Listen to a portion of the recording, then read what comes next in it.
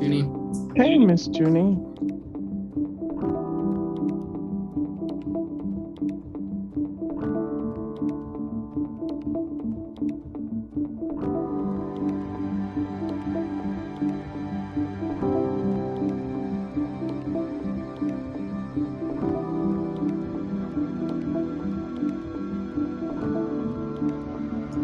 Right, it is 6 o'clock.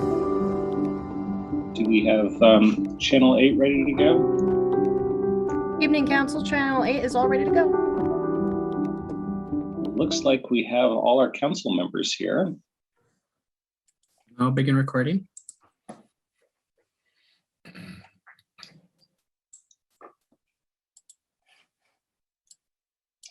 All right, well, good evening, everyone, and welcome to the Tuesday, November 30th special meeting of the Boulder City Council. Before we get started, we have one announcement, which is about COVID-19 vaccinations. And for more local information on getting your vaccine and to sign up for notifications, visit the URL on your screen, which is www.bouldercounty.org/families/disease/COVID-19/vaccines. So if you haven't done that yet, you can get going now. And that's our one announcement. So we need to move on into, Alicia, do we do the roll call or the agenda amendment first? We do the roll call, sir, and establish our quorum. Makes sense. Okay, please proceed. All right, thank you, and good evening, everyone. Councilmember Benjamin. Here. Mayor Brockett. Present. Councilmember Folkerts. Present. Friend. Here. Joseph. Present. Spear. Present. Wallach. Present.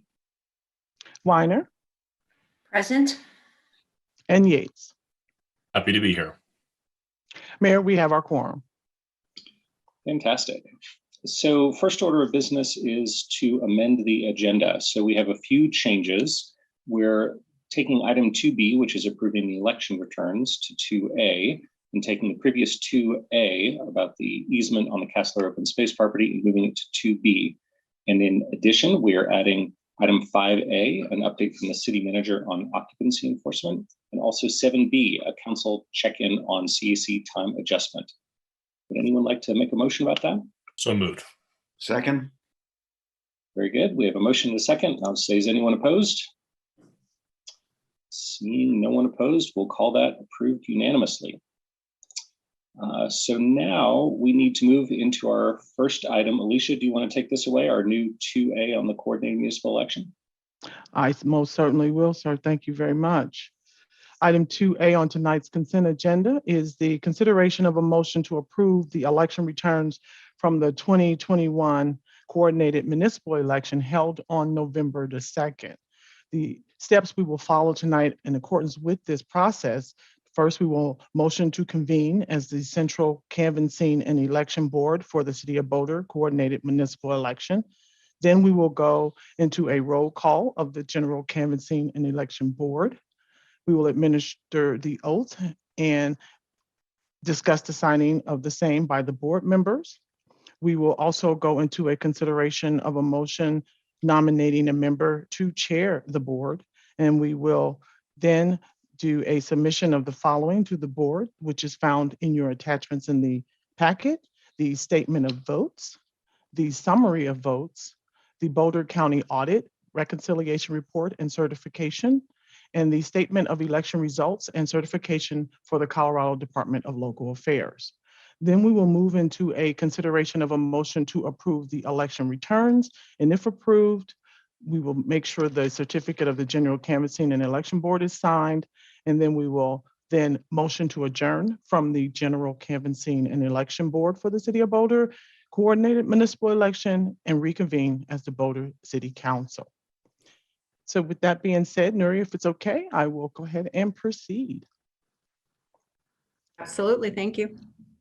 You will see on your agenda the presentation of the short agenda that we just went through.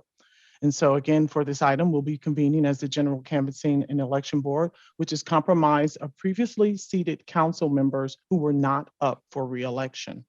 The City Council sits as the General Canvassing and Election Board, and I, as the City Clerk, will serve as the Secretary of that board and as the designated election official for the city. To begin, may I please have a motion to convene as the General Canvassing and Election Board for the November 2nd City of Boulder Coordinated Municipal Election, please. Madam Secretary, I move that Mayor Brockett, Mayor Pro Tem Friend, Councilmember Joseph, and I convene as the General Canvassing and Election Board. Second. Thank you, Councilmember Yates and Councilmember Friend. I will need to take a roll call for that motion. So we will begin with Mayor Brockett. Aye. Mayor Pro Tem Friend, Aye. Councilmember Joseph. Present. I'll take that as a yes. And Councilmember Yates. Yes, President, and I. Thank you. All right. Thank you. That motion to convene has been approved by the General Canvassing and Election Board. We will take again a roll call of that board for the record. Councilmember Brockett, Present. Mayor Pro Tem Friend, Here. and I apologize, Mayor Brockett, I'm getting used to that. Yeah. Councilmember Joseph. Present.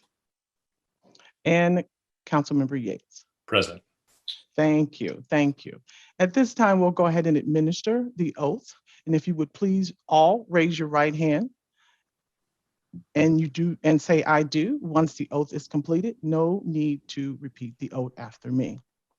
We, the undersigned, do solemnly swear or affirm that we will perform the duties of the General Canvassing and Election Board for the November 2nd, 2021 Coordinated Municipal Election held in the City of Boulder, County of Boulder, State of Colorado, according to the law and to the best of my ability. I do. You. Do. All right, thank you.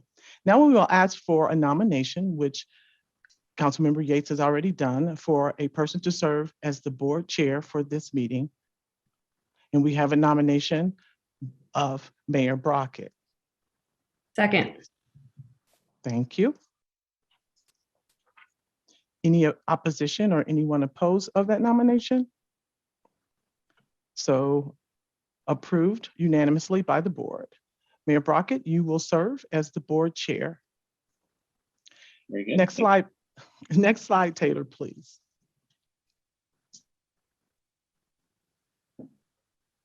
You will see the election returns on the screen.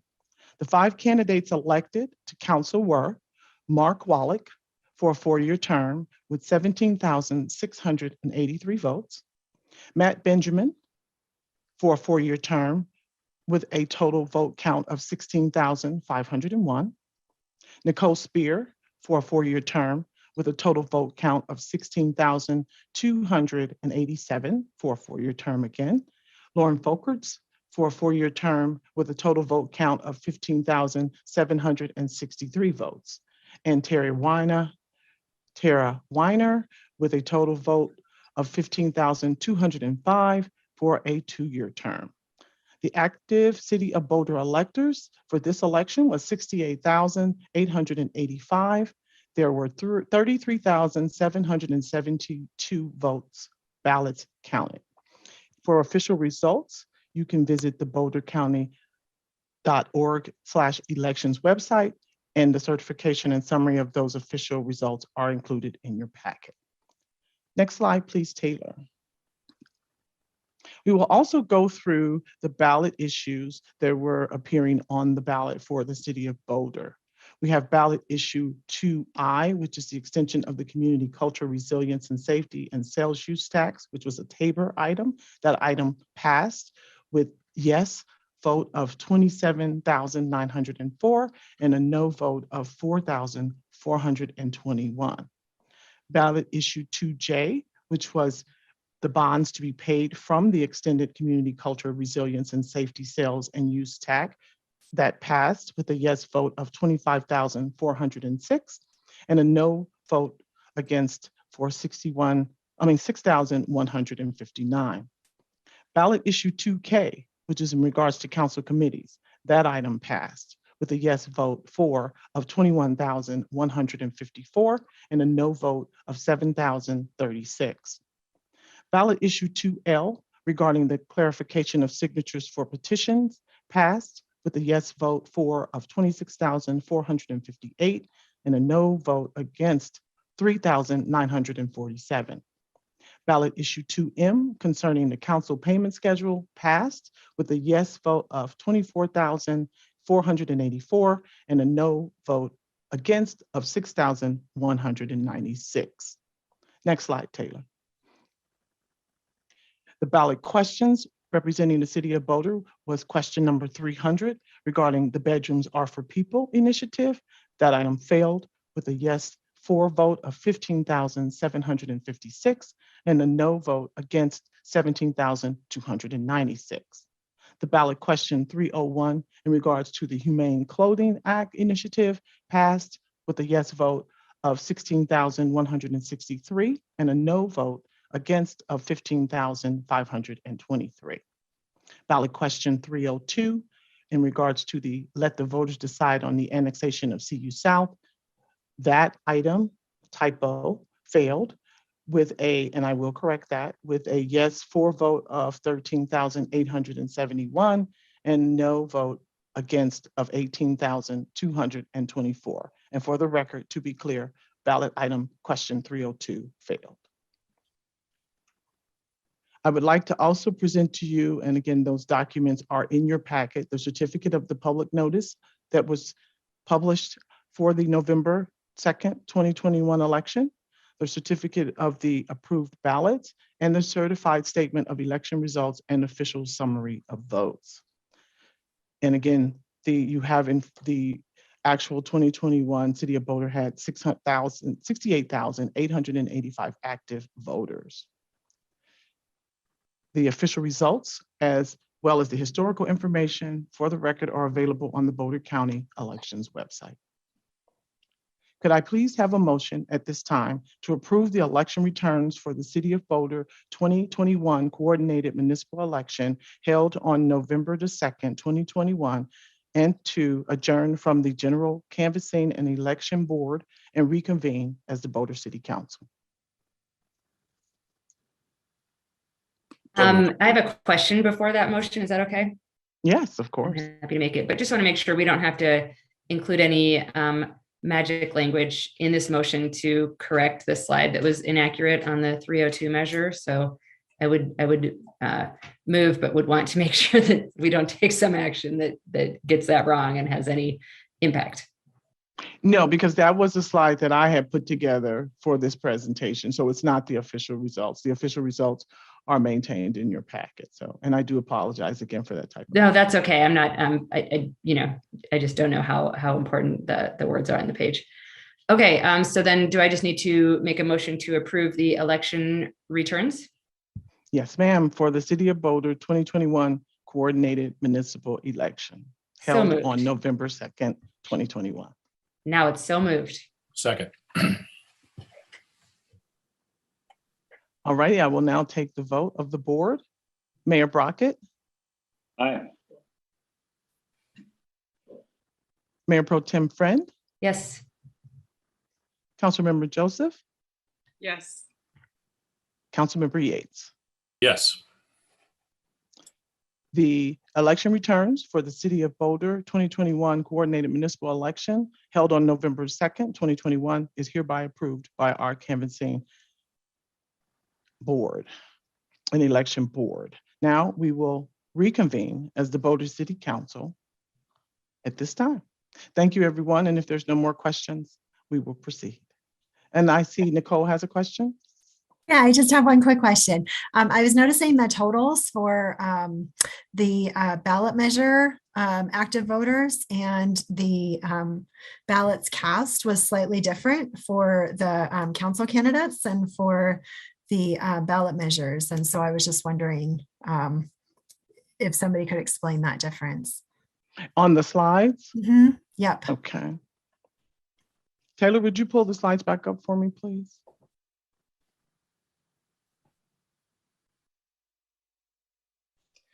Well, while we're getting there, I'll just make a quick note that this is a solemn duty we're performing here tonight. You know, we have free and fair and safe and secure elections here in the city of Boulder. We're very fortunate that's the case, and it's an honor to perform our little part in that process. And again, I do apologize for that one typo. So where was the discrepancy? I'm sorry, Ms. Nicole. Oh, yeah, no, it's on. So this one, and then if you go to the next one, the active City of Boulder electors and the ballots counted, those numbers are slightly different when you're looking at the candidates versus the ballot measure issues. And I was just wondering. I didn't transcribe difference those. Yeah, is. those were from 2019. Oh, okay. So, yeah. Okay. So those Okay. will be Thank you. corrected as well. And again, this is part of my presentation. I was doing it when I was coming off vacation, so I do apologize. No.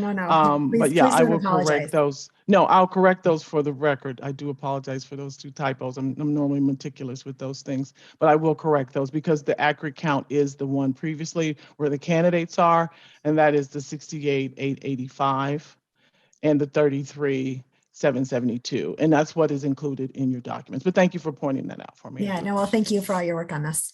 Yeah, again, coming off vacation, I still have vacation brain, but I do apologize. I'm not really big on typos, but thank you for your understanding. No worries at all, Alicia, and very, very sharp, Nicole, spotting that. We did have a motion to approve the results. I don't know that we actually had a motion to adjourn and reconvene. Would anyone like to make that motion from the four of us? I move that we adjourn as the General Canvassing and Election Board and reconvene as the Boulder City Council.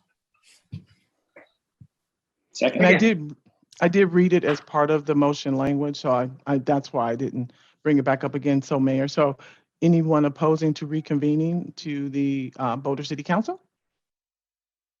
So moved, and we will now reconvene as the Boulder City Council. Thanks so much, Alicia. All right, that was not as bad as I thought it was going to be. All right, great. Thanks again for everybody for your patience on the typos. Again, I do apologize. All right, so Mayor, if you want me to go ahead and move on to our next item on the consent agenda, or do we want to move to approve the item separately? Because this is the first time we've had two separate actions. So we do have the consent agenda item B, which is next, and that is the, we don't normally read those. So do we want to just talk about the consent agenda item B? I move consent agenda item 2B. Do we have a second? Second. Very good. Okay, we have a motion and a second to approve consent agenda item 2B. Anyone opposed? Seeing no one, we can move on past the consent agenda. All right, thank you, sir. Thank you, everyone. Next, we have on tonight's agenda our call-ups and check-ins. Item 3A is the call-up item for the vacation of a 17,489 square foot utility and drainage easement at 2200 Kohler Drive, which is referenced by ADR 2021-00133. Does anyone have any interest in calling this item up? Wait, I have a quick question because we switched consent agenda A and B. Did we, and then this is call up check in item A. So did we skip one of our consent agenda items? So 2A was, it's a great question, Okay. Lauren. 2A was the approval of the election results, which Yeah. we need as its own whole little thing. So I don't believe we needed to separately approve it on the consent agenda. Alicia, correct me if I'm wrong there. No, we approved it. We had to approve it, Councilmember Folkert, as the canvassing board. We couldn't approve it as the city council. So that's why we went through those steps. And then 2B, the 65-foot easement. Yeah, we just motioned, Okay, Bob. perfect. Yeah, okay, we just motioned to approve item 2B under consent agenda. We didn't do a roll call vote or anything, so it would have, it may have just like sailed right by. It's a good question, Lauren. Does that answer your question? Yeah. Great. It wasn't required for this item. Mayor Pro Tem Friend, that's why I didn't do the roll call. And Yeah. we asked if there was anybody opposing, so. And No this is great criticism. for I was me just too. saying that's, Oh, no, that's maybe why no. it felt like, we didn't stop on No it. criticism taken. I'm learning too. Trust me, these are all new steps for me. So I appreciate everybody's patience. So I'm sorry, Mayor Brockett, you had the question on the floor if anyone was interested in calling up the item 3A. 3A, the vacation of the easement. Anyone? Anyone? All right. Seeing no one, I think we can go to 3B. All right, thank you. Item 3B tonight is the call-up item regarding the concept plan review referenced through LUR 2021-00033 for input on a proposal to demolish the existing hotel at 1345 28th Street and redevelop the property with 3 4-story buildings up to 55 feet in height. The development is proposed to contain 295 residential apartments in a mix of 1, 2, 3, and 4-bedroom configurations. A 46% parking reduction is proposed to allow for 387 parking spaces, where 712 are required per the underlying zoning. The applicant intends to maintain a portion of the existing tennis facilities on the south side of the creek. Great, and I think we have a short presentation on this item. I see We Sloan. do. We do. Mayor Sloan Walbert is here with him. Great. Oops, I will bring up my presentation.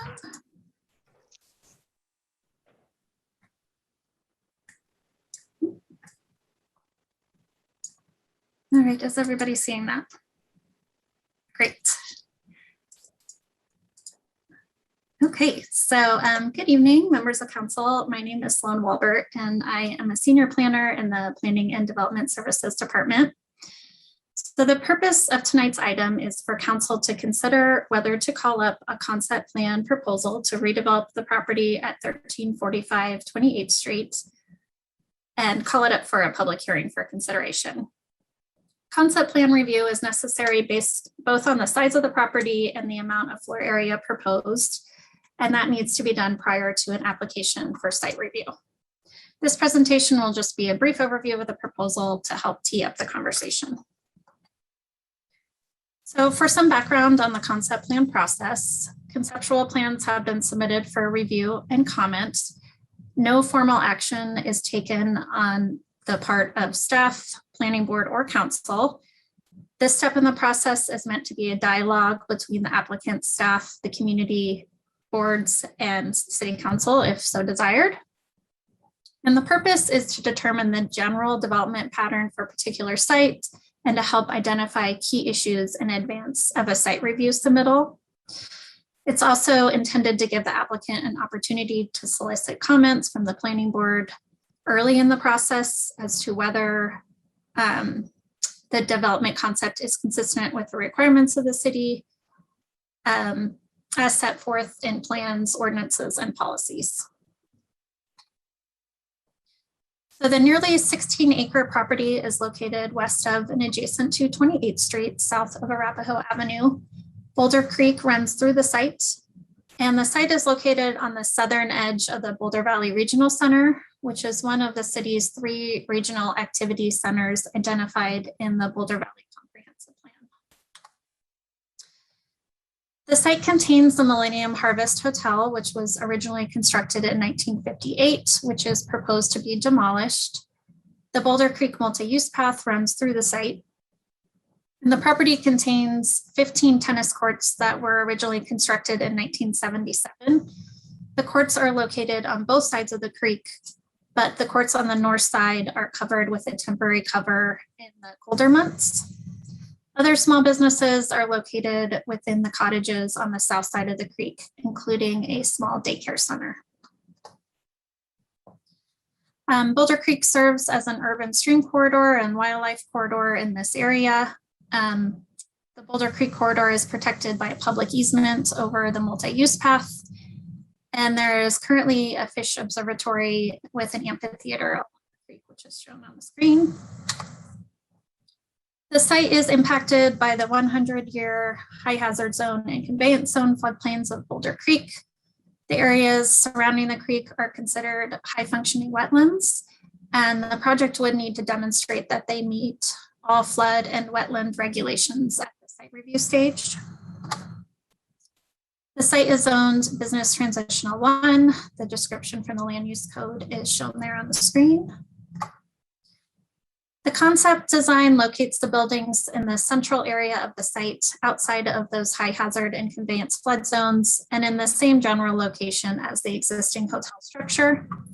Vehicular access would remain on 28th Street, and the existing cross access on the north side would remain to provide connectivity to Folsom Street. Parking is concentrated in 2 surface parking lots, one on the east side of the street, or the east side of the site, and one on the west side fronting on 28th Street. The proposed buildings are 4 stories and approximately 55 feet in height. The buildings feature some long arm features that reach south to the creek, which create some programmed internal courtyards and some walkways between buildings. The building design is contemporary in style. The plans show the existing tennis courts, accessory structures, and parking to remain on the south side. The existing multi-use path would be realigned and pulled further into the site to better align with the existing creek bridge. And the north side of the creek is proposed to be improved to create some passive and active recreational areas, both for residents and for members of the public, sort of reminiscent of the civic area. The proposed use of the development is residential with 295 units for rent on 4 levels. The development is designed to serve the city's student population and would consist of 1, 2, 3, and 4 bedroom apartments in the mix shown on the screen.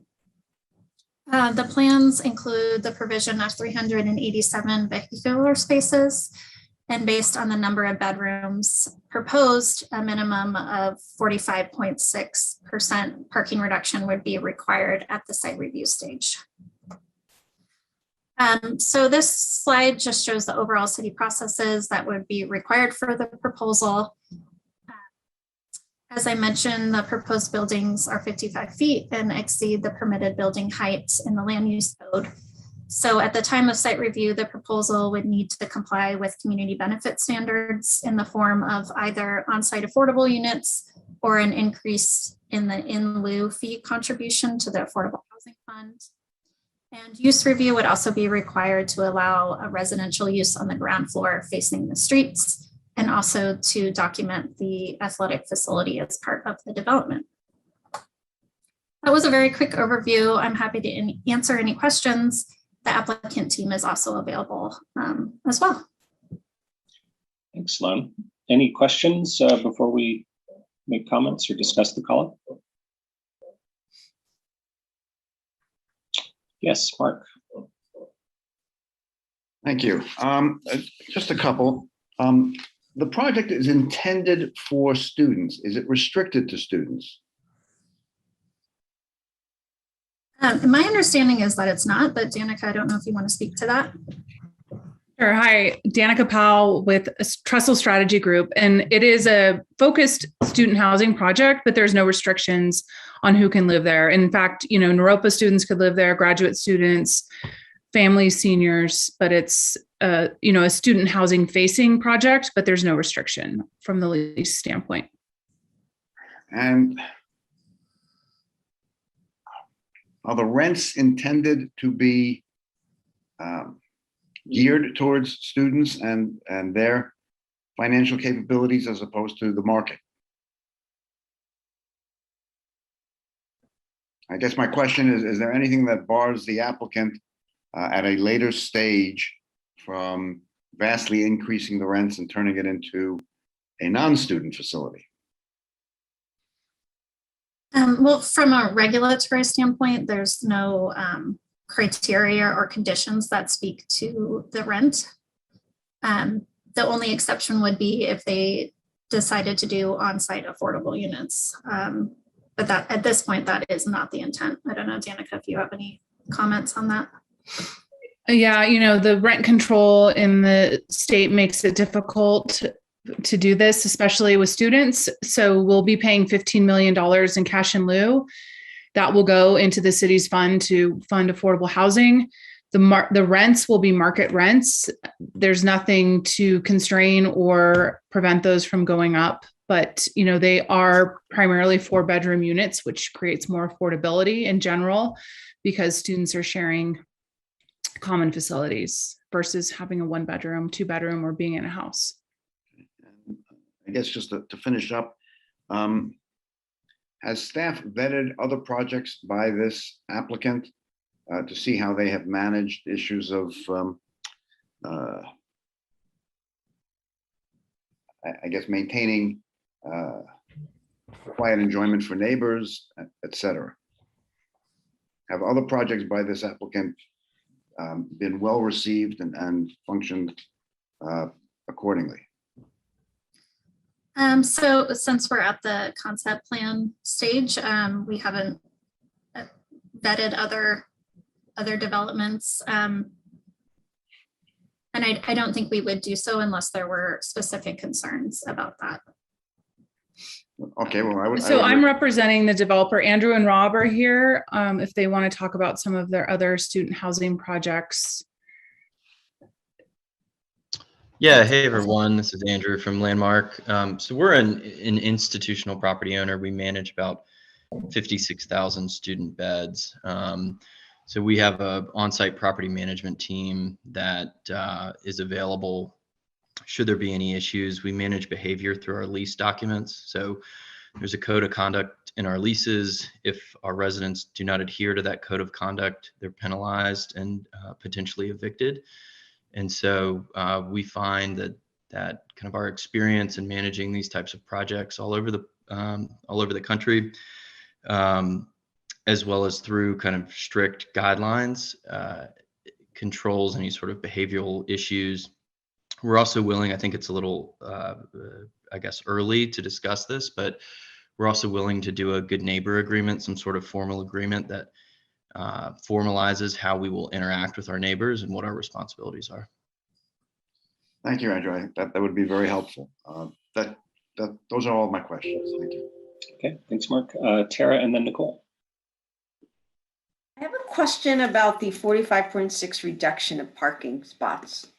Tell me how you came up with that number, and can you explain if there are more cars than that, are they not allowed to be there? Or in other words, how are you going to decide or stop more cars from being there? And where would those cars go if there is no way to stop more cars from being there? Because it seems like a pretty low figure, especially it's graduate students as well. So I'm just curious. Yeah, so what we did is we surveyed similar properties in the Boulder area, and we looked at effective use of parking. So not necessarily the number of parking spaces that were available on site, but we talked to property managers and asked, how many of your parking spaces are actually used? And using that data, we came up with what we feel is the appropriate amount of parking. In terms of how we manage that, the parking will be, we will charge for our parking and we will manage it through our management company, our management team that's on site. And so if a resident would like to bring their car, any car that's on site will be registered with us. They'll pay for parking. They'll have a sticker on their car. We'll have a member of our property management team that will walk the parking lot. And if a car is there that is not registered, they'd be towed. We've also been proactively reaching out to our neighbors in the area saying we want to be a good neighbor. If you see an impact from one of our residents or a guest of our residents, we want you to let us know. Something that we're willing to commit to, something that we've done elsewhere is essentially maintaining a towing agreement. So if a neighbor has an issue with one of our residents or guests, they could either call our property management team, they could reach our team through a 24/7, 24-hour a day, 7-day a week hotline that will get in contact with our team. And so they can either call the towing company directly and have the car towed, or they can call our team and we'll do it on their behalf. So we intend to be a good neighbor. We are, as I said earlier, with the good neighbor agreement, we're totally fine formalizing that agreement. And we operate, these types of projects, and it's our strong desire to be a good neighbor and to fit into the community. And we've started proactively reaching out to our neighbors to ensure that that's the case here. Just to add on a little bit, currently there's a 42% parking reduction on this site. It's very central to transit. It's very central to CU. It has a bus stop. It has, great regional transportation as well as local. And so one of the things we will do in site review is, justify that parking reduction through our TDM strategies. So that'll look like, more than eco passes. How do we provide excess parking for bikes, or how do we really encourage people to not bring a car? That can be managed through the leasing, but also through proactive behaviors. And so I've had experience working on some other student housing projects to really, show that you don't need a car just to store it at campus. You can have different options when you get here. And just to, the parking, there's a ton of parking there now. And so we're retaining some of that. It's in the floodplain, and that's a big restriction as well that drove some of our parking. We can't go underground, we can't go up. So this is probably a great place to show what a parking reduction could look like. Thank you, Danica. Great. Is that it, Tara? Okay. So Nicole, then Matt, then Junie. Yeah, thanks. I think this project is looking really beautiful. I'm really excited about the parking reduction. My question kind of follows on that topic, which is there, I'm wondering if this is a place where a Transportation Advisory Board might be able to give some feedback at some point in the process, because this is such a prime location for living without a car. Student housing, it's right next to the university. It is right by transit. There are bike paths everywhere. It's very walkable. Could we do more parking reduction? Could we go even farther and really trying to encourage people to live car free? But we have so many options for micromobility and car shares and all kinds of things. So this I think is maybe not necessarily a question for you all, but more for city staff and for us on council, just me trying to understand, is this something where Transportation Advisory Board could give us feedback that could help us think if we could have even fewer cars here? So that was a question. I don't actually know the best person to answer that. I apologize. That's okay. I think I can answer it. So council has the ability to refer it to the Transportation Advisory Board if that's so desired. Okay, thank you. I appreciate that. So yeah, I think that just is something I'm curious about. I don't know how the others feel about that. And then I was just wondering if somebody could talk a little bit about the neighborhoods that are nearby. So when I think about this place, in my mind, we have the shopping center with the Safeway. We have a lot of other student housing and apartment buildings. I'm just wondering what else is in the area. Is there anything else other than more student housing and the shopping center and the university, obviously? So sort of across 28th Street to the east, there are some homes sort of sprinkled in with commercial uses there. There's also south of those student housing and the senior housing is an additional single family neighborhood. I think it was developed in the 50s or 60s. I'm blanking on the name of that. So there is sort of an established residential neighborhood there as well, but they are buffered by those existing high density developments. Okay, thank you. Nicole, I can add on. We've actually done a study to look at that, because there's actually not really any on-street parking in the neighborhood. So we wanted to understand what the parking lots were. Some are privately managed. There's actually a neighborhood parking program to the south of us as you get closer to the university. So you have to have the pass. And then we have met with all of our neighbors. There's a few dentists across the street on 28 that are interested in making sure we don't impact their parking. There's a Carillon, which is a senior housing facility. So we've met or are meeting with them. There's an apartment project to the west. So I think that's really important. We're just digging into that now, but understanding there actually isn't really any on-street parking anywhere nearby, but we want to assure our neighbors that we're not going to push people into their private parking lots, basically, or their neighborhood parking program. Yep, absolutely. Yeah, and that was my sense as well. I just wanted to make sure that was accurate. So I had another question. I read in the documents that there was consideration for having a Boulder Police Department officer on site. And I'm just wondering if this is typical of these types of properties, or if this is something unique about this particular one. So from a staff perspective, I'm not sure where that may have been. I think there's been some discussion with the Parks Department on how that sort of private public open space would be managed. And that might be where you were reading that, of how it's currently sort of an issue and how that would be managed in the future. No, this was something about, it was somewhere in the documents that the developer provided. I'll see if I can find it, but it basically referenced having a Boulder Police Department officer living on site. And so I was just curious about that. I'll try to find it and see if I can get that. Yeah, it was page 34 in the document. Says Yeah, pending approval. Yeah, so pending approval that we can do this. What we've done in other places is that we've offered a unit free of charge to a local police officer.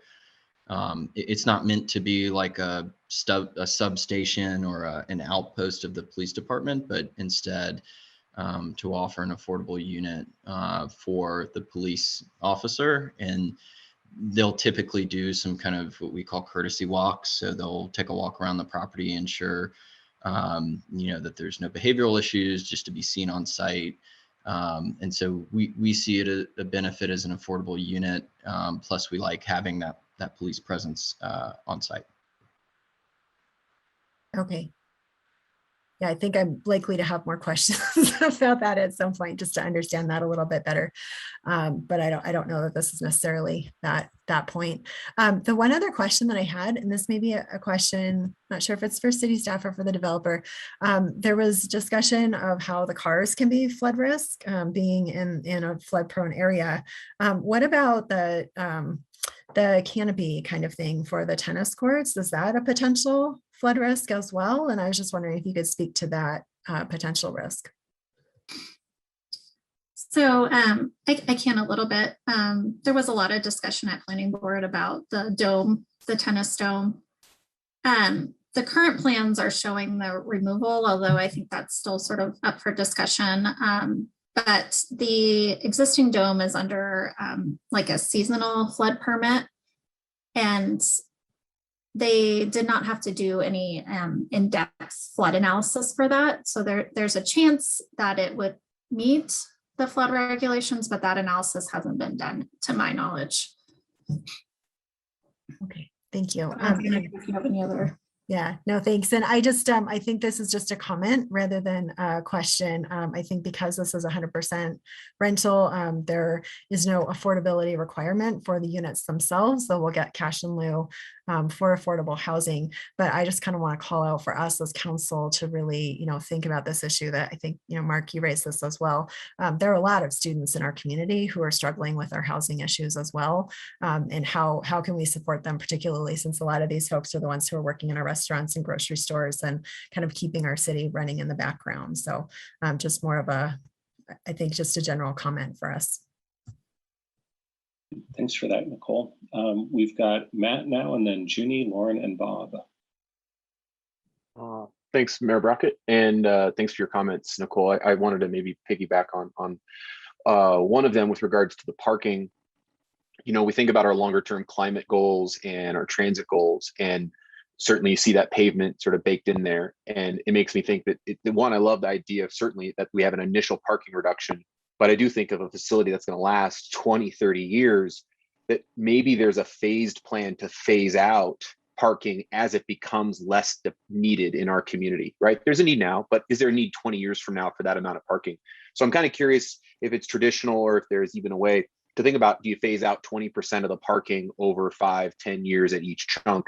to that 30 years from now, we get to a place where we just don't have much left and we can build those like maybe public spaces in there. So that's just a thought, but also curious if that's something that's even done or been sort of thought baked into that, just given our climate goals and being on transit arteries and close to a 15-minute neighborhood. So I think in some projects that's been discussed, typically it's a structured parking situation where we ask them to demonstrate how that could be converted to additional units, for example. In this case, it would certainly be possible if they could demonstrate that it's not being utilized or needed. I think it would be pretty easy to convert that to open space or a different use if that was possible per the flag regulations. Thank you. Another question I have kind of comes back to really mechanisms for affordability. I think, Danica, you mentioned shared spaces, and I was kind of curious, with each of these units, are they sort of self-contained as a whole, as a four bedrooms with their own baths, kitchens, and they're self-contained? And I'm thinking if these are generally students, is there a way to maybe sort of liberate with some creativity more shared space? And in doing so, that may create greater opportunities for affordability and lower some of the barriers of entry into some of these units and or for some individuals. And so I'm wondering, in a sort of market-driven environment, if there's ways in which that type of use would foster that. That's a great question. I think we're limited by the zoning, which allows 4 bedrooms per unit. So that means 4 bedrooms, 1 kitchen, I don't know how many baths, but basically it comes down to kitchen.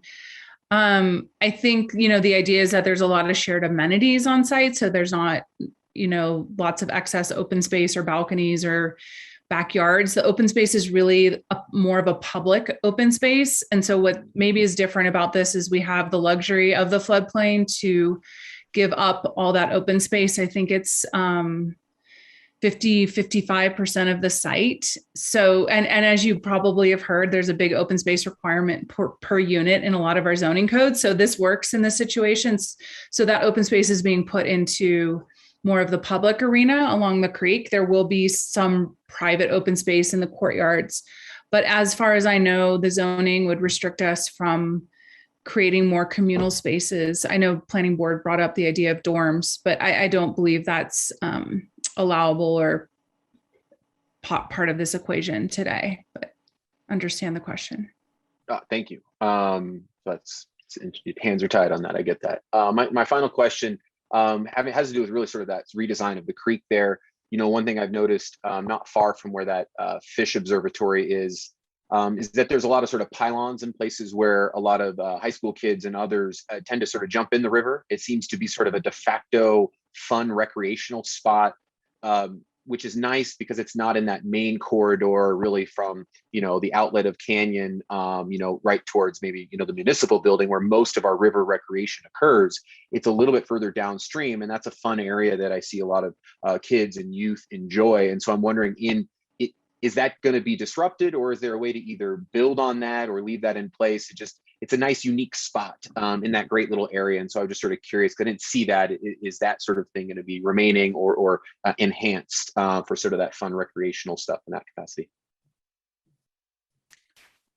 Yeah, there's they're jumping from the fish observatory and doing backflips, which is awesome and super scary depending on what age kids you have. But it's a deep spot. I think the fish observatory has probably lost its day and time, but I think the idea is to retain that public access. And if there's a swimming spot or a deeper hole, that I love rivers. So I think that's definitely something we can look at. We have an incredible landscape architect. We have a lot of people to work with on this. We have urban flood and drainage. We have the city, we have parks and rec, we have open space. There's a lot of competing factors on how that edge is maintained, but our goal is to create more recreation opportunities and to offset what we're seeing as more formal or maybe more shallow stuff upstream. So I think that's a great suggestion that we can work with our engineers and architects on, or landscape architects. Thanks, Danica. That pretty much does it. I'll just say that one, I just appreciation to planning board, also appreciation to developers and architects. I think this is really in a good spot at this stage. So I just want to say thanks to all that have gotten it to this place. I just good credit to all of you for working together and meeting those needs for our community in that capacity. So big thank you. All right, thanks, Matt. Now we have Junie, Lauren, Bob, and Rachel. Thank you very much, Aaron. I have a question. So I'm belaboring the discussion on parking, and my question is, what percentage did you say again was reserved for parking, or it was limited to?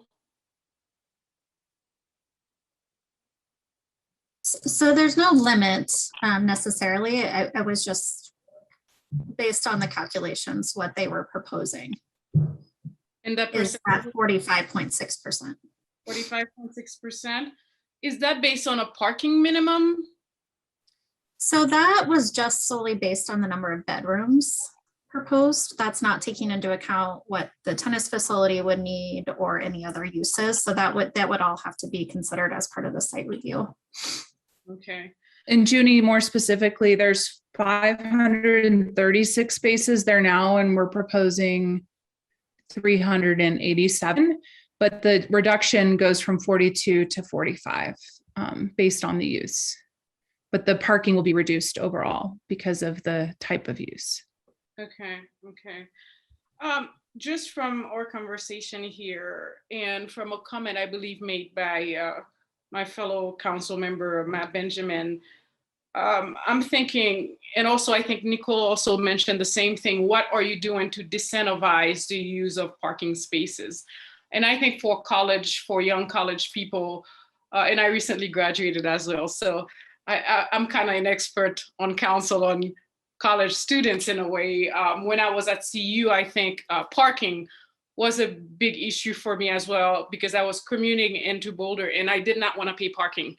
And I think maybe one way to disincentivize the use of parking is to charge people who will be living there with a car more. And I know that's, again, you could think of it many ways and say, hey, I don't want to penalize people with cars, but if you're a college student and you don't live that far away from campus, I don't see the reason why you would need a car. And I actually lived in that area while I was in law school here at CU Boulder, and I used to walk actually to class. It only takes about 25 minutes, and I walk very, very slow as a turtle. So, you know, you can disincentivize the use of cars by charging more for the parking space in the area. And I think as well, another thing, as was mentioned by Matt Benjamin, is to use this area, the parkings for green spaces, right? The more green space we can have in that area, the better. And I actually know this site pretty well because I was living at the graduate student housing, which is not too far from there. And that's something I can tell you. There's not a lot, there's the creek path, which is very beautiful and very natural. But beyond that, there's not a lot of green spaces in that area because there's 28th Street and there's Arapahoe. So I think using that parking space for more green spaces might be a best utilization of that space. So thank you. Thanks, Junie. Lauren, Bob, and Rachel. Thank you guys for putting together this thoughtful concept plan for us. And I thought, you know, planning board did a great job looking at this too. My main question is kind of a basic one, which is just sort of, you talked about the 4-bedroom units being a higher percentage to kind of create some intrinsic sort of affordability. And I guess I was just wondering, you know, in general, how you got to sort of the number of units that you're at right now and what the sort of pressure points are in terms of, you know, you said you're not pushing up against open space requirements, but sort of what other things this might have been pushing up against. Well, we are still pushing up the open space requirements. I think it's 9.5 acres that's required out of a 15-acre site. So it's still a consideration where we are asking for height modification to allow 3 to 4 stories. There's, you know, we're also elevating the building for flood protection. Parking is probably the biggest constraint that we're pushing up against, to be quite honest. in that open space consideration. I'm sure more units could be built here if those two things were eliminated, but I'll let Andrew finish off his thought. As the developer, I'm not the developer. Yeah, I would just add that we're severely constrained with building footprint on this site. There's high hazard zone floodplain as well as conveyance essentially surrounding the entire building. So we're very limited in the ability to kind of change or expand the footprint of the building, as well as being respectful of the height limits in the area. Thank you. All right, thanks, Lauren. Bob and Rachel. Thanks. I don't want to repeat what's already been said. I do want to second, however, the suggestion that Nicole made that that this be reviewed by the Transportation Advisory Board. I guess I would also, and these two suggestions would be in lieu of any call-up. I rather than calling this up and having council further review, which I think we're kind of doing tonight, which is great. I'd like to see Transportation Advisory Board weigh in, and I'd also, if Lauren thinks this would be helpful, have the Design Advisory Board weigh in, because I know that oftentimes there's input on design issues. Maybe that's already happened, but if it hasn't happened, if the team and Lauren think that would be helpful, I would suggest also getting their input. That's all I had. Thanks, Bob. Rachel? Yeah, I was going to ask if it was okay to turn to discussion.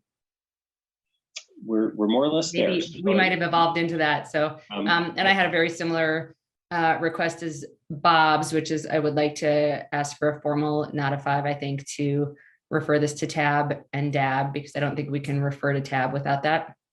So would like to do that if this is the right time to do it. I think it is beneficial, right, at concept. And then I'm not sure if that would come back to us before site plan, because I, like Bob, I also don't want to call it up. I just want to invite that and process that feedback. And I don't know if it's helpful to the applicant for us to get it back one more time after we get that feedback and weigh in on that or not, because we haven't done that much at this stage. And then also, I'm not sure if there's anyone that we can invite, staff or advisory board, just to help us navigate the possible loss of tennis courts in that area. And I understand that's private property and not exactly within the purview of the applicant to figure out where tennis courts can be located in Boulder, but is there something that we can do to get feedback on that aspect as well?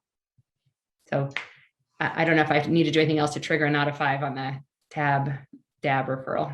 I'll come back to that, Rachel, but thanks for the suggestion. Jacob, do you want to address? I don't think this would come back to us if we don't call it up, right? But do you want to address those questions she asked? Well, thank you, Mayor Brockett, and good evening, members of council. Rachel, first of all, to answer your question regarding the referral to council, what the ordinance says is that council may solicit the opinion of the Transportation Advisory Board. That is the extent of the ordinance powers. And should you solicit the opinion of the Transportation Advisory Board, it would come back to you. It would not go to the applicant directly. So my interpretation is that, first of all, that power is really reserved for policy matters and for issues over connections, road connections, things that are within the purview of the Transportation Advisory Board. Should you solicit their opinion regarding a concept plan, in order for it to come back to you, it would seem to me that you would also need to call it up, because you would need to receive that opinion back in a forum in which you can deploy that opinion of TAB. The other thing that I would say is that the parking reduction itself, I would like to urge caution in this regard, because that is a specific regulatory power. And it's not something that the TAB would have jurisdiction over. So the parking reduction itself would not be within their purview. However, you could solicit their opinion on other matters related to transportation, or generally regarding their opinion on the concept plan, which would come back to you should you call it up. So that's sort of a general opinion. And I know our city attorney's office may have additional guidance in that regard, but I will say that the ordinance is fairly vague. But in order for you to receive their opinion, you would need a forum in which to do it. Right. So I'll leave it at that, and we'll answer other questions as best I can. And I'm happy to speak to that too. I think this is only the second time that anything would be referred to TAB under this provision that Jacob just described. And we discussed that process a few weeks ago with the former council. And Jacob is right, the code it doesn't describe very well what that process would be, but I think what you could do is you could make a motion to seek TAB's opinion on something that's within TAB's purview, as Jacob described, a transportation matter. And then TAB could provide that opinion, and that could then be provided by staff in the memos that go to the planning board when the project comes back. So the planning board has TAB's opinion in front of it when it makes a decision on the site review application. And then any site review application that planning board acts upon comes to you for call-up consideration, and you would have that opinion then in front of you as well. Thanks for that. And would it be the same process for DAB? Like, would there be any different considerations, or if we want to invite? Yes, you could do that. With that, there is a little bit more flexibility because planning board, the city manager, and council all have the authority to refer to DAB. So usually whenever either planning board or city council says we would like it to be referred to DAB, and even if there's just a few head notes to that, then staff will make that happen. So it can be a little bit more informal. Thank you for that. Maybe just a follow-up question to Danica or the applicant. What is most useful? Like, I'm just thinking if I'm the applicant and we've referred this to TAB and DAB, and then it's all the way until site review when it's maybe a little bit late to incorporate that possibly, like, is it better for us to call it up and have that discussion, or over to site, is site review just as good from the applicant's perspective? Well, I believe we have to go to TAB anyways, or some version of that, because we're moving a multi-use path that's shown on the Boulder Valley Regional Center. And staff can correct me if I'm wrong, but I think we were planning on a pretty rigorous path with TAB and transportation. And we're very much going to lean into that. We're hiring, hopefully, Fox Tuttle to do a parking study and really do a deep dive. It would be hard for us to do a DAB review now because we don't have architecture. We just have massing and scale.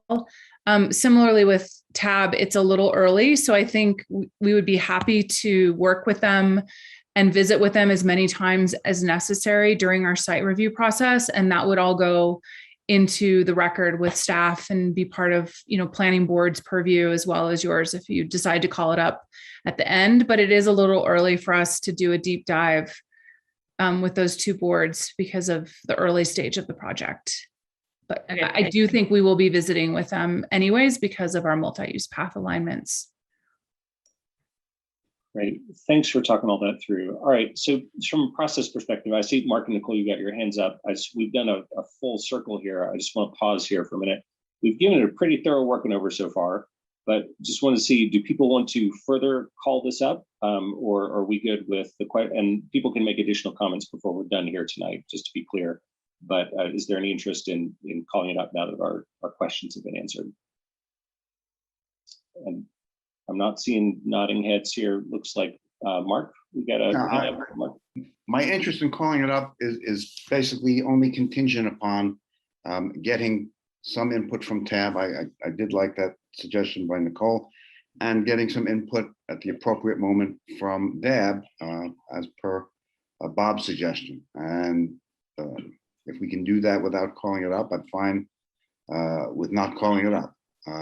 Otherwise, I would have some interest because I do think both of those boards should weigh in on the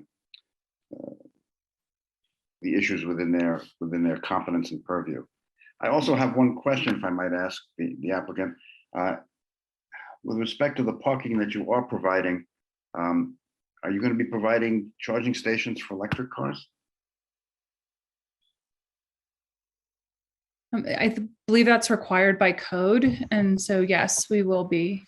Okay. And it will be managed parking using some principles. So it will be paid for, unbundled, et cetera. But I believe the parking, we would fall under the parking code, which requires a percentage of charging stations. Thank you. And so I'll just, to respond to Mark, I'll make a suggestion, then Nicole, I'll get to you in just a second. And in terms of DAB and TAB, sounds like there's some interest in those referrals. I have interest in those as well. Maybe what we could do is give direction that they should be consulted at the most useful time in the process. So as you're going towards site review, to consult with those bodies when you've gotten some distance along the path of design where their input would be most valuable. And then that feedback can then be sent to you as well as to planning board and included in the eventual memo for our potential call up for site review. How does that sound to folks? So, and Danica and staff, does that seem reasonable? Absolutely. I think that was the planning board definitely recommended DAB, and we're happy to work with TAB. I know that's a newer thing, but I think it's absolutely appropriate in this location. And so I think that's, and like I said, we'll work with them as many times as we need to through the process. The site review will be a lengthy process. I imagine it will be in it for at least a year. So that's fine. Okay, that sounds good then. So we have Nicole and then Lauren, and then I have a couple comments and we can wrap it up. Thanks, Erin. I just had one more comment for the developer, which is just around, again, this issue of providing some housing for, essential worker in the community who could provide some support to the students who are living there. In my mind, what would be especially beneficial, given this is a student population, is maybe not so much law enforcement, but maybe mental health related. So a counselor, potentially EMT person, or somebody who can provide support for some of the behavioral issues that's not necessarily requiring a law enforcement response. I have heard our police chief say that one of the best ways to address problematic behaviors in these high density, high student areas is really to have property managers on site, which is what you're already planning to do with, I believe, community managers is how you refer to them. So I would just love to think about if you're going to be having a unit for someone who can provide support to the students who are living there, I would encourage you to think about that being a counselor, somebody who can provide mental health or some other sort of medical support. Thanks for that, Nicole. Lauren? And you're muted. Oh, you're muted. Zoom. Sorry, virtual is so fun. So I really appreciate that you guys are doing, making some interesting connections through the site. The bike path going north-south through the site is a connection that I actually use around the Millennium already. And even though it's a weird one, I appreciate that you caught that and are doing it. I appreciate the parking reduction. And I would really encourage when you go to TAB or with this TAB reviews to kind of be experimental. I think this site I would support a heavy parking reduction here, especially if we can look at any shared car parking spaces or other, bike shares, bike repair rooms, those kinds of, all those other parts that could help make that easier for people. I think it's great that you're kind of doing a variety of outdoor spaces. And I also really appreciate that you're going to go through the effort of trying to move the multi-use path. That doesn't, it's not something you need to do, and it's definitely extra process, but that's a kind of weird connection right there. And I really appreciate that you guys are going through doing that. I do think that right now the massing on one side were pretty monotonous with sort of the arms of the building coming towards the creek. And then on some of the other sides, it's pretty, those are some pretty long expanses. And so my feeling is, even though it is at that massing stage, it does to me feel like a good time to try and get some DAB feedback, because it seems like the easier, I see some potentially bigger moves, and it seems like it's better time to have that discussion earlier. Yeah. Thanks, Lauren. Now we got Tara and Matt, and I'll go after that. Tara. First of all, I wanted to say that I used to stay at the Millennium back in the day before I moved here. And so I'm so excited about this property because we had a great time being so close to the creek. And I'm excited about also the amount of biking. Like Lauren said, I'm going to agree with her on that. I'm going to ask, and I don't even know if it's appropriate or not. I hope it is. I want to talk about bike security. And I'm wondering, I'm thinking about that a lot of people are going to be biking. And if there is some sort of a plan for a more bike security, I would say, so that those bikes are more protected. It's hard for people to buy another bike, especially the student population. So that's my first question. And secondly, I'm going to agree with Lauren on the design element. Did you want that answered now, Tara? Yeah. Okay. So the a significant portion of our bike parking will be inside, and it has to be locked. Hello. Sorry. And so I don't have the number of bike parking spaces. It's Yes, significant. I am. And sorry, are you hearing that too? Yep. Just keep going. Okay, keep going. Thanks, Zoom.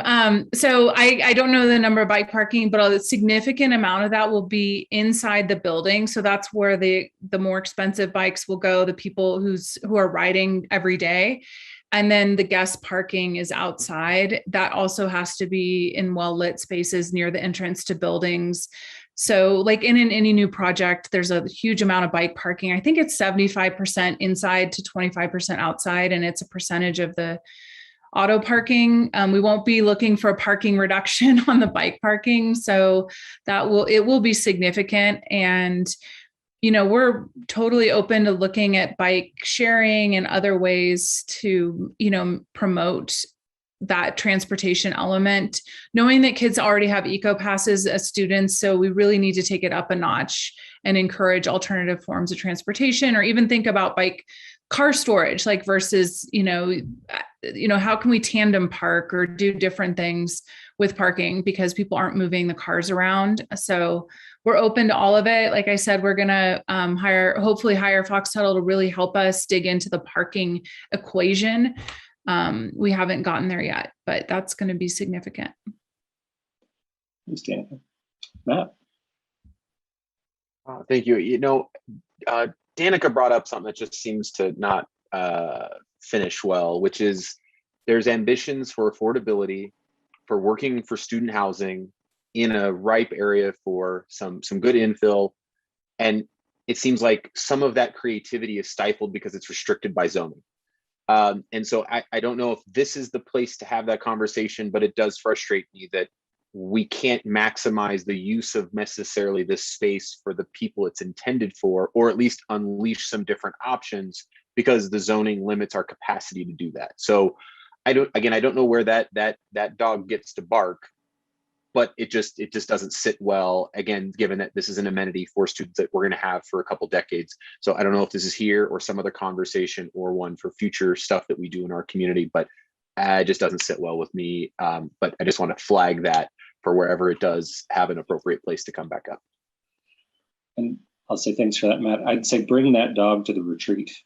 Because I think that's the place to talk about where our rules are working and where they aren't and how we might change them. So unless somebody else has another thought on that. Okay, well, I'll just be real quick here. We've given this a project a good thorough work over. A couple comments. I think y'all are headed absolutely in the right direction. I support the parking reduction, except I think look at going further because this is as good a site as it gets for transit, bikeability, walkability, et cetera, et cetera. And so I look forward to hearing what you come up with there. And I think the height is appropriate. It's great to see the housing for students. We know how deep the need is for housing in our community for students. And I think this will be a positive step forward. And just one little detail thing is I know you need that parking lot on the east side because of the flood reasons, but if you can just really landscape it super, super well so it can be as attractive as possible from the street side, I think that would be fantastic. All right. And with that, not seeing any other hands raised, do we have anything else, Danica or Sloan, that you need from us? Okay, great. Oh, Rachel's got a hand. Well, I just want to make sure that we adequately, for the record, authorize DAB and TAB to weigh in. Great point. Do we need a motion on that, or was that direction sufficient? I believe we have enough direction, unless Hella tells me otherwise. If there is I haven't looked it up, but if there's a requirement that TAB make a recommendation before there is a change to the transportation plan in that area, then the item would have to go to TAB for that purpose. If you wanted to go to TAB for more than that, then I would recommend you make a motion about it and give some direction on what you would the feedback, what you would like the feedback to be on. Rachel, you want to do that? Sure. I would like to make a motion that we refer this call-up item and project to both TAB and DAB, Transportation and Design Advisory Boards, to give us holistic feedback on improvements that could be implemented at the site to make it more alternative to car friendly, basically, and transportation friendly, as well as design the best and most beautiful possible design. Second. Great, got a motion to second. Any disagreement on that motion? Okay, not seeing any. I think we have a unanimous approval on that. Okay, well, thanks everybody for a thorough and productive discussion. And Alicia, you want to take us on to the next item? All right, sir, thank you. Next on tonight's agenda, we have our public hearings. Item 4A is the second reading and consideration of a motion to adopt ordinance 8511, approving supplemental appropriations to the 2021 budget and setting forth related details. Thanks, Alicia and Mayor. I think we have Mark Wolf here to give a short presentation before we launch into that. Good evening, Council. Just 1 second while I get the screen up.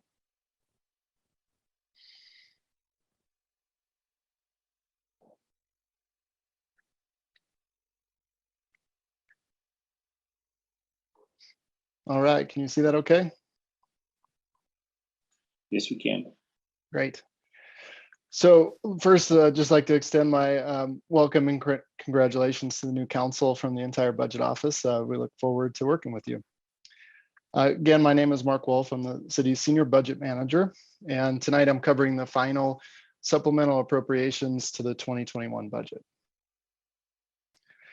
To help provide some context for new council members, I'll walk through our typical budget cycle, provide an overview of the 21 adopted budget and the adjustments to the 21 budget to date. Then I'll provide an overview of the proposed adjustments for your consideration this evening. And last, I'll touch on a few future touch points with council on budget this year. So I know some of this content has been provided in council orientation materials, but thought it would be helpful for context. So this slide or graphic represents our typical annual budget cycle. First, we center our budget process on community-wide goals reflected in our sustainability and resilience framework. In January, council conducts the annual retreat and sets policy priorities for the year, which staff utilizes to guide work planning and next year budget development guidelines. It is during this period of time that departments, with the support of the budget office, are planning operating and capital budgets for the following budget year. We also typically provide council with an update on our overall financial performance, including revenue projections for the upcoming year to help guide budget planning. In May, we present council the first adjustment to base or budget amendment. This typically covers operating rollovers and other carryovers from the previous budget year to reflect work that is ongoing and crossing fiscal years. During May and part of June, the budget office is working with departments to put together a budget package for review by our executive budget team, or EBT. This internal team includes our city manager, deputy city manager, and rotating department directors to help provide policy guidance, ensure alignment with citywide goals, and tee up policy considerations for council in the recommended budget. During August or September is when we take a deeper dive with council into the recommended budget, This is the best opportunity to ask questions, make recommendations, discuss additions, subtractions to the budget in advance of the public hearing and adoption of the budget in October. And in November, just like this evening, we typically consider a second adjustment to base. And we'll cover, there are times where we need, based on special circumstances, additional adjustments throughout the year. And the last note on this, I'll say is we truly look at this as a cycle, meaning we are always attempting to build in an intentional review of the previous budget process and look for ways to continuously improve. Next, we'll take a look at the adopted or base 2021 budget. The 2021 budget was approximately $341.7 million, including a general fund budget of $146.9 million. The development of the 2021 budget came during the height of the pandemic. So we were developing that during April through July of 2020. So revenue projections and the corresponding budget structure reflected a very cautious approach, including staffing and service reductions while attempting to maintain basic services. As we saw faster than expected economic recovery from the pandemic, we began to gradually restore services throughout the year. A quick note on budget amendments or adjustments to base, so you'll hear those terms used interchangeably. Every year, as outlined in the budget cycle slide, we schedule 2 adjustments, ATB 1 and 2, anticipating likely changes. The annual adopted budget provides us with spending authority up to a certain amount for each fund. If we need to make transfers across funds, for example, from the general fund to a special dedicated fund, or if we need to exceed the spending authority of a fund for some reason, then we need to amend the current year base budget. Due to the rapid changing economic environment, 2021 saw a total of 4 budget adjustments, including ATB 2 this evening. The first special adjustment was to implement the voter approved funding for legal representation provided in cases of eviction, since renamed Eviction Protection and Rental Assistance Services Fund, or EPRES for a much shorter acronym.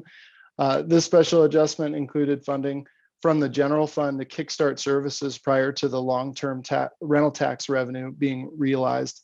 And this funding will be repaid to the general fund over the next few years. ATB 1, the first regularly scheduled adjustment, is typically used for those operating carryovers where we need reauthorization of spending. In May, the adjustment included the beginning of phased service restorations based on revised revenue projections and new spending for encampment management and the ambassador program. Another special adjustment in September was necessary to continue service restorations, again due to better than expected revenues, and to accept and appropriate initial American Rescue Act dollars in several areas. Under consideration this evening is ATB in ATB 2, or the 4th adjustment. The total appropriations requested is just shy of 18.5 million, including approximately 6.2 million in general fund spending. Appropriation requests generally fall into 2 main categories: those that are supported by additional revenues realized throughout the year, and those supported through the application of existing fund balance or reserves. A full list of all requested appropriations by fund is included in the council packet in attachment B. As highlighted in the item memo, we will touch on a few specific requested appropriations to assist with the consideration of the total package. First, we are seeking a $1.83 million transfer of funds from the Telecommunications Fund to the Computer Replacement Fund. This reflects the organization's move from a traditional enterprise-wide phone system to utilizing a Microsoft Teams-based platform. Future improvements to equipment will be more appropriately made out of the Computer Replacement Fund, thus the need for the transfer. The amendment is also seeking the appropriation of $330,000 to continue workplace transformation towards a hybrid work environment with the purchase of further equipment this year. The next highlight is continued overtime cost increases in fire rescue. This reflects a few factors. First being COVID-related staffing reductions created limited flexibility for the department to address natural turnover and retirements, combined with the macro workforce shortages that we've been seeing and the longer lag time for new hires to complete academy. All of those factors generally drove up overtime costs this year. Additionally, the overtime budget for fire was reduced in 21 as a part of COVID reductions. So while other services that we have across the city are able to absorb and plan for such reductions, minimum staffing standards in emergency services prevents much flexibility. In the special adjustment to base in September, as a part of our general service restorations, Council approved additional fire staffing of 3 FTEs and reinstated the overhire program to help with turnover. While this will improve overtime costs, the full impact won't be felt until 2022, and there will be additional overtime costs associated with the recent fire. We believe $250,000 is adequate to cover maximum costs for the remainder of the fiscal year. Last, in alignment with the recently council accepted facilities master plan, staff is seeking approval to appropriate funds to purchase a vacant parcel at 5125 Pearl Parkway, adjacent to the city's municipal services center. This purchase reflects the recommended strategy in the facilities master plan of consolidating city operations into primarily 2 campuses, a west campus at Alpine Balsam and a second eastern campus at the municipal service center. While a specific site plan is still a ways off, this represents a strategic opportunity to acquire land adjacent to the site to maximize our future flexibility. While the future plan will drive specific uses, it is likely that the departments of transportation mobility, utilities, and facilities fleet will all be users of the site. Thus, the proposal is for these 3 departments to split the funding of the purchase, and that is reflected in the recommended adjustment. We do have staff available to answer any specific questions related to this item. And the last content slide this evening on this item is to highlight future, to preview our future budget conversations with council. First, the voters, as you heard earlier tonight, approved the Community Culture Resilience Safety Tax, or CCRS. We will need an adjustment to reflect that tax revenue and appropriate to initial projects. We are scheduling that in the first quarter of 22, as well as our continued updates and appropriation of ARPA dollars. We will be looking at our first regularly scheduled adjustment to base in May of 22, and we start talking about the 23 budget cycle again pretty quickly, the first touch point in Q2 to talk about those financial projections and some likely budget process improvements. With that, we do have a recommended motion slide when you're ready. We are happy to answer questions before then. Thanks so much, Mark. Council, do we have any questions for Mark? I'm seeing one from Mark. Mark to Mark. Yeah, okay, just a couple. When we draw down on fund balances, how are those balances replenished? It's a good question. So generally, that is through our revenues that come in. We make projections every year. I mentioned that we are doing that periodically early in the budget season to develop our general base budget for the following fiscal year. So like what happened this year, and obviously this year was unique, we consistently revised our projections and kept seeing better than expected results in revenue, which was great. It also allowed us to make further appropriations to restore services.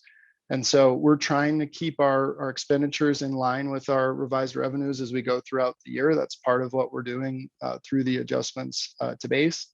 And that is reflected as we're projecting into 23. Now, into 22. Now, some of those adjustments in ATB2, those adjustments in ATB2 weren't reflected in the 22 adopted budget, but we will show those as we start getting into the fiscal or the financial projections early in 22, projecting out the 23 year, if that makes sense. Basically, we continuously show our revised projections to council, and with that, any excess revenue goes into fund balance and is reflected there. One of the things I did not see in this is, a very substantial portion of this ATB is from fund balances. And we don't get to see what the remaining fund balance is on a departmental level. I mean, are any of the departments completely drawing down their fund balance or getting to a point where they are dangerously low? We don't have the capacity to see that. We can certainly provide that information to council.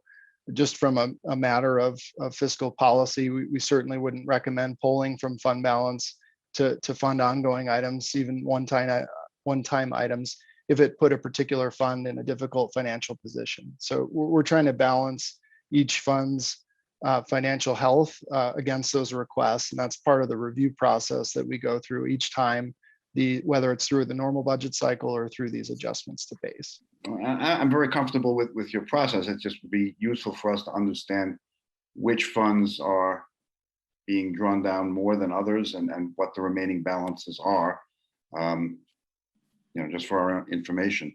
And my other question is with respect to the Pearl Parkway acquisition. Do we have a supporting appraisal to establish value on that? I believe we do. We have something very similar to that, and I'll delay and fill airspace because I see Joanna Crean coming on board to answer questions. Yeah, hi, I'm Joanna Crean, the Director of Facilities and Fleet. And again, welcome to the new council members. Yes, we do have something that's equivalent of that from the brokers that we've been working with. So they did take a look at other surrounding properties. Okay. And other like properties in terms of comparisons. And my last question is just sort of hyper technical.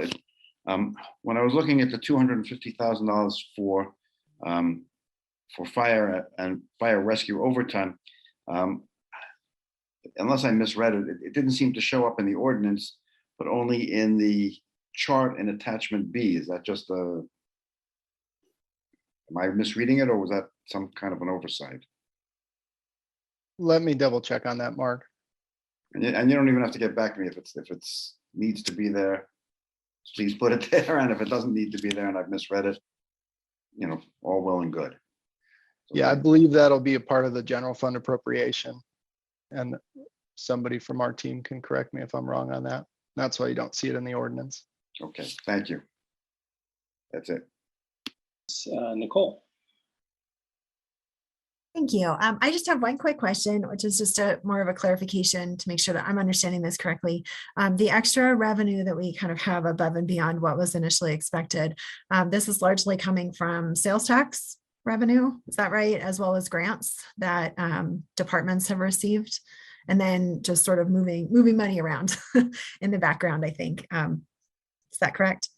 Yeah, it's from a variety of sources for the general fund. You are right. It's especially this year, it's typically because of that increased sales tax revenue that we have in excess of our original projections. We typically ATB2, the second adjustment is when we reflect all of the grants that come in throughout the year, donations, et cetera. Okay, thank you. I wanted to offer some kudos then to all the city departments that received grants. Thank you for all your work to get us some additional funds for some of this work. And then also just a big kudos to the business community because I know how hard it has been to keep businesses going during the pandemic with all the safety restrictions that we need to have in place to keep each other safe. And I'm just really grateful to our business community for giving us this extra revenue, as well as the residents, workers, and students who have been spending their money locally. I think this is something I didn't realize until getting closer to getting on council, was just how much of our city funding comes from sales tax. And so thank you to everybody in our community who's been spending their money locally so that our city has some extra funds. Well said, Nicole. Lauren, do you have a question? More of just a quick comment.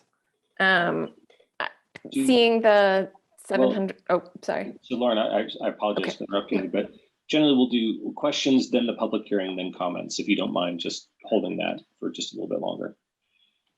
Any other questions? All right, seeing none, I think we're ready to go to the public hearing. And Ryan, did you want to talk about our speaking guidelines? Sure thing, thank you. As we move into the public hearing, we appreciate you being here to share your perspective this evening, and want to be clear that the city has engaged with community members to co-create a vision for productive, meaningful, and inclusive civic conversations. This vision supports physical and emotional safety for community members, staff, and council, as well as democracy for all members of our community. Next slide, please. Following are examples of rules of decorum found in the Boulder Revised Code and other guidelines that support this vision. These will be upheld during this meeting. All remarks and testimony shall be limited to matters related to city business.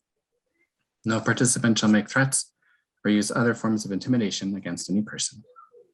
Obscenity, racial epithets, and other speech and behavior that disrupts or otherwise impedes the ability to conduct the meeting are prohibited. And participants will be speaking using the name they're commonly known by, and only audio testimony is permitted online at this point. Thank you, and we can move to our first speaker. Great. I believe we have one speaker today, and that would be Lynn Siegel. Is Lynn handy? Lynn is here, and Lynn, I'll open up your mic, and you have 3 minutes. Well, hello, we can hear you. Do you hear me? Yes. Okay. Might be sales tax revenue that we're living off of, but we're not living off of a jobs housing imbalance. That stresses our budget severely. And the project that you just looked at positively, CU is not the city of Boulder is not a suburb of CU, not. Student housing has taken over this town like tentacles. This hurts our budget. Hurts our budget. CU needs enrollment cap. The cost of housing in this community is unreasonable. And the developers know they can get away with murder. Case in point, 1024 Marine. The other day I went by there, student coming home with his car, Nicole, with his car from the mountains, because he wants to drive up there. $2,700 without internet, but everything but internet is paid for a 2-bedroom, 2-bath. And that's going to be redone. And you know what it's going to go for afterwards? At least $5,000. There's no limits to the cost of housing in this community. And that's where your money's going. Down the drain of the developers, not sales tax revenue, down the drain of the developer. CU's like an octopus. It's taken up the Olive downtown with student housing from Chicago. This project tonight is from Atlanta. These people have no interest in Boulder. They have interest in the Holy Buck. That's what they have. Best Western, CU housing. Goss Grove, Marpa, from one part of town to the next, it's like an octopus. Tentacles everywhere. With a limited size, which Boulder has, eventually it will be CU exclusively, and the 1%. What you need is a master plan. That's how you deal with the budget. That's how. A master plan. How many students do you want here? Do you want this to be student from one end to the other? Because that's what you're aiming at. Students everywhere. That's our hotel at the Millennium. Now it's going to housing. Hey, what happened to all that sales tax revenue from our hotel, the city of Boulder's hotel? Best Western, city of Boulder, student housing now. Lynn, your time is up. Thank you for your comments. All right. And so I believe that's our only public speaker. So we can now bring it back to council for comments, starting with Lauren. Thanks, Aaron. So my comment was just on the fire rescue portion. When I look at, $740,000 of overtime, I question a little bit if 3 FTE is enough to sufficiently address that, but that's sort of just a small question.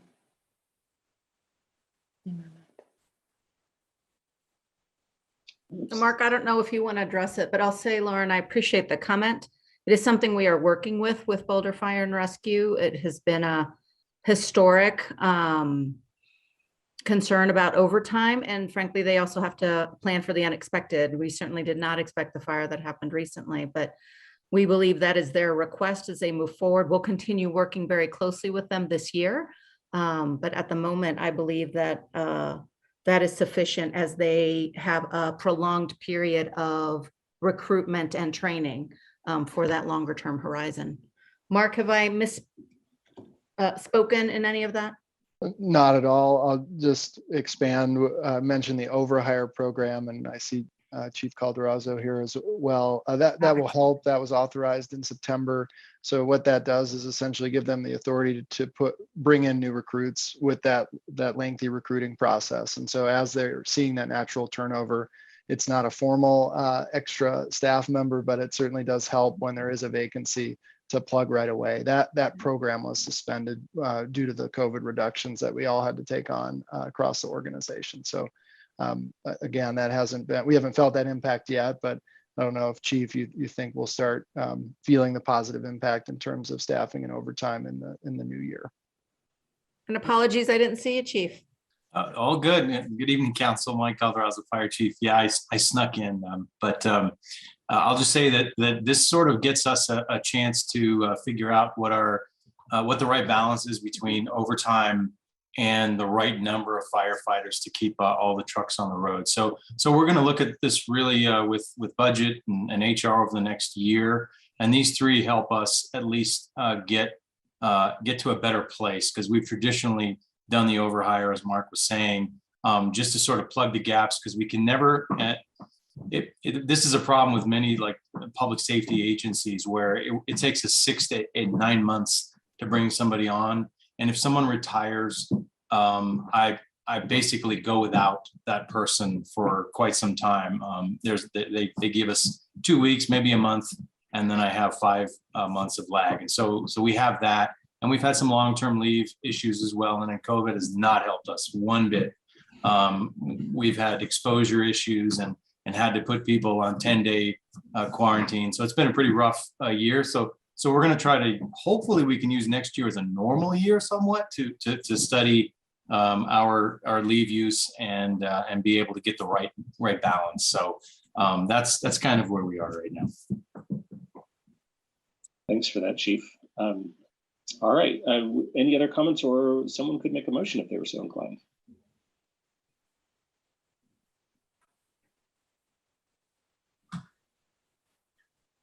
Anyone?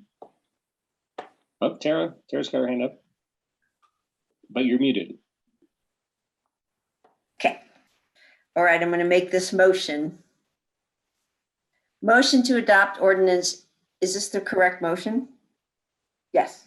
Motion to adopt. Motion to adopt ordinance 8511, approving supplemental appropriations to the 2021 budget. Second. Okay, we have a motion and a second. Tara, do you want to speak to your motion at all? No. Okay, Bob? Nope. Very good. Well, then we will just call for a vote. And Alicia, is this a show of hands? No, sir, this is required a roll call. Roll call, okay. All right, we'll start with Council Member Folkerts. I approve. Mayor Pro Tem Friend, Yes. Councilmember Joseph, Yes.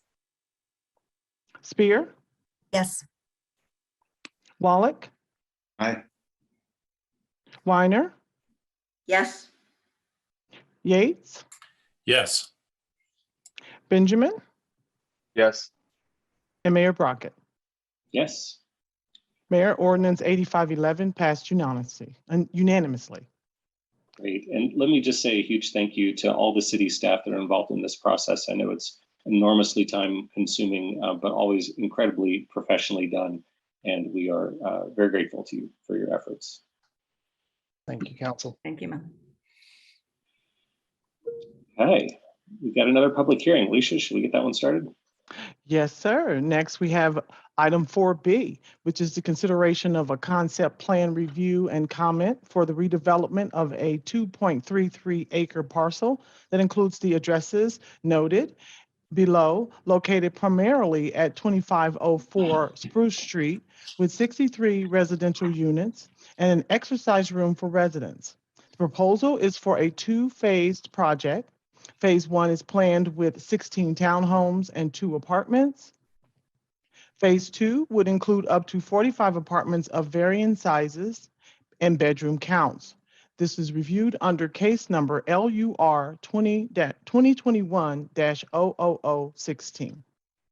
Okay, thanks for that. And before we get started, a couple things. Somebody needs to come into the meeting. I believe Chris Shears, who's going to be one of the applicant representatives, if somebody could let him in. And then I believe we may need a recusal on this before we get started. Lauren, do you want to address that? Yeah, I would like to recuse myself from this project. My office has a relationship with the developer. Thanks. Okay, thanks for that. We'll miss you, but we'll see you after this item. And with that, Elaine, do you want to take this away? You bet. Happy to. Thanks so much, Mayor and council members. I'm happy to be joining you and the new members this evening. I'm going to share my screen, and it might take a minute to boot up a little bit. And I'd appreciate it if you told me once it is ready to go. Does everybody see that? Almost. Almost. And I actually am going to go off camera because I've noticed it actually helps. Good. Well, we can see your screen now. Very good. So to begin with, concept plan, as Sloan described earlier, is really just intended to provide feedback and comments to the applicant team. And so, of course, no formal actions required for this evening. Wide ranging topics, but we do tend to focus on land use and the arrangement of uses, circulation patterns, et cetera. And for this evening, we also have some key issues to help direct the conversation. So starting with the planning context, it's instructive to look at broad comprehensive planning level for starters.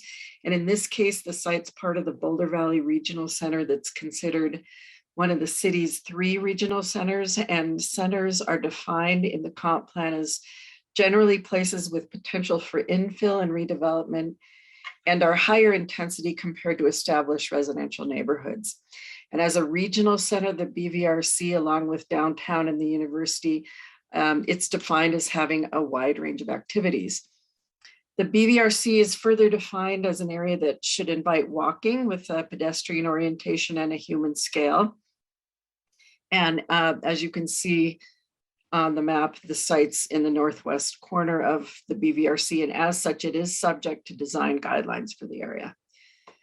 So because of the site location within the BVRC and near downtown, it's pretty uniquely surrounded by a significant variety of services, from retail to office, recreation, and schools. Of course, 29th Street Mall is just east of here.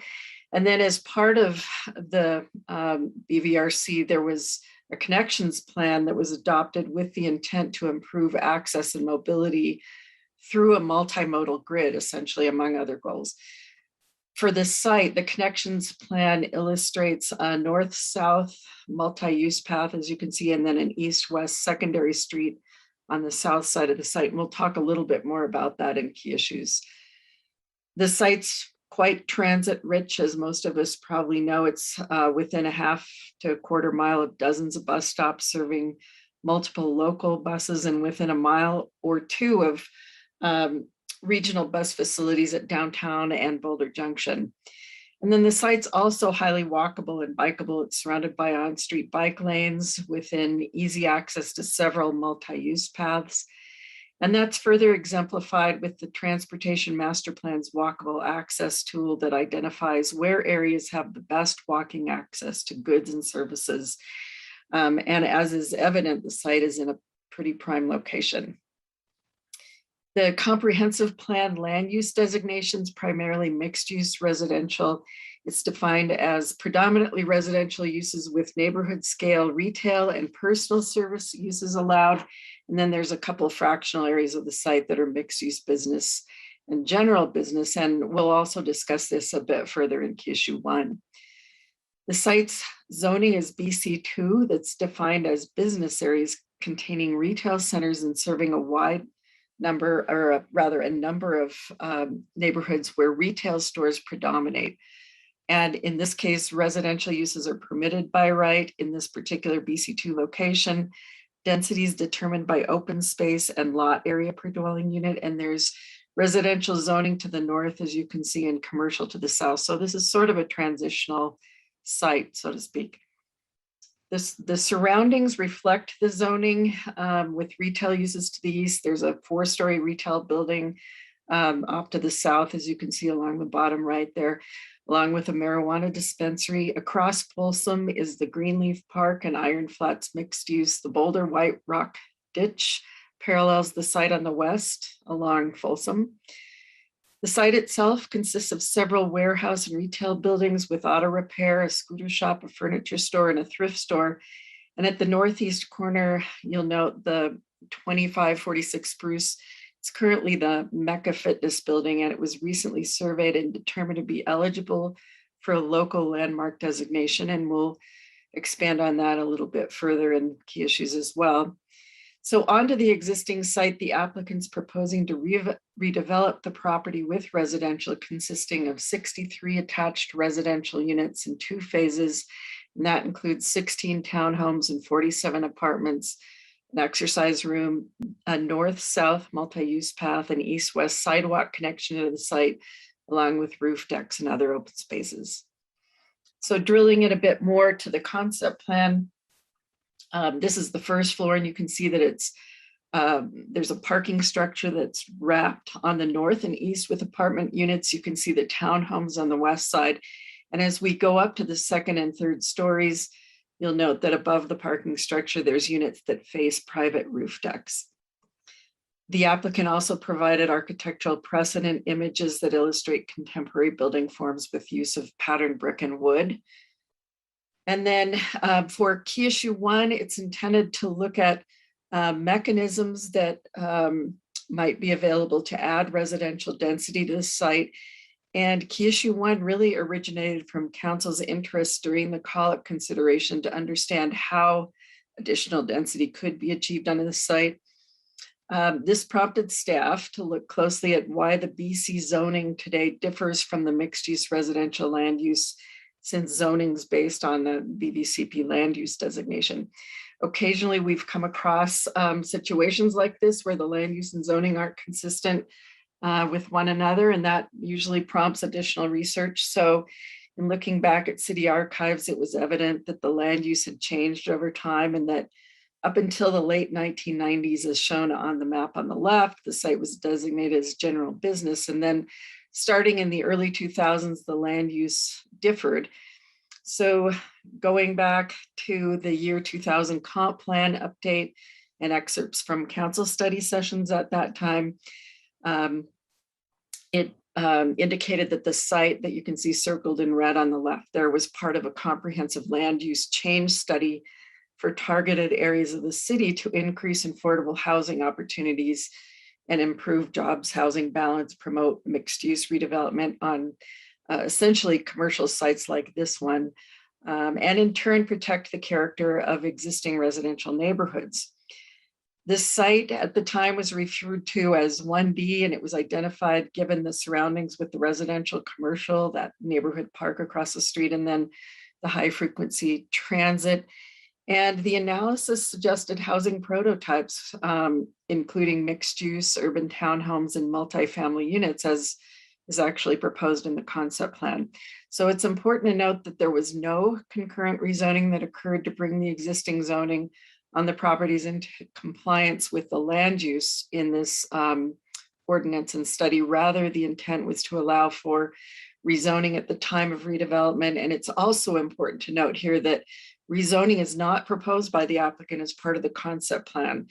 And it's also not required to be implemented, although the applicant is open to discussing options. So knowing that our predecessors established mixed use land uses on the site for future rezoning, it's important to review the rezoning standards of the code. And as you can see, the city's zoning is a result of comprehensive appraisal of present and future land use, and it's generally discouraged. So to be approved, a rezoning has to be consistent with the BVCP goals and policies, and then also has to meet one of 6 code criteria. Generally, it's criterion 1 that's applied to rezoning, and that is it's necessary to come into compliance with the comp plan map. So therefore, if the applicant wanted to pursue rezoning, there are opportunities in this case, and there's one of 3 compatible mixed-use zoning districts. So as provided in your packet, this table is a comparison of the 3 mixed-use zones, M1, 2, and 3, with the existing BC2 zoning, and it's really intended to show a rough approximation of the yield that could be generated by each zoning district. And this really should just be looked at as a guide for relative differences between the different zoning districts. And as can be seen in the MU3, it's defined as areas of the community that are changing to a mixture of residential and complementary non-residential uses, generally within the same building. That permits up to a 1.0 FAR, floor area ratio, and it would likely generate the most units, about 74 dwelling units. And so in all cases in that column on the right, the table assumes provision of the required 25% of all residential units as permanently affordable. M1 and M2, you'll note, produce the same number of units unless the applicant increases the number of affordable units to 35. And then there's just a slight density boost. However, it's important to note the applicant's not proposing greater than the required 25%. And then also it's important to note that there is no code requirement that units be built on site. Rather, the units can be provided at the time of building permit as cash in lieu, on-site, off-site, or through land dedication or a combination thereof. And then because consistency with the comp plan, land use goals and policies would be required if rezoning, staff does note that there's several specific policies that indicate the city's desire to add residential density, particularly within the Boulder Valley Regional Center. So then it's important to note if pursuing rezoning, the applicant would also need to request a land use change to MUR for those other 2 fractional pieces on the site so that the rezoning could be supported. And this could be done essentially as a concurrent land use change with a rezoning and at the time of site review. And so just a brief word about the use of an ordinance that council could adopt to amend a standard of the code to increase density. The city's used this mechanism from time to time, and most recently at Diagonal Plaza. If the applicant makes such a request, it would be to address a unique need or specific comp plan policy. It's typically used if related to provision of a greater number of permanently affordable residential units or to ensure on-site affordable units. And in the memo, staff noted that the applicant could request an ordinance to modify density standards, and that may increase the number of units. However, that assertion didn't take into account the requirement for open space per dwelling unit. And so the number of units that were cited of 124 is probably unrealistic on this, unless you modified that open space per dwelling unit standard too. So then just a few more points with regard to key issue 2 and a couple more key issues. This one's related to historic preservation. Most of the buildings on the site are older than 50 years, and in staff's review, most were found to be likely as candidates for demolition. The exception is, I'll go back one slide, is this Mecca building that after recently being surveyed in an architectural inventory, it was found to be eligible for designation as a local landmark as a good representation of essentially late postmodern commercial in Boulder. And staff and the planning board encouraged the applicant to look at retaining the building as it would add character on the block and tie to the past, and it also would address comp plan policy 227 you see there. Then the applicant did present a sketch at planning board that illustrates how they could retain the building on the corner, and they can maybe review that with council. Regarding key issue 3, as was noted, the transportation connections plan for the site within the BVRC has those 2 connections. And in that regard, the applicant noted that the secondary street plan line, that east-west plan line, along with preservation of the Mecca building, could result in losing units, about 17 units. And so at the time of the call-up, City Council recommended a visit to TAB, which the applicant did in October. And TAB concluded that this is a fairly unique circumstance, that unlike other alleyways, this connection would essentially just terminate at Folsom. And so it would be limited to a right in and right out. There's a median, there's 4 lanes of travel on Folsom. And they also noted that it would require bridging over the open Boulder and White Rock ditch, and that turning vehicles would impact that existing on-street bike lane in Folsom. So they concluded that they could support a change to the connections plan through the process to eliminate the connection at site review. And then just quickly for key issue 4 in the memo, there's a preliminary consistency analysis with the BVRC design guidelines. And so in the interest of time, I can answer any questions you may have about that analysis. There's additional steps to go through. So just to wrap up, it's important to note that public notification requirements were met, and there were a couple of comment letters received prior to planning board. Then at the planning board hearing, there were 5 members of the public who spoke. 4 seemed to support the proposed plan and also recommended augmenting density on the site. And since that time, of course, as you know, council's received a number of comments by email indicating similar support. And with that, I am happy to answer any questions. Great, thanks so much, Elaine. And we will have a presentation from the applicant as well, I believe, but let's start with questions for Elaine while we have her.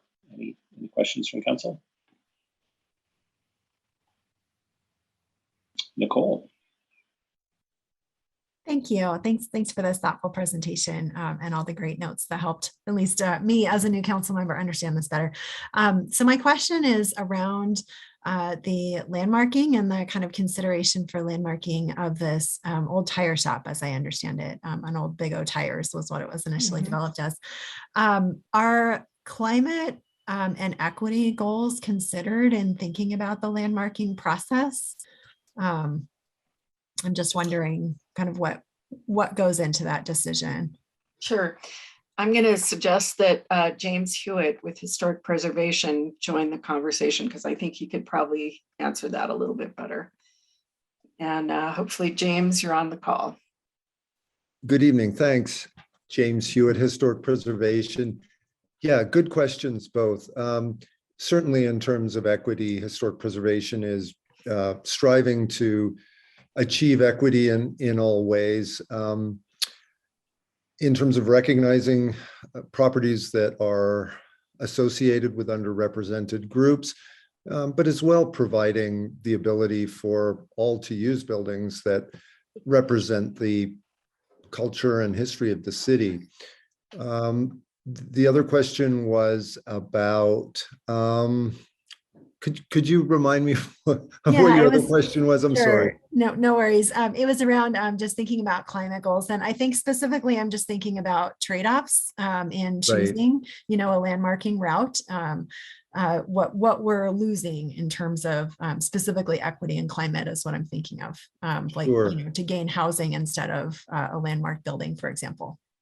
Yeah, well, good question. And certainly in terms of making a building like this energy efficient, there are many ways to do that. So I think that they're not necessarily, those goals are not mutually exclusive. And we certainly do see a lot of examples where buildings are brought up to our current energy code. And I think that probably would be, the case here. You could do that quite reasonably. So, and then of course, just the the amount of embodied energy that comes from keeping an existing building and not adding more waste, to landfills and such. So I guess from that standpoint, yes, preserving this building, I think, would meet that goal. Thanks for that, James. Any other questions? All right. Yes, Tara. So I'm wondering if we have, how important is it to have this landmarking? Maybe it would be better to not landmark and instead use the extra space for more housing. How do we determine that? Or is it just a council decision or? Well, so one of the considerations may be, and this was something we talked about at planning board, maybe to take the massing that would have occurred on that corner parcel and relocate it to other portions of the site. And in particular, on the southeast portion of the site, it's adjacent to a 4-story building that is presents 4-story massing in that area anyway. And so that's one of the considerations. There's community benefit implications that come into play when you move or increase height and mass of a building that are relatively complicated. And we may not want to get into that at this point, but it has to do with provision of permanently affordable housing and a percentage that can go into what's essentially considered extraneous or additional floor area above the height limit. So it's a little bit complicated of an equation, but the applicant could consider moving some of that mass elsewhere on the site. Well, I guess my question is do we have to make this a landmark? If I could be so blunt, is it important? And how important? Whereas like Nicole said, the trade-off of having more housing maybe would be more important. James, do you have any thoughts on that? I do know that quickly planning board did weigh in and suggested that it adds some inherent urban design value and a link to the past, as well as providing that character. It's a relatively small portion of the site, and you could, like I say, move some of the massing around. But James, do you want to address that? Sure, I can try. Well, I think that, when a project is in the site review process, it is a question of balancing the community benefit or benefits in this case, of which there are potentially, several here. And where the historic significance of the building and preserving that building, where that fits into that balance and how heavily you weigh that against other things. To my knowledge, to my understanding anyway, preserving this building, as Elaine has explained, wouldn't necessarily result in a big loss of housing units, but I can't speak super intelligently on that. Now, in terms of recommendation that we make as staff to the planning board can, approve that recommendation, or they can say, no, we don't think that's a good idea. And I'm not sure if that's happened in the recent past, but certainly that's the way the process is designed, I think. And Elaine, correct me if I'm wrong about that. Yep, that sounds about right. Okay, thanks. Bob. Yeah, staying on the same thread, James, when you responded to Nicole's question, you said something that I wanted to follow up on. You said that destroying this building and putting housing there would destroy the embedded energy and would create landfill contributions. But aren't we tearing down at least 5 other buildings on the side? I mean, what percentage contribution does this building make as compared to all the other buildings on the site that would be demolished and removed? Well, you make a good point.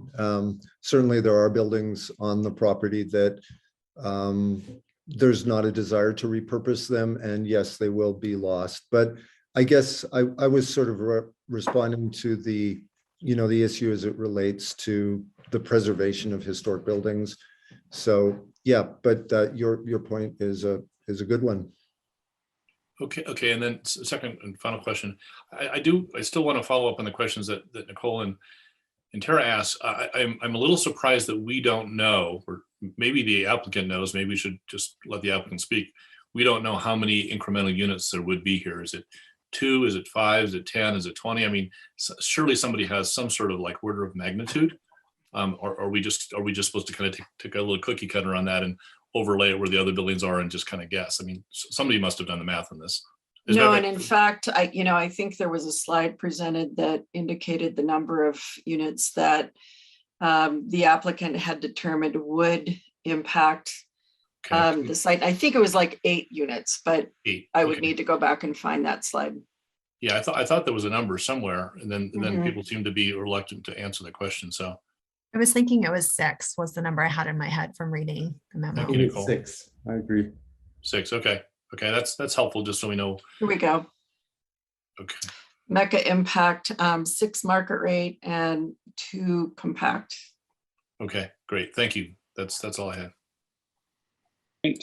Okay, so it looks like we're ready to go to the applicant for their presentation. And yes, if you wouldn't mind addressing this head on in terms of the impact of the landmarking to housing unit counts in your various plans, that would be very helpful.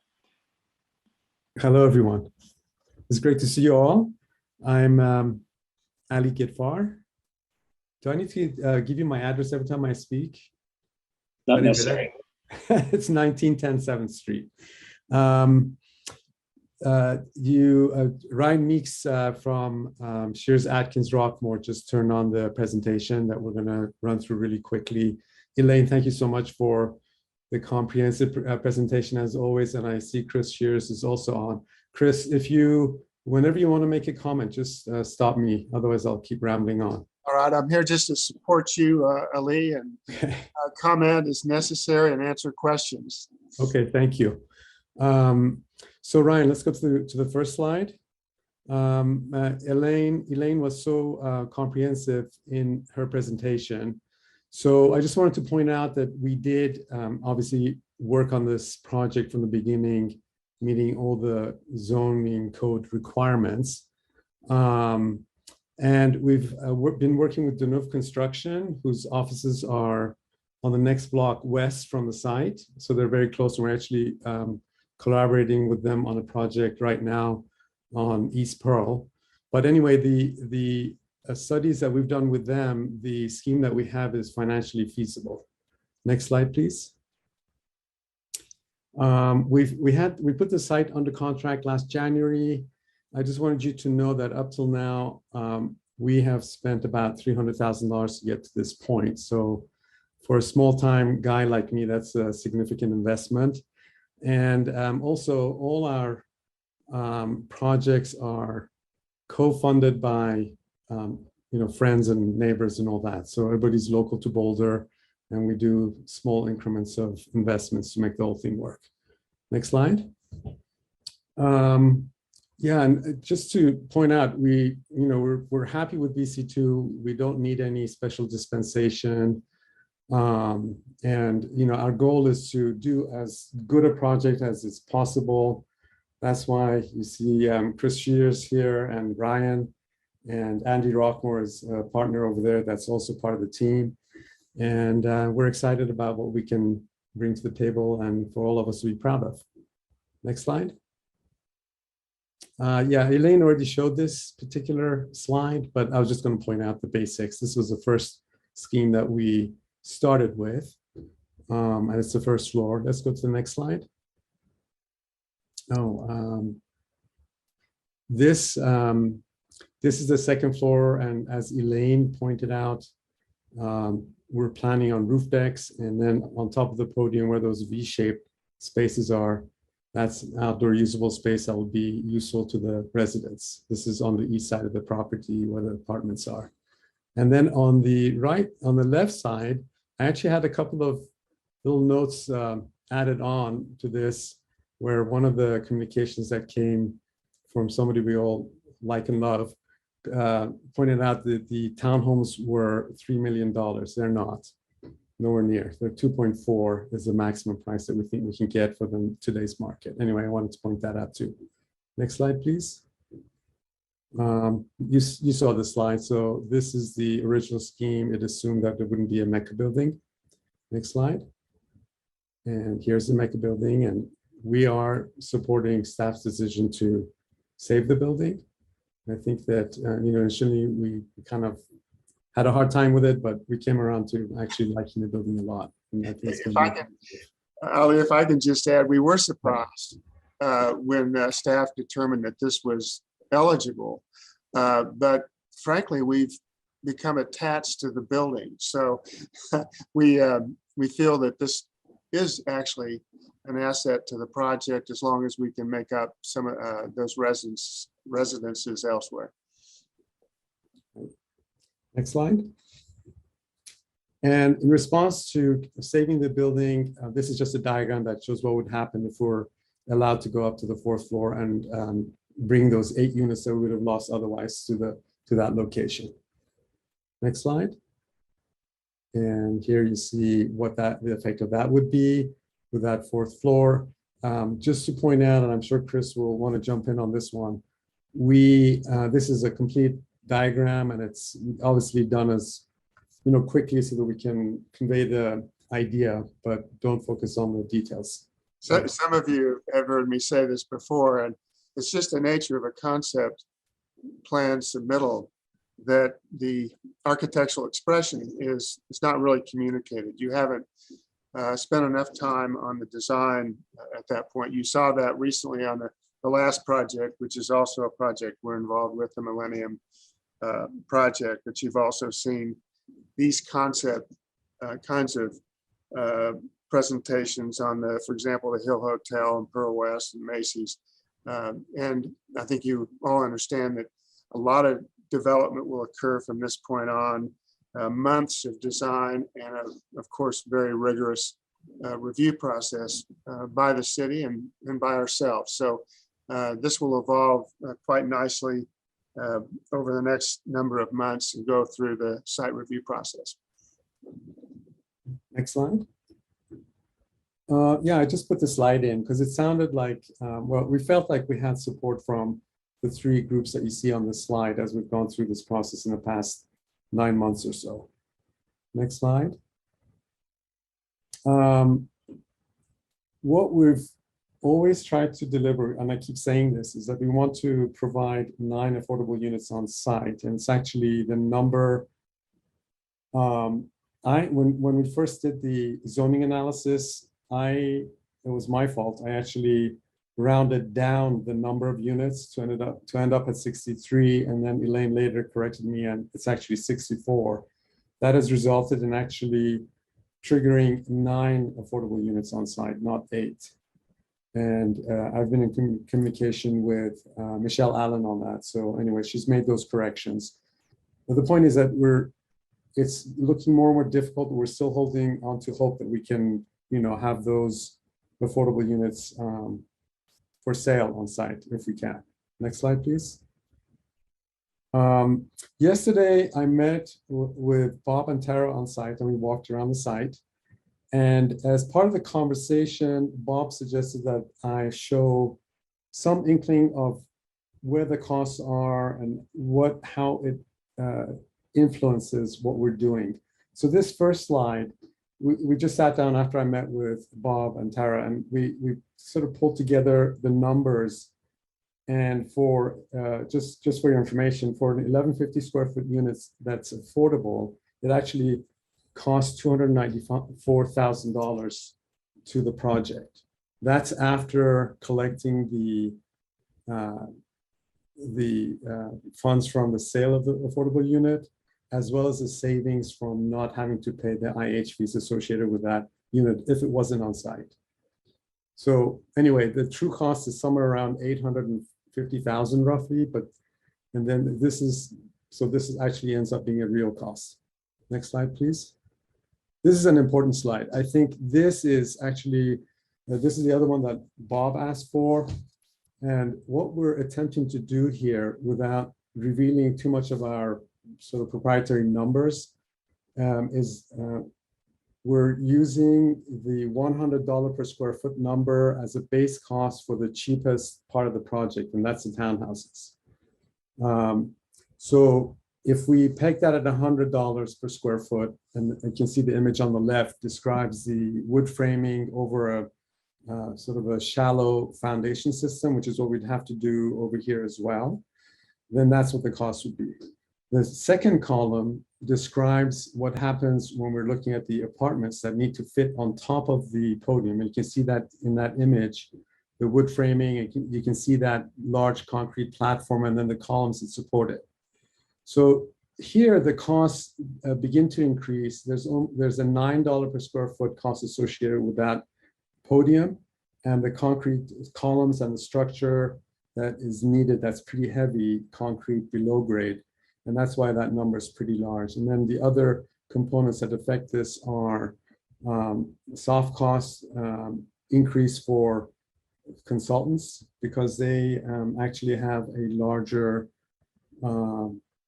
exposure to liability. And so they look to us to help them with that insurance coverage. And then the other one is just the general liability and builder's risk insurance that is also an extra cost per square foot. And then worst of all is the right-hand column. This is the condominium model. And you can see on the image on the right-hand side that what you have is steel framing and concrete slabs that float on top of that podium. So when you look down that column, the second number down, $17.50 per square foot, represents the cost, the upcharge for doing this versus wood framing.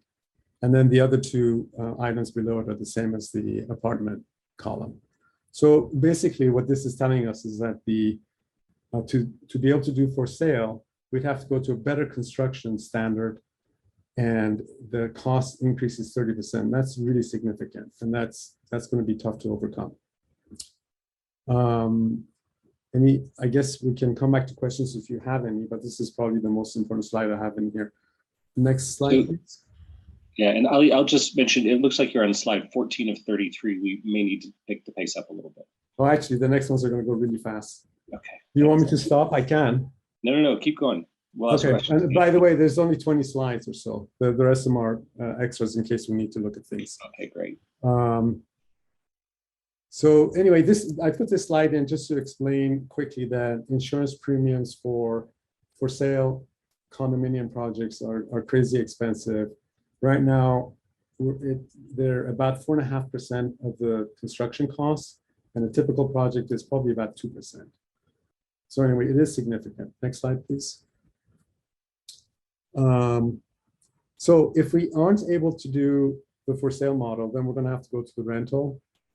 And then either that or 100% cash in lieu. So we're not sure how that's going to work out yet. Initially, we were told that BHP, and I think you've heard this before, wouldn't want to manage so few units on site. But subsequent to that, a state law has been passed where private developers can also manage those units, just so you know. Okay. Anyway, I'm going to just jump into the MU3 scheme. We've spent very little time on it, about 10 days, working days, basically, to kind of do some sketches and try and cajole the Deneuve guys to give us some pricing. So it's incomplete schematic, but what we know, it doesn't look good. Next slide, please. And this is the plan that we've come up with, where we're taking this S form, and the reason for this S form is that we're trying to limit the amount of mass of this building because the site is pretty large, right? So this shape allows for slots in the building so that it diminishes the length, if you like. And also this allows us to have open-ended elevated courtyards between the wings. And you can see that in this image, yeah. Next slide. Yeah, and you've seen this. So this is just looking southwest and what it would look like if it was a 4-story building with the townhomes to the east. Next slide. I just put this in as a quick reminder of the numbers. The important thing is that BC2 is 64 units and nine affordable units within that number. And on the right-hand side, MU3, 74 units and 10 affordable units on site. Next slide. Anyway, I think at this point, the unknowns are great enough that I think we're leaning strongly towards the BC2. Anyway, and the rest we've talked about. Next slide. There we are. We look forward to your direction. That's the end of that. Thanks. That did go quickly there. Appreciate that. So questions for the applicant? I'm guessing there's at least a couple. There's Mark. Yeah, just one question. In the prior slide, you said rental option is likely. I had thought we were doing for sale units here. Yeah. When you're saying the rental option is the likely scenario, is that for the entire project? No, it would be the townhomes help to support the apartment building financially. And so they would always be for sale. And they can be for sale because we don't have to deal with the construction defects law at quite the same level. And that's the difference. I haven't given up on the for sale for the apartments yet either. I'm just saying that it's not looking good. That's all I'm saying. But I'll keep you guys informed as we progress.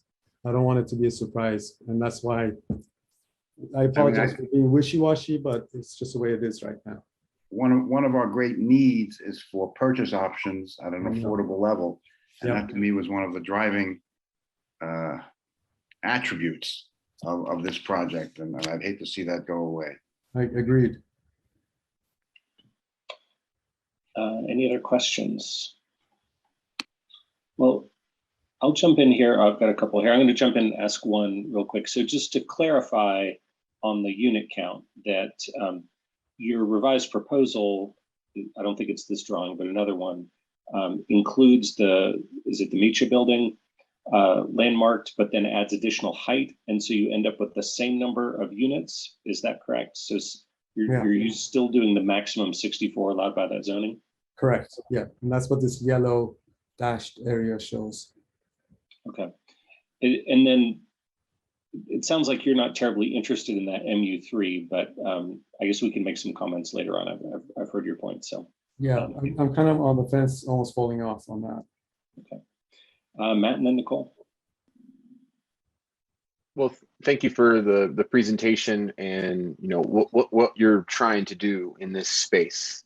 One thing that does come up to mind is I know you're not asking for that conformity for zoning and land use, but it just does seem weird to kind of just leave that hanging in the ether when we're at this point here and wanting to sort of bring that conformity in when we have the chance to do it. So, that's something that I just think for future proofing, but also just consistency makes some sense. But I do understand the constraints that you do have cost and that those townhomes in many ways are subsidizing some of the apartments. I just think the overriding urge, certainly I have, is this is in such transit rich environment. It's it's walkable. It's just such a great place for support of individuals, of families and work and professionals. Yeah. I'd love to see more people be able to be in this space. And so I'd really like to see how we can get more than the 64 units. I know you're saying MU3 is not feasible. I really want to push you on that and really push the envelope because I think it's really important for us to do so. I'm personally less interested in the landmark because I do think it liberates space and hopefully that does create some flexibility to make the numbers work for you. But more people in this great, rich environment is for me a big goal that I'd like to see us try to attain, while still making sure we don't then lose that to go to rental and still keeping a purchasing capacity, as Mark mentioned, I think is also really important for our community. Okay. And Matt, great points. I will say, let's focus on questions right now and then do the public hearing, and then we can give more feedback to the applicant. Nicole. Thank you. I just have a couple questions at this point.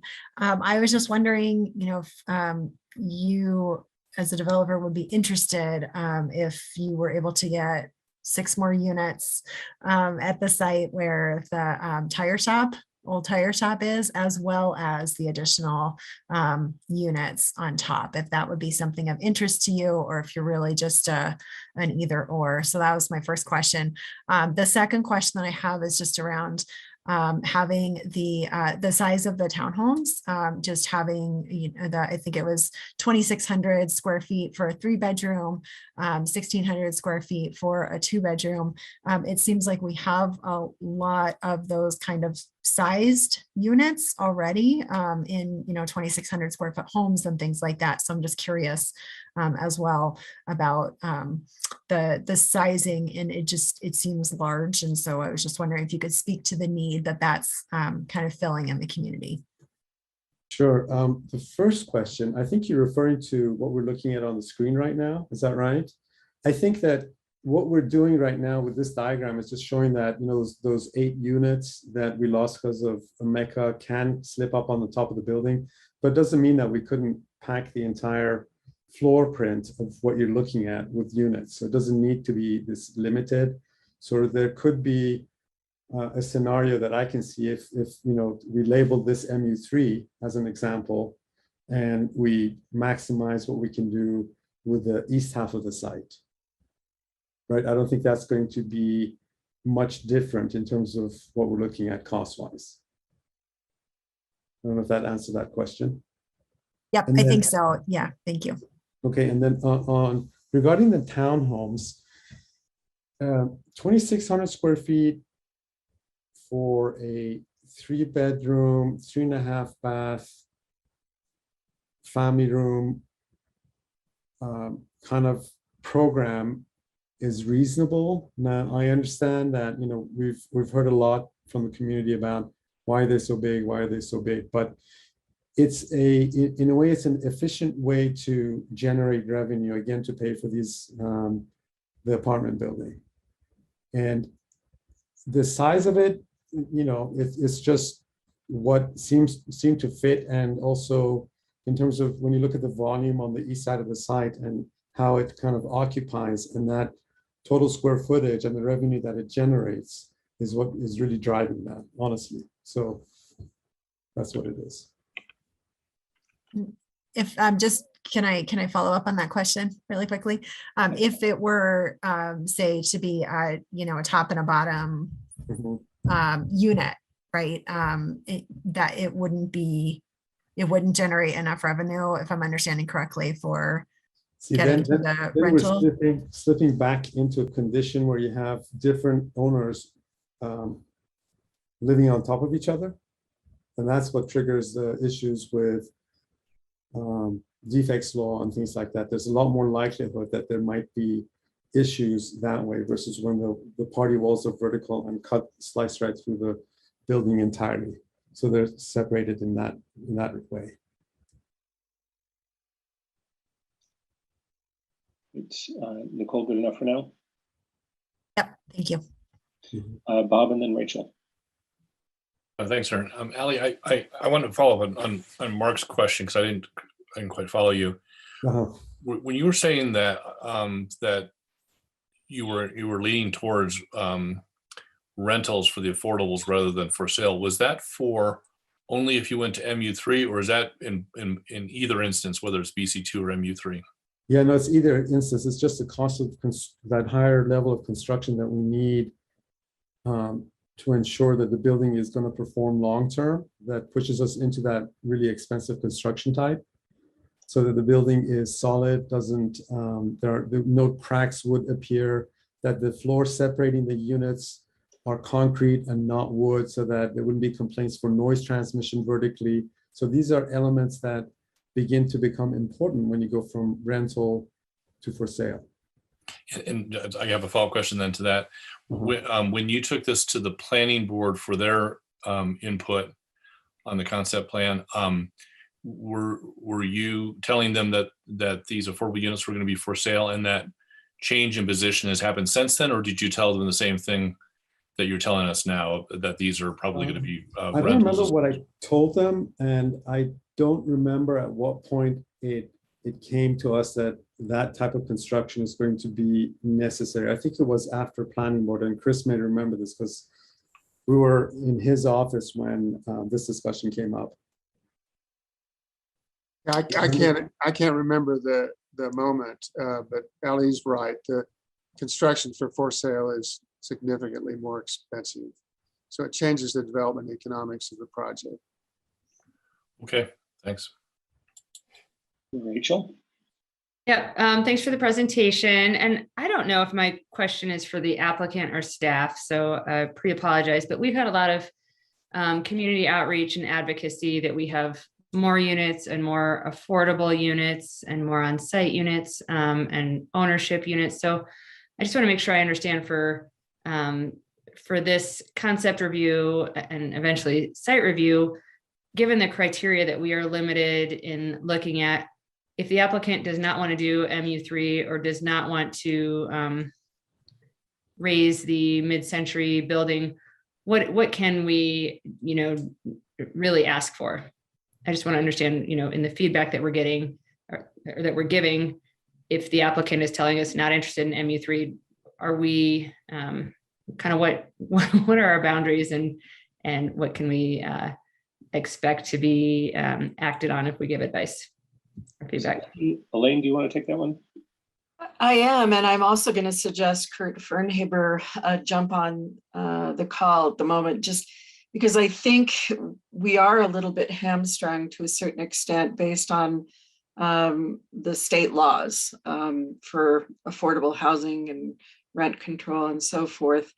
But I think the council has gone a long way by adopting a 25% requirement. Many communities don't have as robust a requirement for permanently affordable as part of the development. So I am hoping Kurt has some other advice on this, or Hella perhaps, about legally what we can require an applicant to do in the realm of affordable housing. Good evening, Councilor Kurt Fernhaber, Director of Housing and Human Services. So great question, Rachel. So typically the council doesn't direct the applicant on the particular approach to the affordable housing. And that's a choice that the developer makes. It's not unusual for us to negotiate with the developer around the different options for some period of time.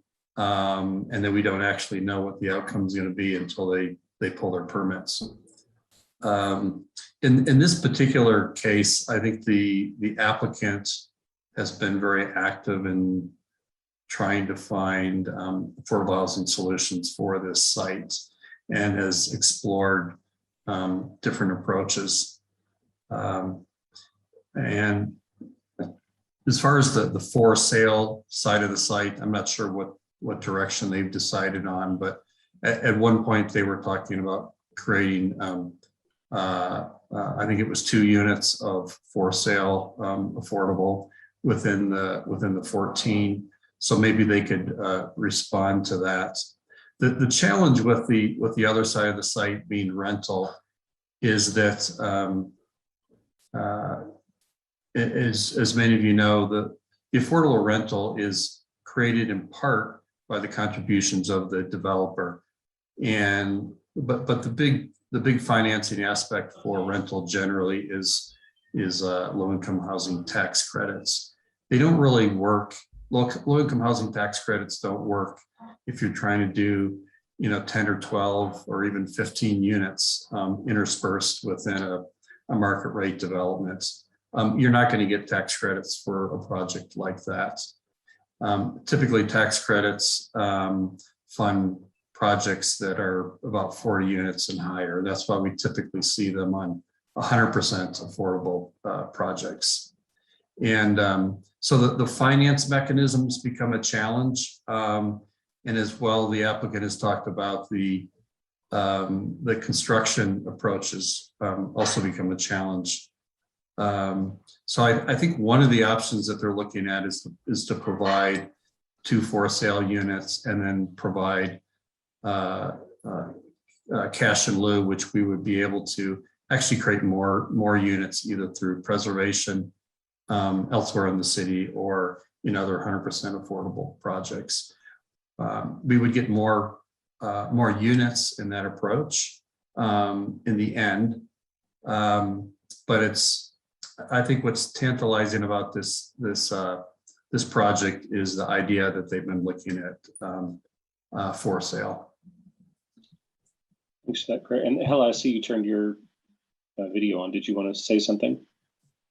Yeah, I think one aspect of Rachel's question was about BC zoning versus maybe MU3 zoning. And generally, a development has to be reviewed against the standards that are in effect at the time the application is filed. So it comes down to what zoning applies at the time the site review application is filed.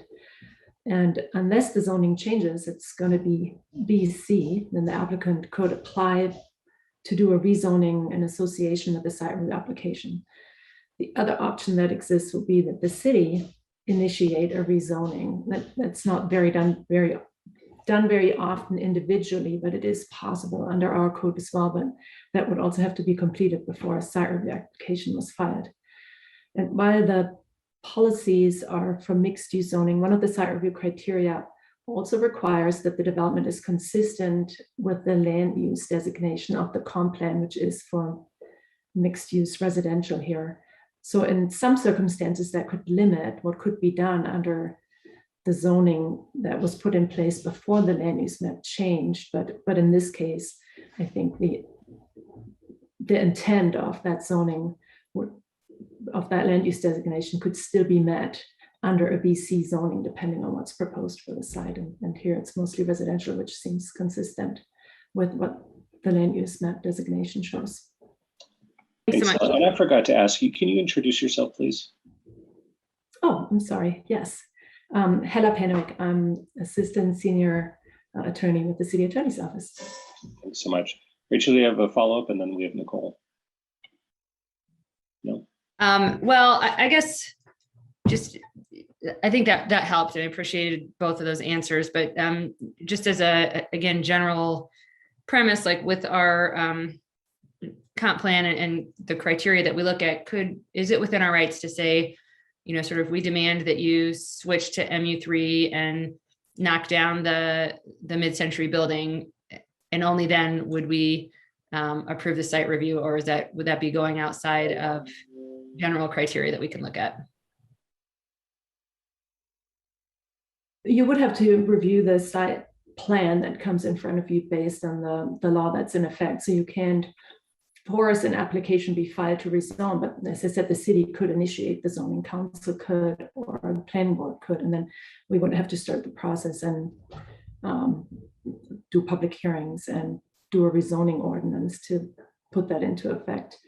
With regard to the landmarking, yeah, I think if the building is proposed, you would have to essentially find that the remaining of the historic building did not meet the site review criteria. That would be the only way to require that it be taken down. Okay, thanks. Nicole? I just had a question that I think it's partly for staff, partly for developer.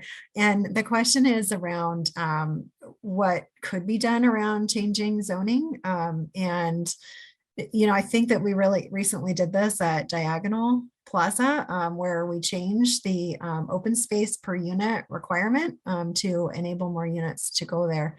And I was just wondering if something like that changes anything from the development perspective around the kind of cost feasibility of having more units. So I think that question is probably best answered by the applicant in terms of feasibility. We did do the special ordinance at Diagonal Plaza to amend a specific aspect of the density provision and essentially the open space. In this particular case, it could probably be done as well. But the difference between what was done at Diagonal Plaza and this site is Diagonal Plaza had a little bit more policy direction in terms of wanting to redevelop and partner with a BHP affordable housing provider, that findings could be made that it would be consistent with the comp plan. This is a little different because we don't have that, we don't necessarily have that planning policy that we can rely on to do that special ordinance here, but it is an option that is available. It's fairly infrequently utilized and mostly utilized for provision of more affordable housing on a site. And then Ali, I don't know if you have any thoughts on that as well. I think that, the short time that I've had to study the MU3, I don't think that there's any downside to it, to be honest, meaning that it offers flexibility in not being capped, the site not being capped at 64 units, that it could go higher. It doesn't necessarily have to be the form that you saw earlier in the presentation where it was a double S instead of the single S format for that apartment building. So to me, I think that if it doesn't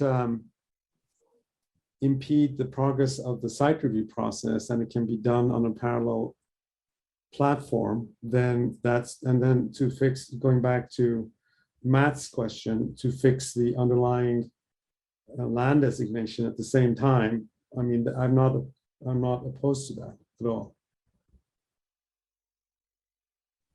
Okay, Nicole, to answer your question. Yes, thank you.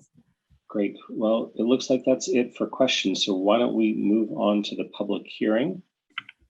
We have, I believe, 11 people signed up, which means that each person gets 3 minutes to speak. And our first 3 speakers are David Adamson, Andrew Harris, and Jerry Green. Thank you, Aaron. And to note that David Adamson and Jerry Green are not present. So I recommend we move first with Andrew Harris. All right, Andrew, you're up. And then Laurel Herndon and Janet Heimer.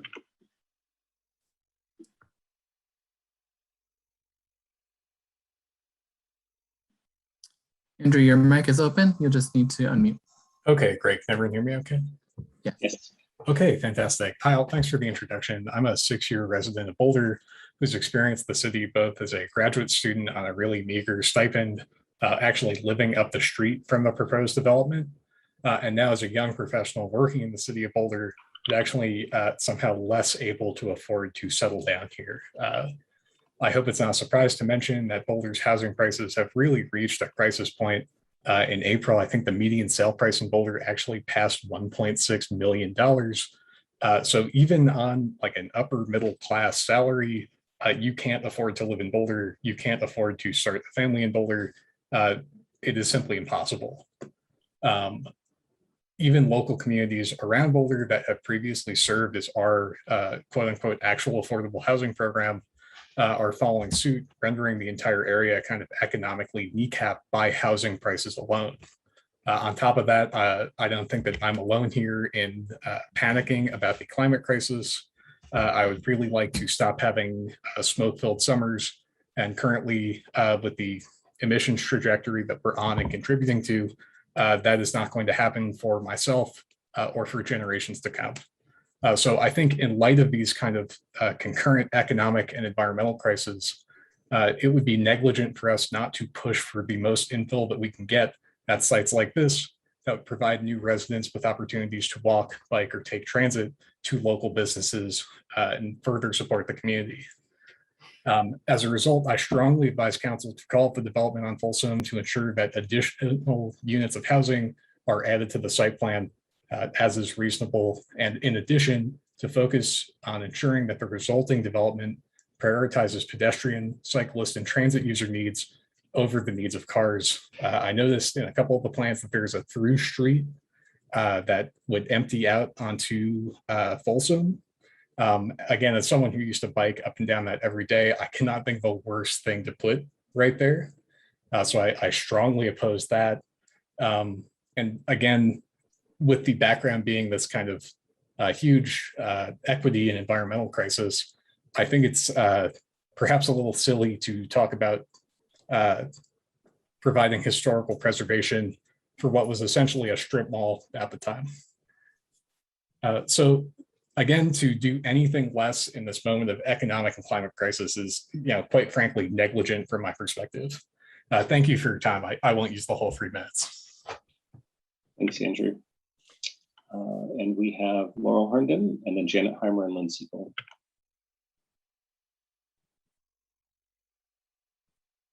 Good evening, members of City Council. My name is Laurel Herndon, and I am the co-director along with Belen Pargas Solis of the Immigrant Legal Center of Boulder County.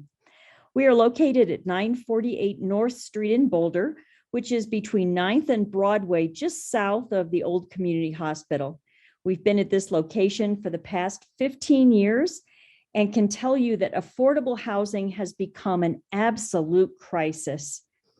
The Immigrant Legal Center is a nonprofit law firm that represents low-income immigrant community members before the U.S. Department of Homeland Security. I am sure that you're all familiar with at least one DHS program known as DACA, the Deferred Action for Childhood Arrivals program.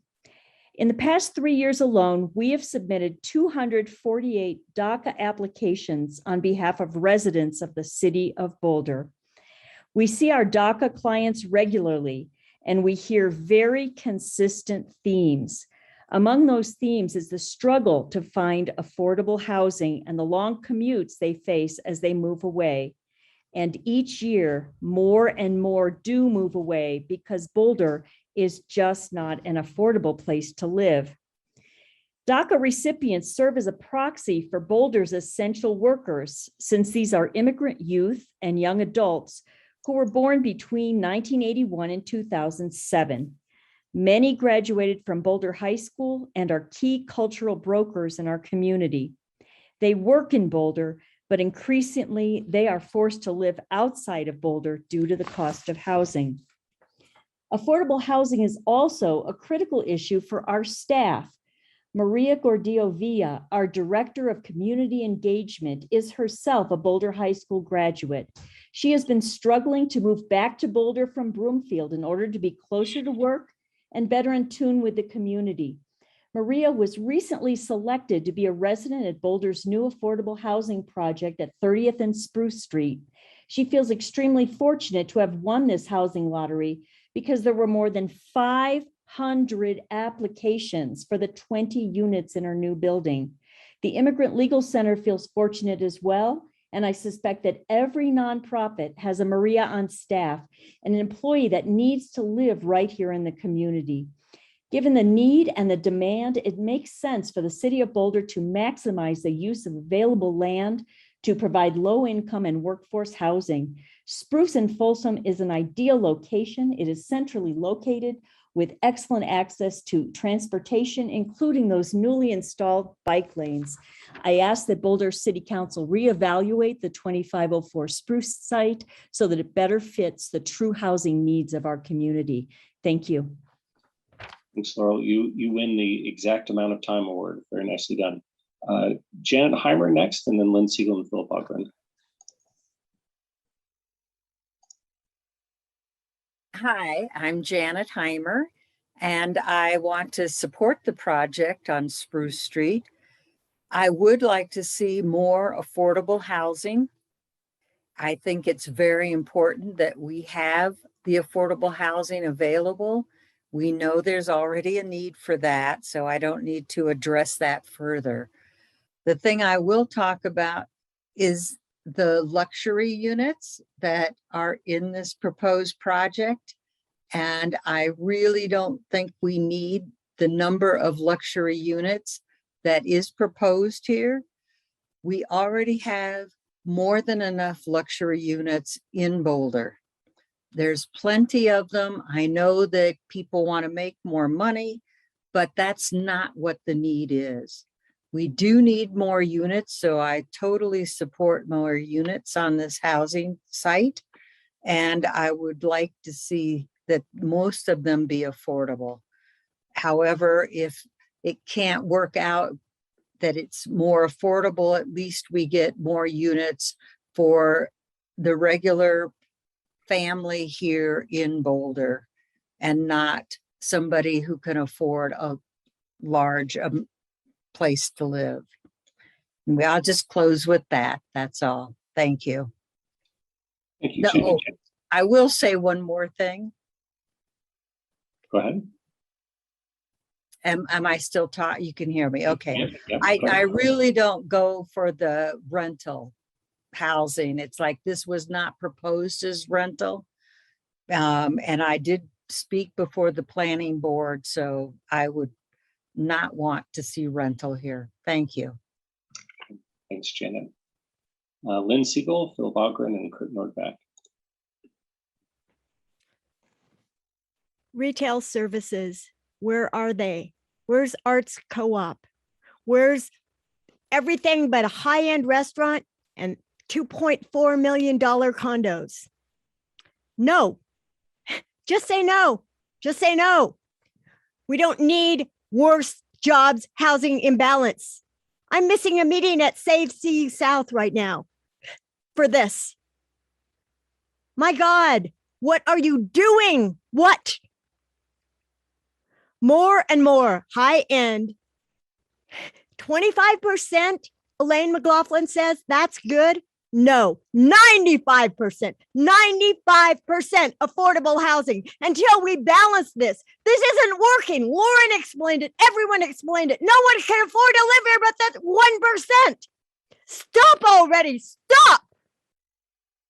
Jeez. Unbelievable. Hoshi Motors, 30 years I've taken my car there. Now I don't do anything but ride my bike. Where am I going to have to ride to get to the local thrift store, which was also taken out at 21st and Pearl? The Scrap Sisters, Richard Freeman Yoga, the mattress store, the furniture store. There's another furniture store here. What are you doing? Aiming to get rid of all the furniture stores and the thrift stores? Is that your objective? Infill, more and more housing, high-end restaurants. That's it, housing and restaurants. You can't cook as good as I do at my house anyway, just for saying. But this is not a normal situation. You know, it's CU, it's a town, you know, like I said earlier, this is the octopus effect. CU's driving it all up. That kid in front of 1024 Marine, he didn't think anything of $2,700 a month. And he's not going to care about 5,000. Parents are footing the bill. Gravy train. That's what this town is. The gravy train. Stop CU enrollment. Cap it. No on CU South. No, no, no. No way. We can't control it the way it is. Retail establishment there. Gone. This town has no soul anymore.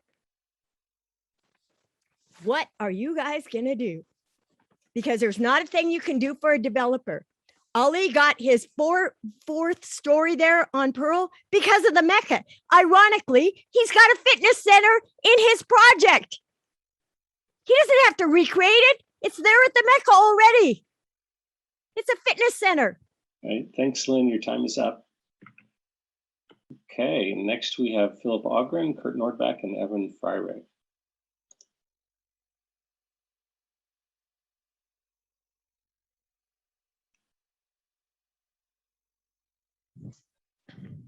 Can you hear me?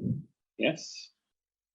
Hello, my name is Philip Ogren, and I'm a resident of Boulder. I'm here to speak out against the proposed plan to build large luxury condos at the Spruce Street site under consideration. Building compact and affordable housing near downtown is one of the most important activities we can undertake to address a number of challenges that converge around land use and housing policy. Compact, energy-efficient housing near jobs creates opportunities for people to live with low carbon footprints, including car light or even car-free lifestyles. To address the climate crisis, we are going to need to get out of our cars and learn to live in dense, tight-knit communities where walking and cycling for most trips is the norm. Affordable housing near jobs creates opportunities for frontline and essential workers to live close to work and is a way that we can welcome people who cannot afford multi-million-dollar luxury condos, but still have much to contribute to the life of our city. We want to welcome a diversity of people to live, work, and play in the heart of our city and provide the benefits that accrue from short commutes and walkable neighborhoods. These values are all consistent with, if not explicitly stated in the Boulder Valley Comprehensive Plan. Using a large portion of the Spruce Street project to build 14 multi-million-dollar luxury condos is completely tone deaf to this moment in history, which calls us to stop business as usual and reorient and redirect our energies to address the climate crisis and to address our collective failure to meaningfully improve diversity, equity, and inclusion. Those 14 condos should be replaced by many more units that would allow many more people to enjoy the surrounding, thriving residential and business district. Let's come together to get creative, to figure out how this extremely valuable land could be both a profitable development, but also break out of our current business as usual model by changing the zoning constraints, which make financial feasibility difficult without those large condos. Finally, I love the notion of preserving the historic landmark on the northeast corner of the project so that my children and grandchildren can glimpse a notion of what it was like for my parents to buy tires. But I wonder, for the sake of increasing the amount of housing, if perhaps the roof, which seems to me is the striking architectural feature of the building, could be repurposed for some other kind of building or use. That's it for me. Thank you. Thanks, Philip. Now we have Kurt Nordback, Evan Fryrick, and Mickey Coles.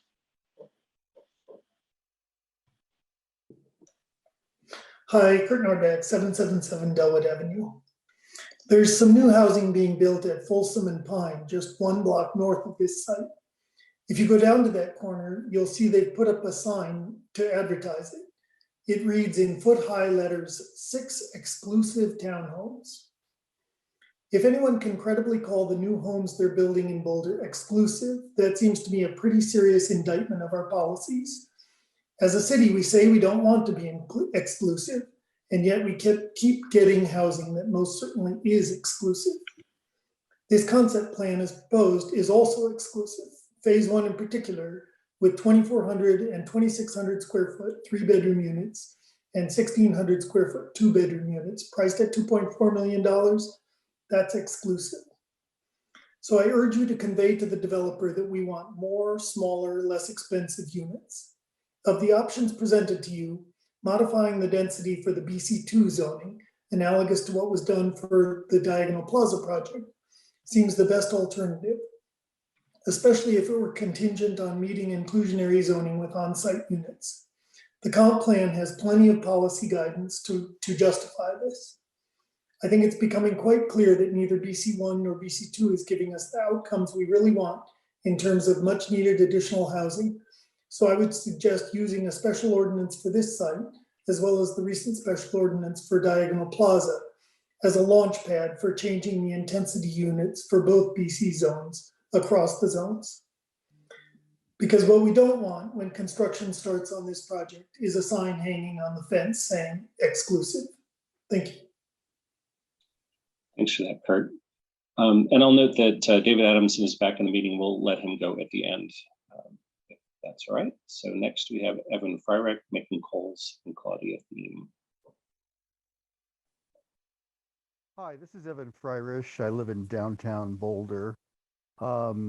It's certainly been an interesting process listening to the comments by the new council members and also listening to the developer.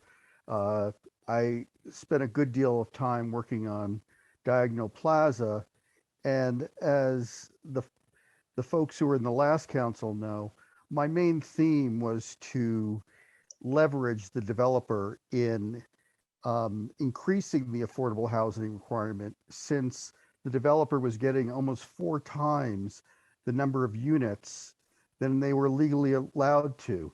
This developer surprised me a great deal by not wanting really any more units.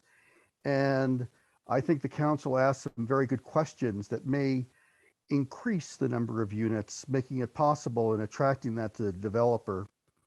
One of the things I want to remember is that the Armory development, which is one of our latest new developments, and this is very important for the council to be mindful of. A 3-bedroom unit there rents for $6,000 a month. A 2-bedroom unit rents for $3,000 a month, and a 1-bedroom unit rents for $2,000 a month. A studio apartment there is maybe about 1,700 or so, and relatively small square footages for these units. I think that the council's conversation about this has pointed out that maybe the city needs some more tools to generate more affordable housing as we do density. One of the tools is to really look again at the community benefits program and to come up with a formula for a density bonus when we have increased numbers of units over the use by right. So for instance, with each new unit, you have to provide a 0.4, 40% higher affordable housing unit to it. Because again, when a developer buys the property, he's buying it based upon the zoning that would give him a certain number of units. When he gets more units, there's a bit of a windfall there and he can provide more affordable housing. I also think that the council should put on their work plan looking at rent control regulations as another tool in creating more affordable housing in our area. And I think that's going to take some time to figure out how it might apply for Boulder. So I support more density, but also more affordable housing, which seems to be lacking in the conversation at times. Thank you, Evan. And Ginny, I see you have your hand up. Did you have a question for one of the speakers? No, not right now, after public comments. Thank you. Okay, thanks. We have now Macon Coles, Claudia Thiem, and David Adamson.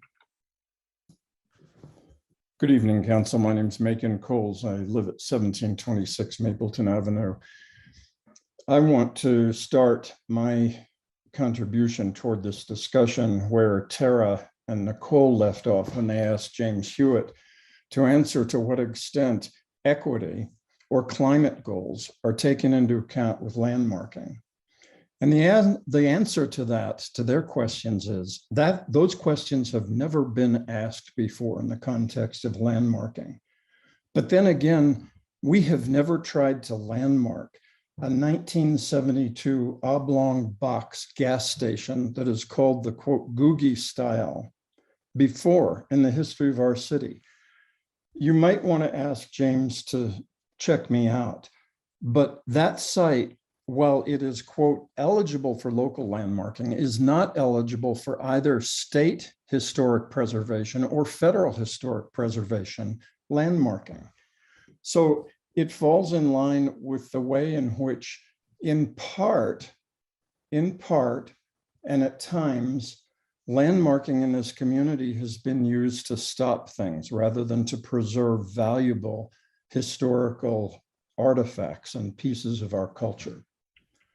Of course, when the developer put forth this project, they're not going to ask at the same time to alter one of the connections plan in the BVRC and to get rid of a building that's eligible for landmarking, at the same time to change the zoning because it's too expensive. And frankly, our processes are so cumbersome that people who are brave enough to say we're going to support some affordable housing just say, help me get through the process.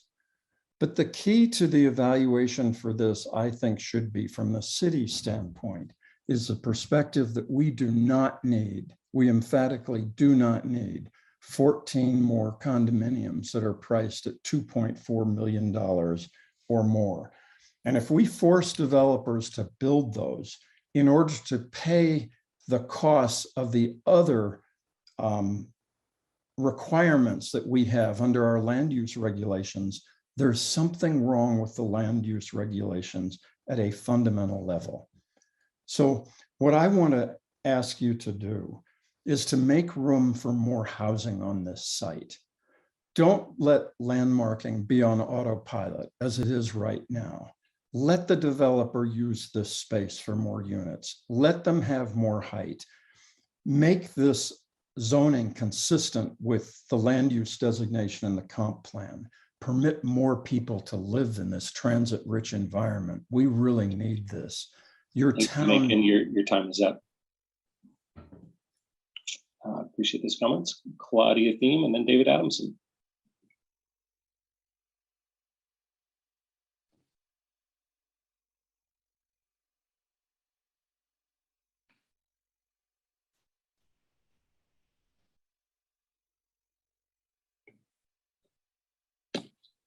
Claudia, your mic is open and it looks like you're unmuted.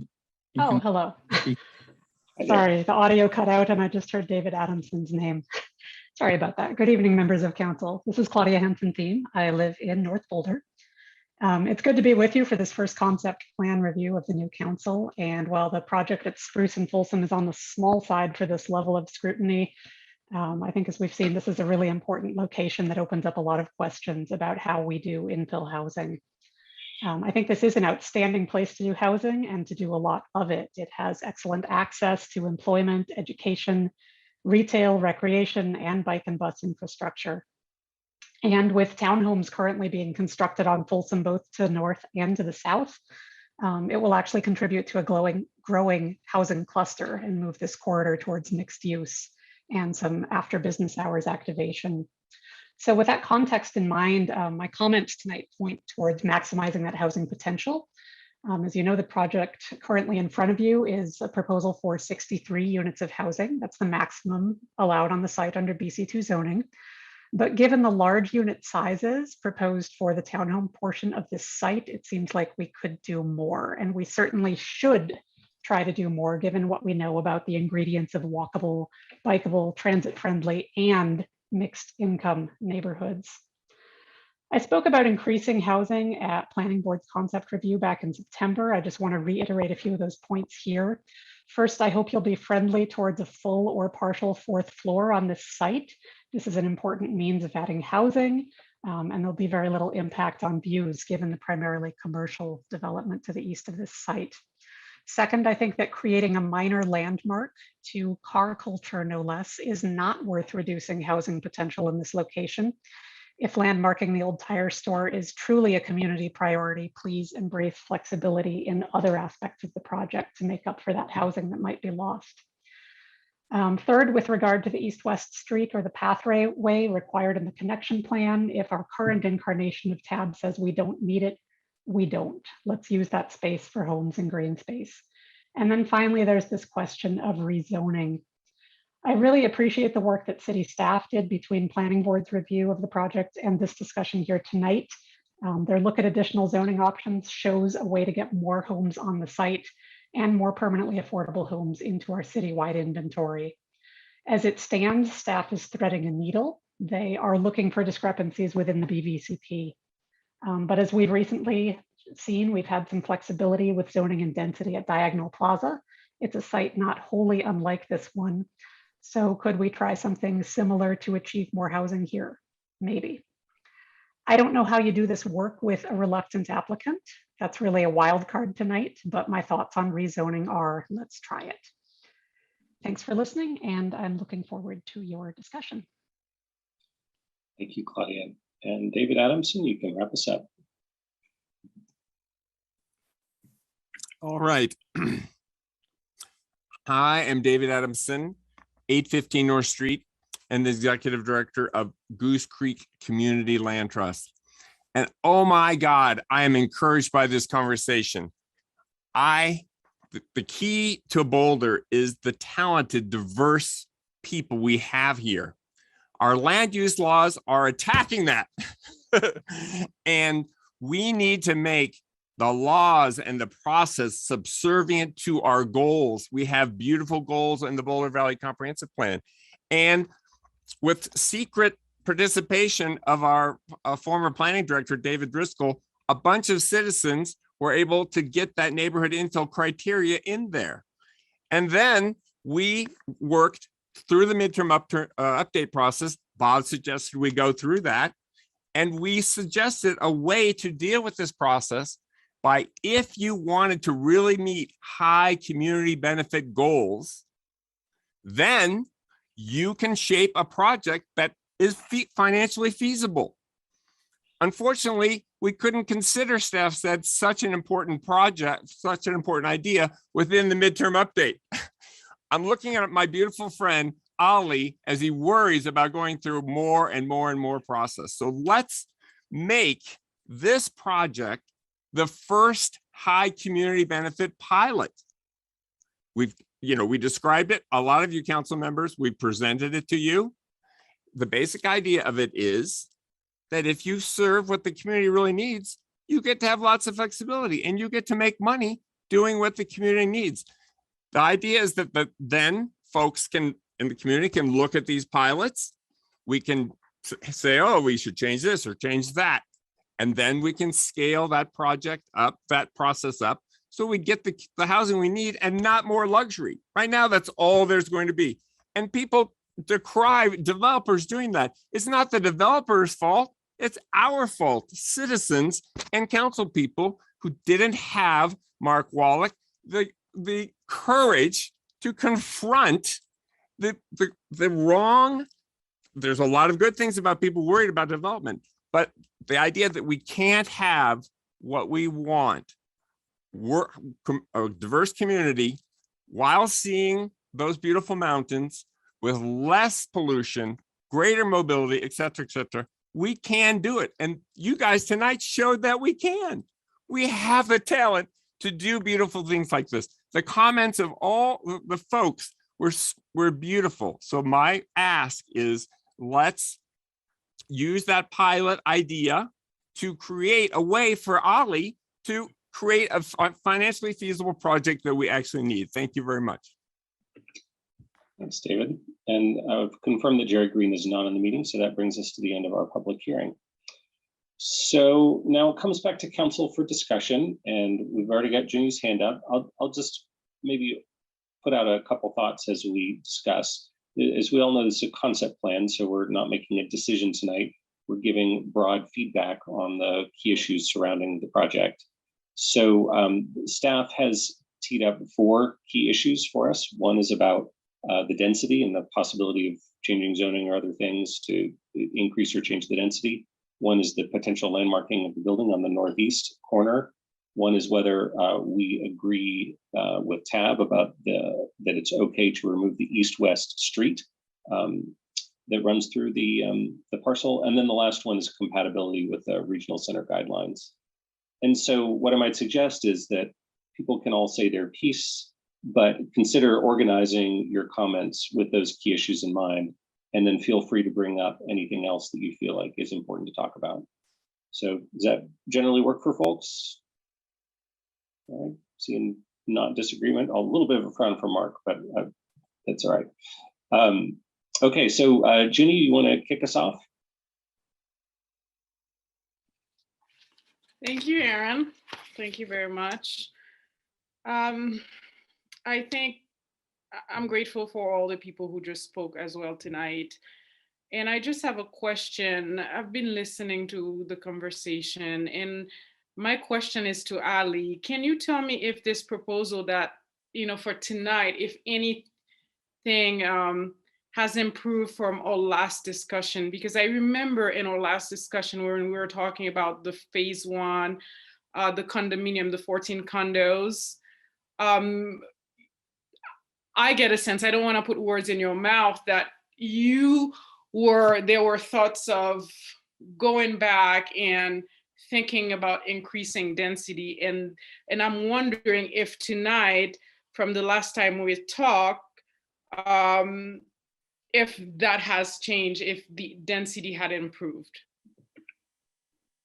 I want to start by acknowledging all the comments I've heard tonight. So I'm very moved. I think that my hesitation for jumping in and saying that MU3 and all apartments is a doable thing today, I can't say that. That's why this is my position right now. But I will tell you that I will be studying what happens if we do all apartments and no townhomes. I will do that. It's going to take a little time, but what I do ask is that I have an open door with council members so that I can run ideas by you and try to make this go as fast as possible. It's expensive going through this process, and that's what hurts right now. And so I need that help from you guys to be able to do this. Okay, so the issue, and I really wanted to do the for sale, but if the economics just don't allow it, I just don't know what I can do. I mean, my back is up against the wall. So if we can't do that, but we're still looking for maximum density, then it may have to be apartments for rent, which for me is not the best way to go personally, but and it's not about me. It's not, we're all kind of transitional beings in this environment. Yeah. Anyway, that's it. No, I appreciate what you just said, and I welcome them. And as someone who's a supporter of workforce housing in this community, and as a working class person as well, I fully support this idea of creating more affordable housing and density. And I can hear just by the way you talk that it's a great challenge because of costs, and and I understand it's not a nonprofit business that you have, right? And the thing is, we need to support you as much as we can, because or values or needs are not divergent. We all want a community where people can live and work in Boulder, and we have to do what we can to support you on that. And I just want to make the comment as well, from the last time that we talked when you were here, I think it was back in September. It's been so long, September or October or August, and my comment about landmarking back then was that we should not take on landmarking that preclude us from maximizing or housing provision or access to housing in this community. And I from what I'm hearing from you is that you support the landmarking, but I would strongly suggest that we don't go that route, because if at the end of the day, based on what I'm hearing from you, it's hard to maximize on housing because of cost and all these other things. I just think the landmarking adds to that. And also, again, I just feel like this particular landmarking is really in just a position to our values as a community, because we want to provide more housing to people. Yet if we landmark this property, we're gonna lose 6 units of housing. I just don't see the value in that. I understand this idea of landmarking, and we've heard as well from community members, from Macon Cole today, who just told us that, when you think of landmarking opportunity, it's not available at the state or the federal level. So why as a community are we taking those stances that somehow preclude us from creating more housing for our community members? I just don't get it. So I would say I would strongly suggest that we don't go that route of landmarking that part of the property and removing, taking away that extra housing that we could have. Again, I think I would support the project, but I just don't feel or believe in this particular landmarking option. And I think there was another question about the east-west removal of the street. Again, I would support that if that really would make the project better. It would provide housing. Again, I think what's really important to me is the density and the housing. And anything that takes away from that, to me, I think it's to the detriment of the project itself. Thanks for that, Junie. Who wants to go next? Nicole. Thank you. And Ali, I just want to say how much I appreciate your feeling of urgency, because I feel that as well, as folks are. leaving our community because they can't afford housing anymore. And so where I'm coming from is really a place of valuing as much housing as possible and as much affordability as possible in whatever form that takes. And, you know, I think about this space particularly and how much it would allow people to live car-free. Cars are a really large expense to own, to buy, to pay for gas, which is only getting more expensive, the upkeep. I think that there is a lot to be said for allowing people the opportunity to live car-free. And I want to make sure that the folks who have that opportunity are not just the ones who can afford to buy a $2.4 million townhome. That feels really important as we're thinking about ways to achieve our equity goals as a community. So I am 100% in support of increasing the density here in this location because it is such a prime location for us to have people living together in community in higher density capacity. As far as landmarking, I think I've already made my feelings on that clear. You know, when I think about, right, we think about 6 units, it doesn't necessarily feel like that much, but I think about 6 units and I think about the people that we could bring into our community who could live there. That is at least 6 people who could join our community, not have to commute in every day, cut down on carbon emissions. To me, every little drop matters when it comes to housing and to reducing in commuting for our workers and our students. I think the other thing regarding the street, I would personally, kind of like I said in the previous comment, I really see this as being a place where people could live without cars. And so for me, taking away a vehicle street, that sounds wonderful. And yep, I think those are the main things that I'm thinking about right now. But just thank you for, you know, feeling that sense of urgency too. Regarding the Mecca building, it's not my decision, it's your decision.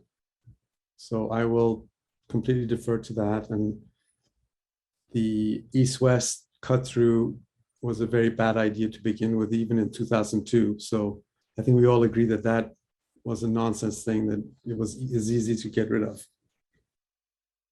Thank you. And if I could just actually, Ali, I believe as it is your property, you can propose demolishing it or not demolishing the building, you know, so. But we certainly can give you the feedback, and the city would have to be the one to landmark it. But of course, it is up to the property owner to decide what to bring forward else.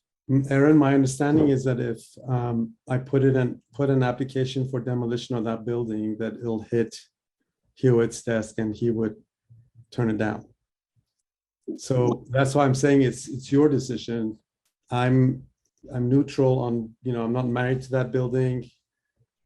Initially, we obviously didn't think there was much merit to it, and we, as architects, designed the site without it. So, in that respect, I'm afraid I'm going to have to put that back on your plate. Got you. By us, I guess I was speaking in the city council. There is a sort of separate process for whether a building is allowed to be demolished, but it doesn't go straight to us as a body. So, but good point that it's in the city's court. Yes. Thanks for clarifying that. Okay, great. We got Rachel, Bob, Mark, and Tara. I'll just say quickly on landmarking, since that was up last. I mean, my understanding is like if a building's 50 years or plus old, then it does trigger a landmark review if an application is submitted for demolition, and then we're into quasi-judicial territory. So I'm a little bit confused about like some of the discussion, and you know, if that may come back to us as a separate quasi-judicial matter and having that tonight. I do think that in general, you know, and I've mentioned several times before, when we landmark something, we are sort of locking in something that's old and not maybe the best current use of land in terms of our current equity, transportation, environmental goals. And that's the landmarking ordinance that we have in place. So that's on my retreat list to look at just landmarking in general, but I don't know that we can kind of hold any individual applicant to a standard that's different than what we have currently in our code. So I'm just mindful of that's going to be a separate, I think, quasi-judicial matter. And I did recommend to the last one, like, can we, if the building's that important, can we look at like moving it somewhere else if it's really that impressive of a building, which I've heard from some public comment that like maybe it's not that at least we could just move it somewhere else so that we could maximize housing on that particular lot. So I would, and I imagine that maybe the applicant has been open to landmarking because we've said that's kind of where you have to go with it. And so then they got on board and got attached to it. And now we're like, we don't want to landmark it. So it's just, I think we need to give applicants like a road map and then not, like redirect the road. And so I imagine it's a little bit frustrating in this moment for the applicant. So just It's okay. honoring that. And then in terms of, I support as well maximizing housing where it's most useful, and certainly along a transit corridor that we can have great walkability. That's a prime spot to do it. My understanding is that we fund our affordable housing program through essentially luxury condos. So for us to say, we don't need any more luxury condos, I think the way we are currently set up, we would then be saying, apparently we also don't, want to do much with affordable housing next year because that's how we're going to fund it. So I think we have to be careful about really bashing that when that is currently the way we have set up to get to our affordability. So we are sort of building in inclusivity in a weird way. I didn't create that pathway, but that is how it is now. So if that's how the columns check out to get us to affordable housing, I just want to be mindful that that is how we currently do it. So my feedback would be, I'm certainly not wed to landmarking that to the extent that I can telegraph that before it may come back quasi judicially on another day. And I don't want to cross any lines there. Support maximizing density, especially if it can be affordable, and recognize that the applicant and city staff can kind of work together to meet those goals as they move forward with this feedback, and that we can't maybe demand a zoning change that the applicant's not going to go for if the current information that they have is that they can go down this path. I don't think that legally we can then shift things around and demand it. We do have to kind of honor the way that the current codes and systems are set up. Thanks for that, Rachel. Ali, did you want to respond to something? Yeah, I just wanted to say to Rachel that I think that given what we've talked about tonight, that I'm open to looking at the MU3. In fact, I'm going to, like I said a little bit earlier, I'm going to start looking at it as an entire block thing. If that's what if you, the council, are saying that the Mecca building isn't that precious and that we should be looking at maximizing the site, then I can look at it that way. If your decision is that no, that Mecca needs to stay, then I'll look at it with Mecca there. So I just need direction so that we can spend precious time that we have targeted towards coming up with a solution that might work to satisfy our needs in general. Appreciate that and appreciate your flexibility. Thank you. Yeah, thanks for that. And let's get through the rest of council comments, and then Ali, if you have any further statements, we can do that at the end. Okay. Thanks. Okay, great. Bob, Mark, Tara, Matt, and I guess I'll go then. Yeah, before I give comments, I have a question that's probably either for Kurt Fernhaber or Hella. We've had a number of situations here over the years where somebody comes in and they say they're going to do on site, and then the project gets approved, and then when they pull the building permit, it's not on site, or they say it's going to be for sale, and we approve the project. And I know that's not a site review criteria, but we get excited about that, and then it doesn't happen. And it sounds like there's some slippy chapping here. I think planning board heard for sale, and we're now hearing maybe not for sale, which actually is a change even in the course of call up, which is a little bit weird that we're commenting on a different project that planning board commented on. So here's my question for Kurt and Hella. I've always been frustrated by the fact that a developer doesn't have to tell us until they pull their building permit whether it's going to be on site or not, whether it's going to be for sale or not. Why is that? Is that a rule that we can change, or is there something about law outside of our control that requires that, and that puts us in this kind of mystery box? Well, maybe I'll jump in first and let Hella take it, probably the majority of that question, but that's currently how it's documented in our inclusionary housing ordinance. I think it's similar to how other IH programs work. And because they have a choice, that's sort of the natural trigger for that. But I'll refer to Hella from the legal perspective. And Helen, before you answer that question, my question really, thanks for that, Kurt. My question is, can that trigger happen sooner, like at site review? In other words, must we go through site review and approve a project and then find out later that what we got was not what we thought we were approving?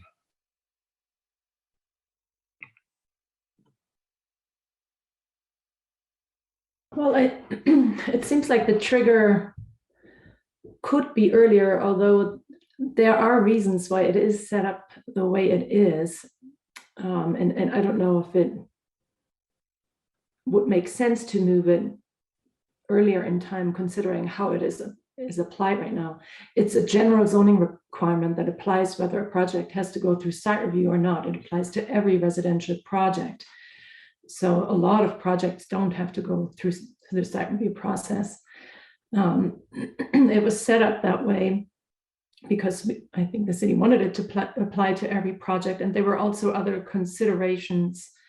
I think one of them was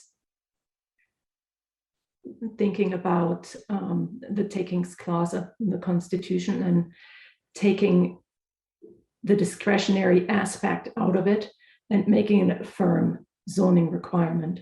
So if we moved it up and said it had to be decided before you file a site review application, then it may still not be part of the site review criteria. If I could add one more thing, Bob, as well, with the other sort of real life situation that we often see is a project will come forward with the intent of, as an example, being an ownership project. It took them 2 years to get through the process, let's say, the entitlement process. The markets have changed, the financing has changed, and they get there and they're like, the project doesn't work as ownership any longer. Or it starts off as rental and they change to ownership because it does. So I think that's the, and Ali sort of reflected on that a little bit as well. But those are some of the challenges from a developer standpoint as well.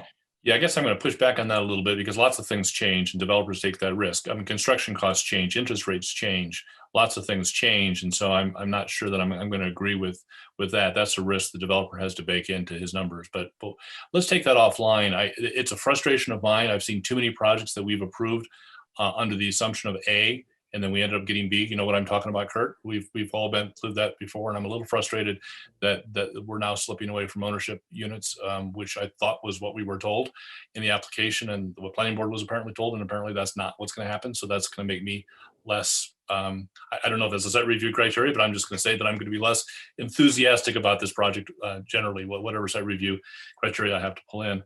As far as getting back to the concept plan, I'm agree with the prior speakers that density is important here. This is in a transit corridor. We don't have this many opportunities this close to downtown on a transit corridor. And so I guess my feedback to the developer is as much density as possible, which means I think MU3 sounds like it's going to be something that you should really seriously take a look at and retain that fourth floor. Those are not either or. You can do both of those things. And I'm not hearing a whole lot of enthusiasm, and you're not going to hear it from me about landmarking that building if it's going to cost us 6 more units. So I guess that's where I'm at. The road sounds like we're all in alignment on road, and I have no comments on design. So those are my feedback points. Thanks, Bob. Mark, Chair, and Matt. Yeah, I want to start by seconding Bob's comments on this process. It's something that's been bothering me for quite a while. I hope perhaps we can discuss it at our retreat as something we need to look at, because it's becoming a little bit of a shell game, and it leaves us rather unhappy and dissatisfied that which we thought we were getting, we're not always getting. And that I am not convinced that ingenious minds cannot look at this process and find a better way to get commitment from developers as to what it is they're actually going to give us.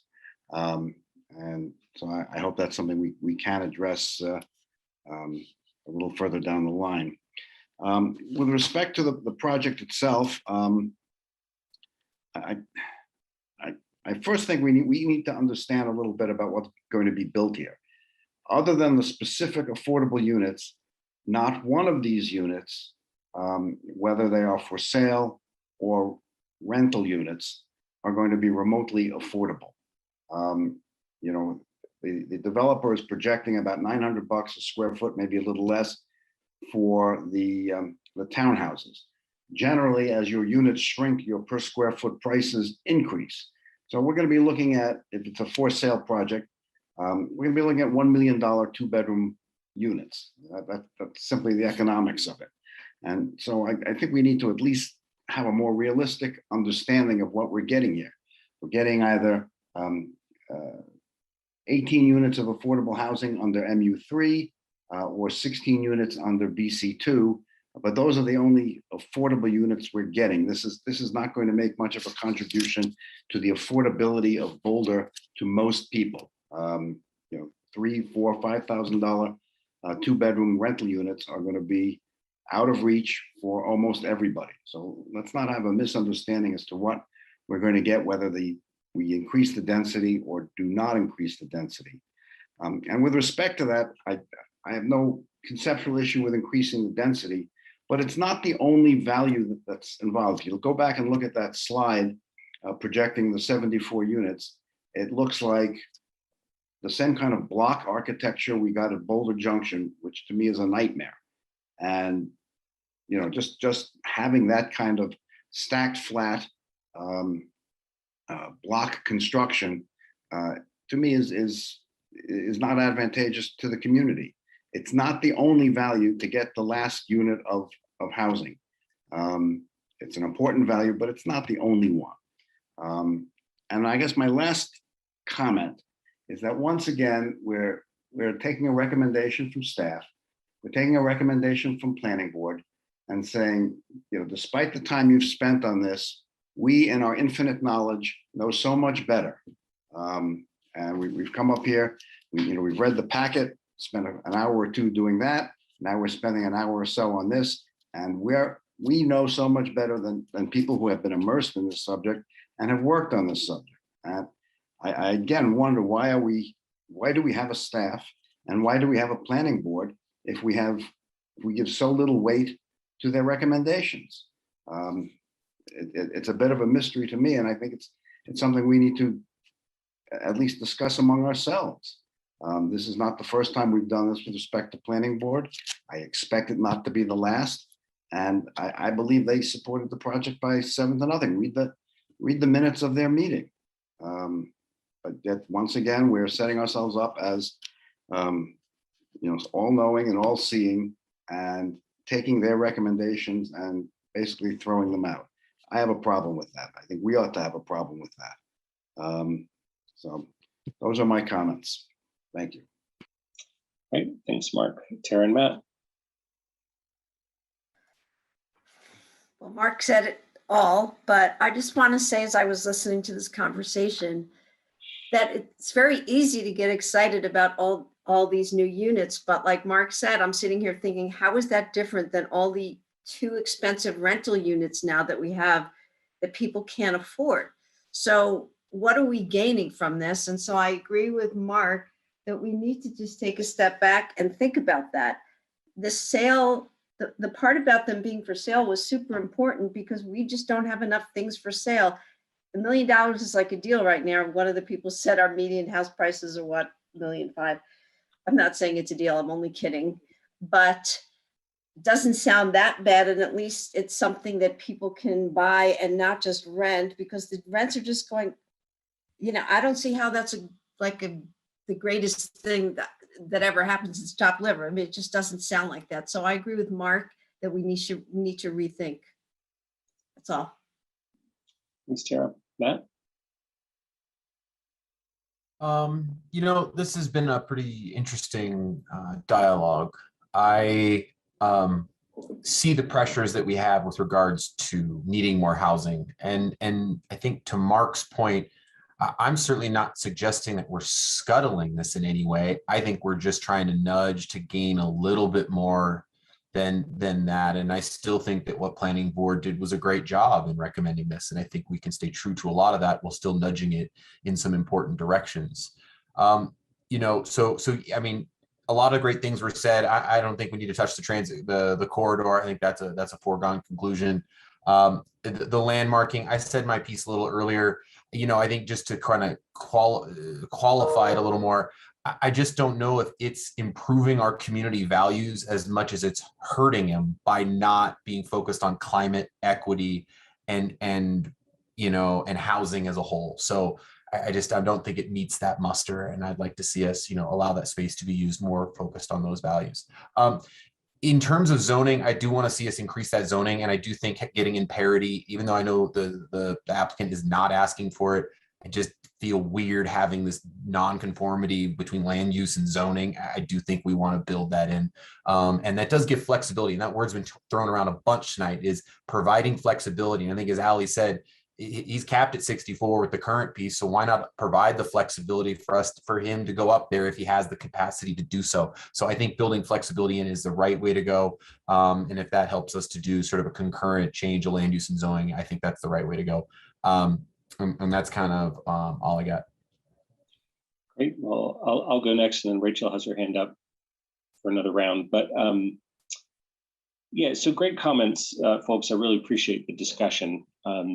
I'm going to join in with the comments that have been made about looking for ways to get more and smaller units on the site. So, you know, as Matt said, it seems like rezoning it at least to MU3, bringing conformance with the land use designation and giving you the flexibility to add more units is a positive thing. And then hopefully you can run with that and do more. So, you know, we can't force you to do a different project, like to ask for extra. But I think what we can do is say that we're open to it, right? So that if you are open to that we're open to the rezoning, we're open to more units, we're open to tweaks that could add additional smaller units is what I'm hearing from the majority of council, and I agree with that. And Mark, to your point, I think planning board gave some great feedback. We're not dismissing the planning board's feedback, but saying, you know, but here's some additional thoughts. You could go a little bit more, but not rejecting their fundamental comments at all. So whatever you can do to creatively to move in those directions, I agree with what my colleagues have said about what a central, walkable, accessible site this is that we can take advantage of. You know, with regards to the building, you know, if it were still there, it would like add a little variety to the streetscape, which could be kind of fun. But I thought Ginny said it really well, that if we're valuing that building over additional place for people to live in our community, I think that's the wrong trade-off, right? So I wouldn't make that trade-off in terms of less housing for the landmarking. And the street corridors, it's fine to get rid of. So yeah, so I'll just leave it at that. And we've got a couple additional comments from Rachel and Nicole, and then we can wrap up. Yep, I'll try and be brief, not to be a broken record, but Mark's statement about, you know, we're going to get another boxy building just made me wonder if we want to ask Dab to weigh in on this as well. And see, you know, maybe there's a way to incorporate that cool, you know, mid-century building and, you know, put housing up over and around it. And you still get, I don't know, I'm not an architecture or design person, but maybe we want to give a, you know, not a 5 to pull them in as well on this. I can colloquy. I think that's an excellent suggestion. Thank you. Great. Nicole?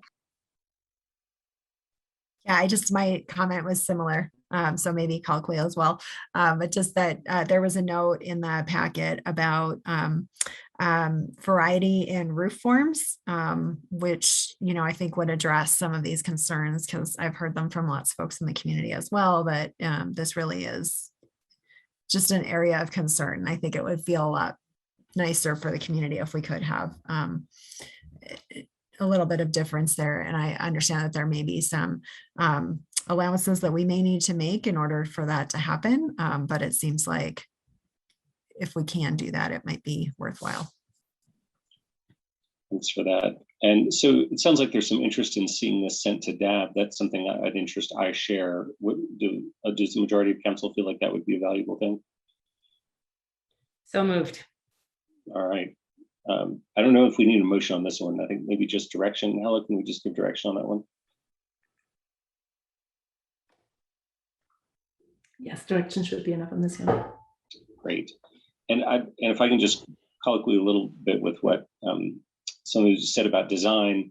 One of the speakers in the public hearing mentioned that a great deal of what's unique about that building is that roof form. I kind of like that idea of incorporating the roof form in the project, even if the building itself does not stay in its current form. I thought that was a cool idea.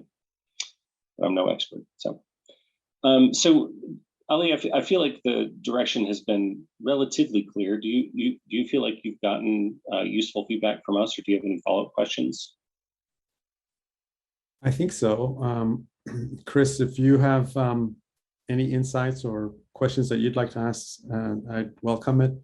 I think if I'm still not clear as to what we're doing with the historic building on the corner, the Mecca building, because again, I will be studying along with Chris and Andy at his office what will happen with an all MU3 all apartment scheme and see what we can come up with and get it priced up and come back to you guys, maybe not in a formal session like this, but maybe in groups, smaller groups, or even if we can set up a video chat and show you where we're at. I'm totally up for that.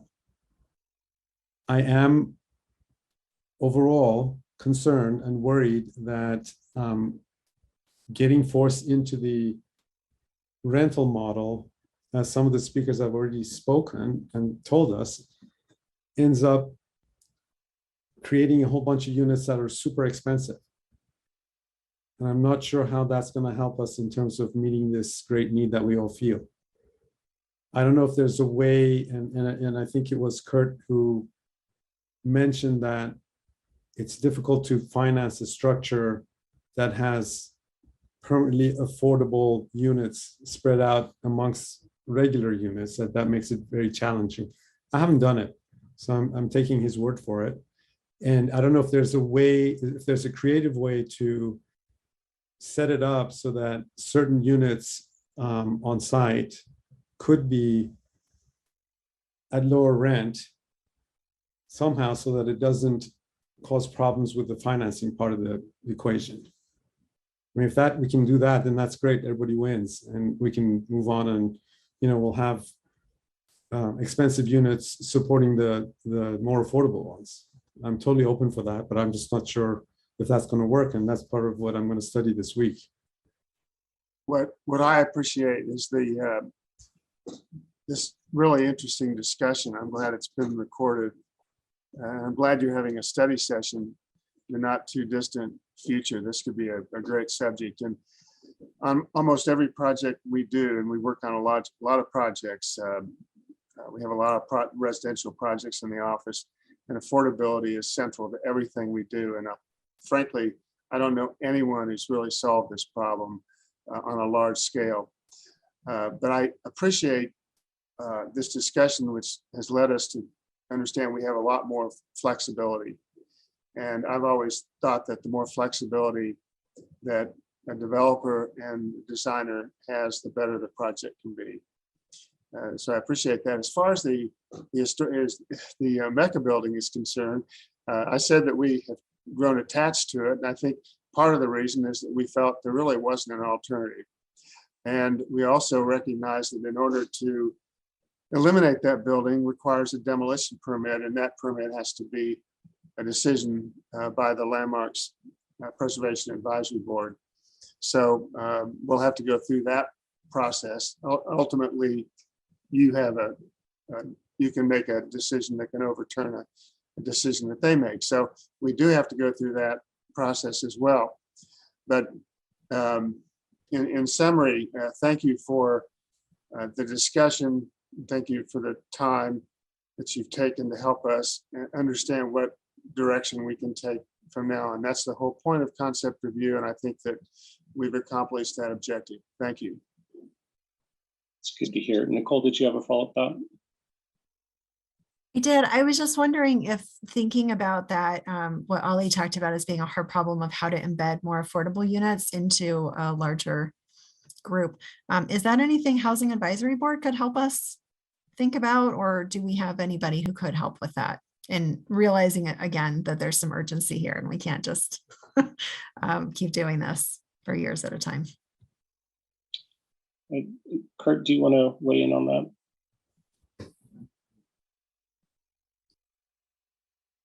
Yeah, thank you, Nicole. I think some of the challenge around this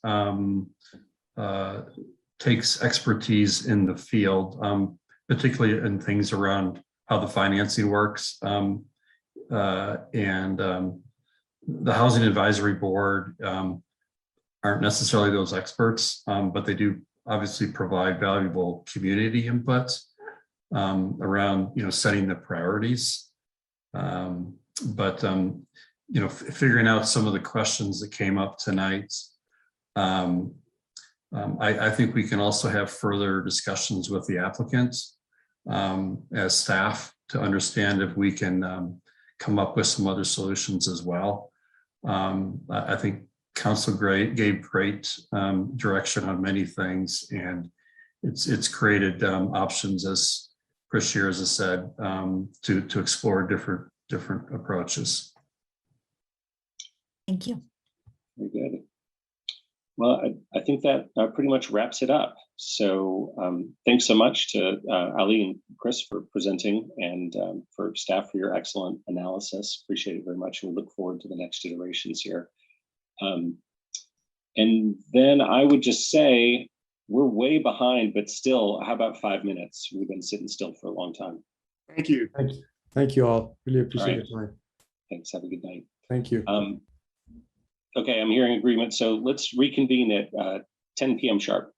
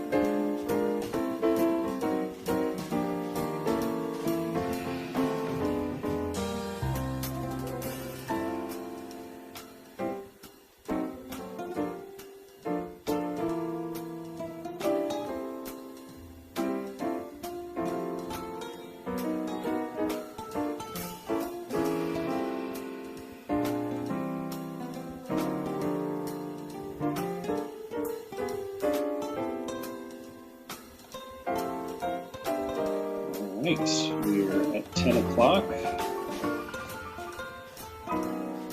We are missing, let's see, Lauren has not come back yet.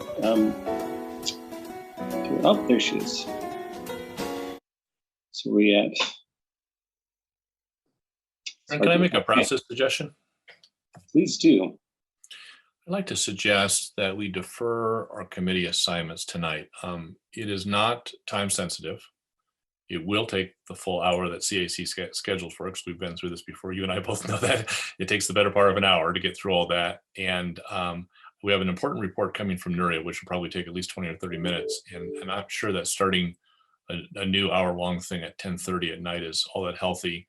So I'd like to suggest that we, and it doesn't affect staff, because I don't think there's any staff members who are otherwise not going to stay to the end of the meeting who are affected by our committee deliberations. So I'd like to suggest that we postpone that to either December 7 or 14. CAC can kind of sort that out. I love that idea, Bob, because we are going way over, and I would really rather us not hit midnight tonight with our meeting. Are council members all right with that change? Okay, I'm seeing nodding heads. There may be a couple of interim meetings that we need to kind of have people volunteer for, but that's fine. We can just handle those as they come up if necessary. Okay, well then, Alicia, what's our next item? All right, so next we have the under matters from the city manager. Item number 5 on tonight's agenda, 5A, the update from the city manager on occupancy enforcement. Thank you so much, Alicia, and Mayor and council members. I do believe that we have a short, sort of a quick little update. We've said some of it in hotline already, but I imagine that the conversation certainly will take some time. So appreciate the flexibility to move the other matter to another time.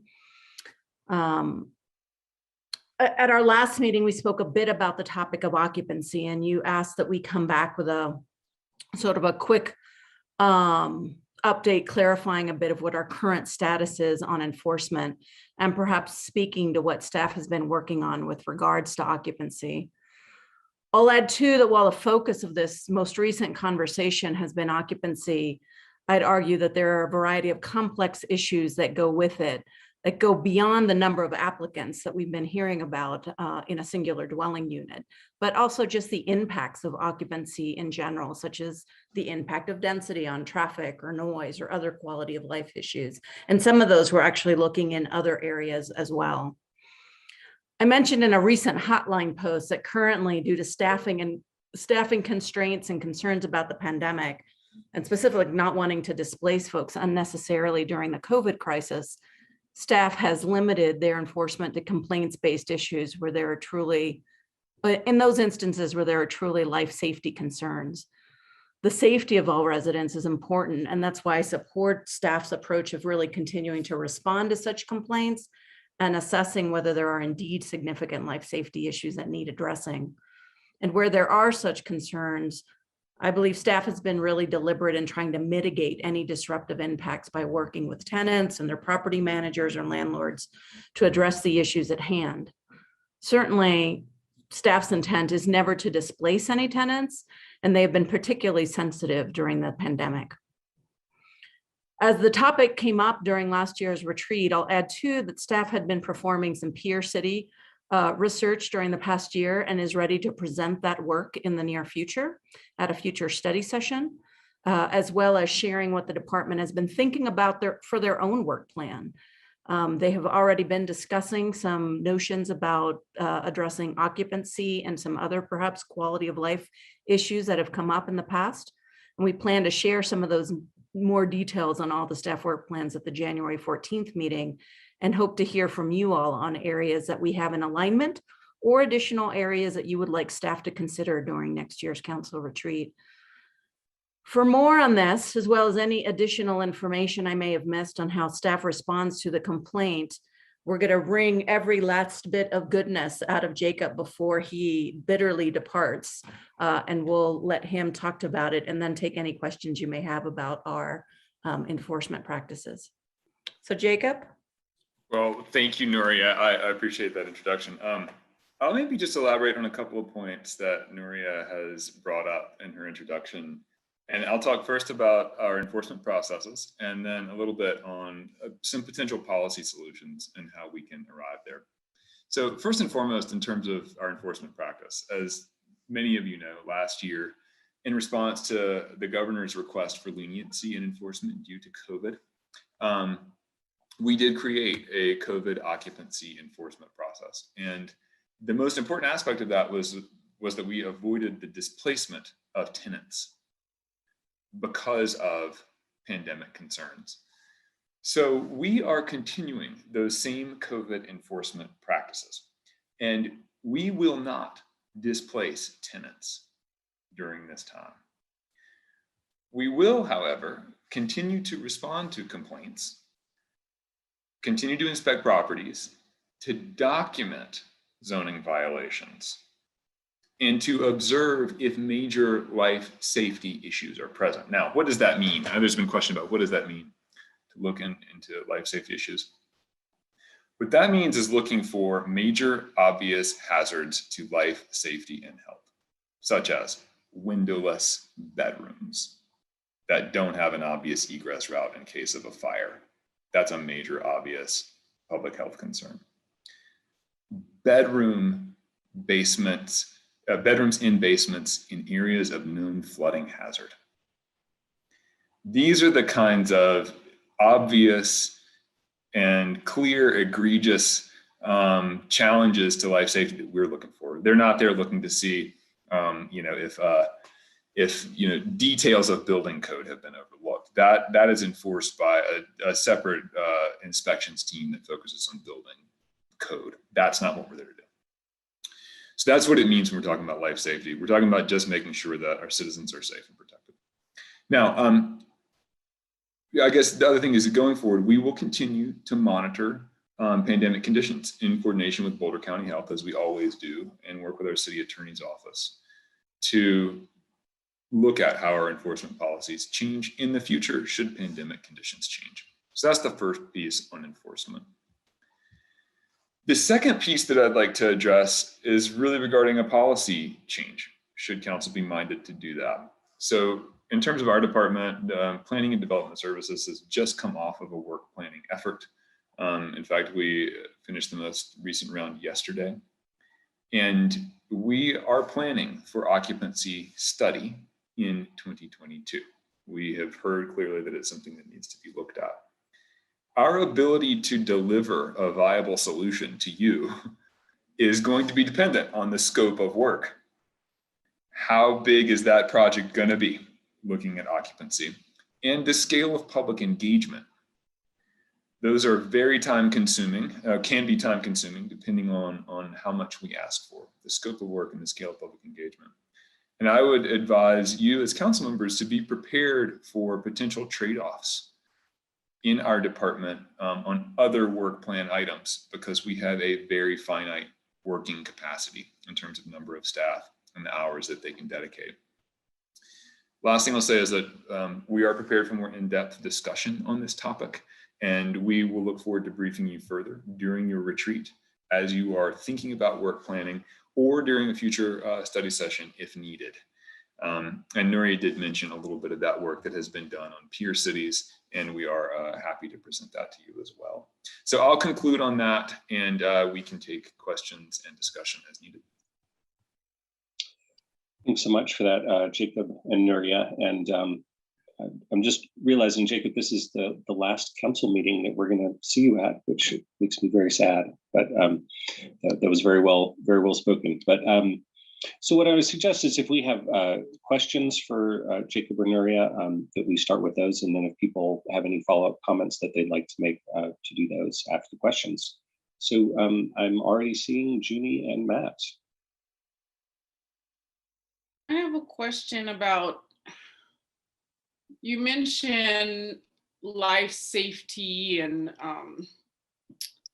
issues. So my question is, if someone calls about over occupancy, does that mean the city doesn't respond to that and only respond if if the complaint, as part of the complaint, there is life safety issues? Does that make sense? That does make sense. Thank you, Jeannie. The answer, this is our practice. If we receive complaints about any zoning violation, we do investigate those, and that includes occupancy, of course. In investigating the occupancy complaint, if it's determined that there is over occupancy, the staff would observe conditions. And again, if there is some egregious violation or obvious violation where there are unsafe conditions, that would be noted, and it would be something that we could follow up on. But yeah, so that's I can go into further depth, but I'll leave it at that. Jacob, I'm sorry, Junie, before you, would it be fair to say that part of the reason is that you investigate is because even if we get a complaint on over occupancy, which we don't get a lot of, that we don't know what the conditions are until we actually go there to see it. And so we are mindful that once we get a complaint about something that we have to go take a look at it. But to your point, we don't enforce if it's just simply, or we won't be enforcing, or we don't enforce whether it's just an extra person who's there and there are no life safety issues. That's correct. Would that be fair? Okay. Yes. So I do have another question. As a city, do we have other regulations? For instance, you know, this idea that we use this complaint process to investigate life safety issues, to me, it's a bit strange. Is there, that's for lack of a better term, okay? I'm not an expert in building code and people living together, but my question is, are there other mechanisms to evaluate these things other than this idea of people calling the city on their neighbors to complain about how many people are living together, and then somehow that leads to a life and safety violation? Does that make sense? Because in a way, we're having two separate discussions. We're having a discussion about life and safety, and we're having a conversation about occupancy. And somehow this life and safety part of the discussion is really taking over the real issue that we're dealing with. So my question is there a way of enforcing, another way of enforcing life safety other than having people calling and complain about the number of occupants living in a house? Well, it's a great question, Judy. I don't want to paint a picture that somehow we are using occupancy as some method of discovering whether there are unsafe conditions. That is not the case. The point is that in the very, very rare condition that staff are called to observe over occupancy and they find that something is unsafe, that people are unsafe for fire or flood conditions, we want to take steps to help correct that so that people are safe. And that is not a common occurrence. So I don't want to paint an impression that somehow we are using occupancy to enforce building code issues. That is not true. There is a separate process of reporting building code violation. That is not an especially common process. We don't often get calls because often that's related to things that are on an interior of a building. So it's not common that we receive calls to investigate building code issues. Those are typically done in the process of certifying a building for new construction, or after renovation, you would go in and inspect for building code. So I don't think this is a widespread issue. The point is that we want to make sure that the community are safe and that there are not obvious conditions where people are living in bedrooms without windows where they can't get out if there's a fire or a flood. But those are not common, and I want to emphasize that fact. Again, we have relatively few of these to enforce on a yearly basis, and the numbers, I think, bear that out. Thank you, Mayor Brockett. Those were my only questions. Thank you. Thanks, Jeannie, for that. We've got Matt, Bob, Nicole, and I have a question as well. Matt, do you mind if I jump the queue and just ask a question of staff to follow up on Junie's point? Go for it. Jacob and Nuria, I believe that we have, this is not the only type of law that's enforced on a complaint basis. I think we have lots of laws that we don't go around and look for violations. I think a couple that come off the top of my head is, barking dogs. And I think our sign code, we don't go around looking for signs to tag. We wait till somebody complains. Isn't it true that a lot of our laws are complaint based not just this one. That's That's exactly correct, Bob. And I'd say you're not the only jurisdiction that does that, that most cities, particularly with code enforcement, that have, and I used to lead one of them, that have staffing constraints, a lot of them do come as a complaint basis. And separating those issues out, what it is, a lot of it just comes to staff capacity. Great. That's all I had. Thank you, Matt. Appreciate it. No problem. Thanks, Aaron. And for one, thank you, Jacob. I am new to council, so I am going to miss you, even though we haven't had a chance to really work together. But you're going to be sorely missed, Jacob. So best wishes to you and your endeavors. So I know this is your last meeting. I just want to say that in front of everyone, but also to you directly. So my question kind of centers around a little bit of an equity question, because I look at certainly the sort of life safety concerns with regards to over occupancy. But on the flip side, I think of, a family of 6 in a 3-bedroom house and 2 kids living in a room that doesn't have egress. And that exists in this town without issue. And so I'm a little concerned about just where does the equity lie in terms of, just because they're unrelated, there's a path of consequence that's more direct in this instance, but a family of 6 in a 3-bedroom house seems to kind of just float on by. So I don't know what the answer is to occupancy. It just worries me that there is a discongruity in the equity of situations that are the same, and the only difference is relation. Well, thank you, Matt. That's a great point. And thank you for the kind words as well. You all are going to be in great hands with the staff of PNDS. So you got great folks serving you. I would say first and foremost that I don't want to paint the impression that somehow the discovery of an obvious life safety violation is a pathway to eviction. That is not the case. I want to be clear about that. Our goal is to resolve those issues so that people can dwell safely in their dwellings. That is the purpose. And again, we are using our COVID era enforcement policies. We will not be displacing tenants. So I just want to be very clear about that. And in all cases, our goal, whether it's in a single family home occupied by a single family, or whether it's in a multifamily structure or an office or anything else, is to be sure that buildings are built according to code and they are safe to dwell in or to occupy. That's a blanket condition, which is true in any condition, in any case. And it's obviously very important because Boulder, like all other cities, does suffer from disasters.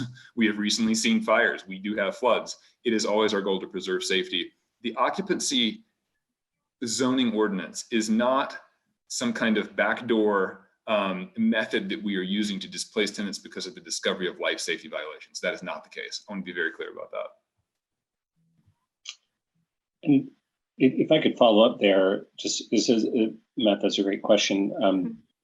But I assume that let's say that people were doing an inspection in a home for some reason, and they discovered a family who were related where there was an unsafe bedroom, like Matt was describing. I assume that that's something that we would flag and say, hey, you're out of compliance with code. That's not safe. We got to fix that. Is that a fair statement? That's correct, Aaron. And the way that would work is that it would be, the remedy for that would be taken up with the owner. Mm-hmm. So if it's occupied by the owner, they would be responsible for remedying it. And if it's occupied by tenants, the owner of the property would be responsible for remedying that condition. Okay, thanks for that. Nicole and Lauren.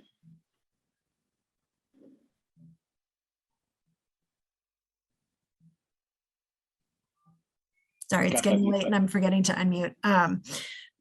I had basically the same question as Matt, and I'm not sure that I fully understand yet the sort of distinction, because if it's a related family, right, who's living and they have some of the people living in an unsafe room, right, we're not sort of telling them you can't live there, right, or finding them another place to live that's safer. So it just, in that way, it feels very inequitable. That relationship is basically determining what happens in in this circumstance. And I want to emphasize, I am not at all saying that staff is going around looking for people to, convince of or say that they have life and safety violations or anything like that. I appreciate all that you all are doing to make sure that people are staying housed, especially during this pandemic, where the risk of moving homes is so much greater. So thank you for that. Just want to be very clear. I'm not stating that in any way.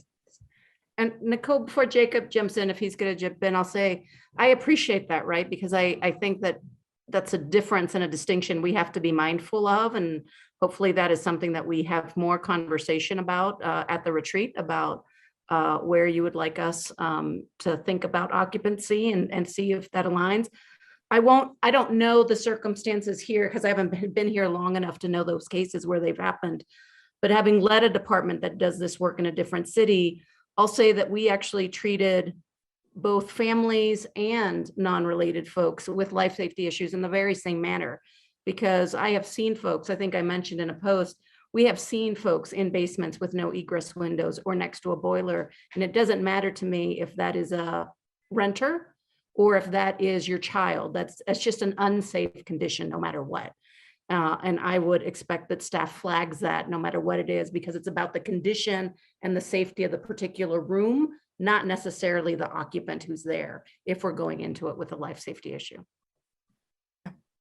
Yeah, and I appreciate that. And I think, that some of the concerns that I've heard from folks is really around when people are unrelated, they're at risk of somebody kind of drawing attention to the fact that there might be something there, right? In a way that's not there when people are related. You all would know. Are people calling and saying, hey, there's 6 kids and I think some of them are living in, a basement closet or something? Absolutely. And yeah. I would even agree that happens with home ownership, where cities don't inspect homes as a regular basis because that's not what most cities do. But there could be conditions that are concerning for life safety issues that we don't get into because they are home owned versus rental, right? And so those are interesting conversations and policy discussions to have. It's Lauren, then Rachel. So I just had a question about, you're good. Froze for a second on my end, about how you're avoiding displacement. So it was like, are we adding windows to the windowless basement, or like how, when you're seeing these life safety issues, how are we avoiding displacement? Well, it's a good question, Lauren. I'll just be clear, I'm not prepared to discuss details of cases specifically, but I will say this, that the staff have always tried to and continue to work with the landlord to resolve the specific configuration that may be taking place to avoid displacement. So they always work with the landlord to try to figure it out. That's the goal every time. And in terms of the specifics of how that's worked out in cases, it's something that I would need to come back to you all on, and we're not always at liberty to discuss specifics of cases, but the goal is to work with the landlord to remedy those conditions without displacing any tenants. That's what we always try to do. Thank you. Rachel. Yeah, I have a comment and a question. So I'll ask my question, and then if I can launch into a comment, if it's the right time, give me to go ahead. But just wanted to check, like, if a complaint is filed, that's going to trigger some action by the city. And we've gotten some feedback that at that point, some people are being evicted. So it doesn't really matter what the city does, that we're not enforcing, that it's sort of auto resulting in evictions, because as soon as a landlord gets noticed, then they're asking someone to leave. So do we have any knowledge of how that plays out? Yep. Or are there steps we could take to say, like, we're inspecting you, but we're really only looking for life safety stuff, so don't evict anyone? So first and foremost, if staff receive a complaint about a zoning violation, that's investigated, and that's the same with any kind of zoning violation. Occupancy is one of them. If violations are found to be the case, then the city notifies the owner of the violation, and it is the owner's job to remedy that. Should the owner be unable to remedy that, then they are the ones who can bring the eviction process. And that is handled through the county, through the sheriff's office.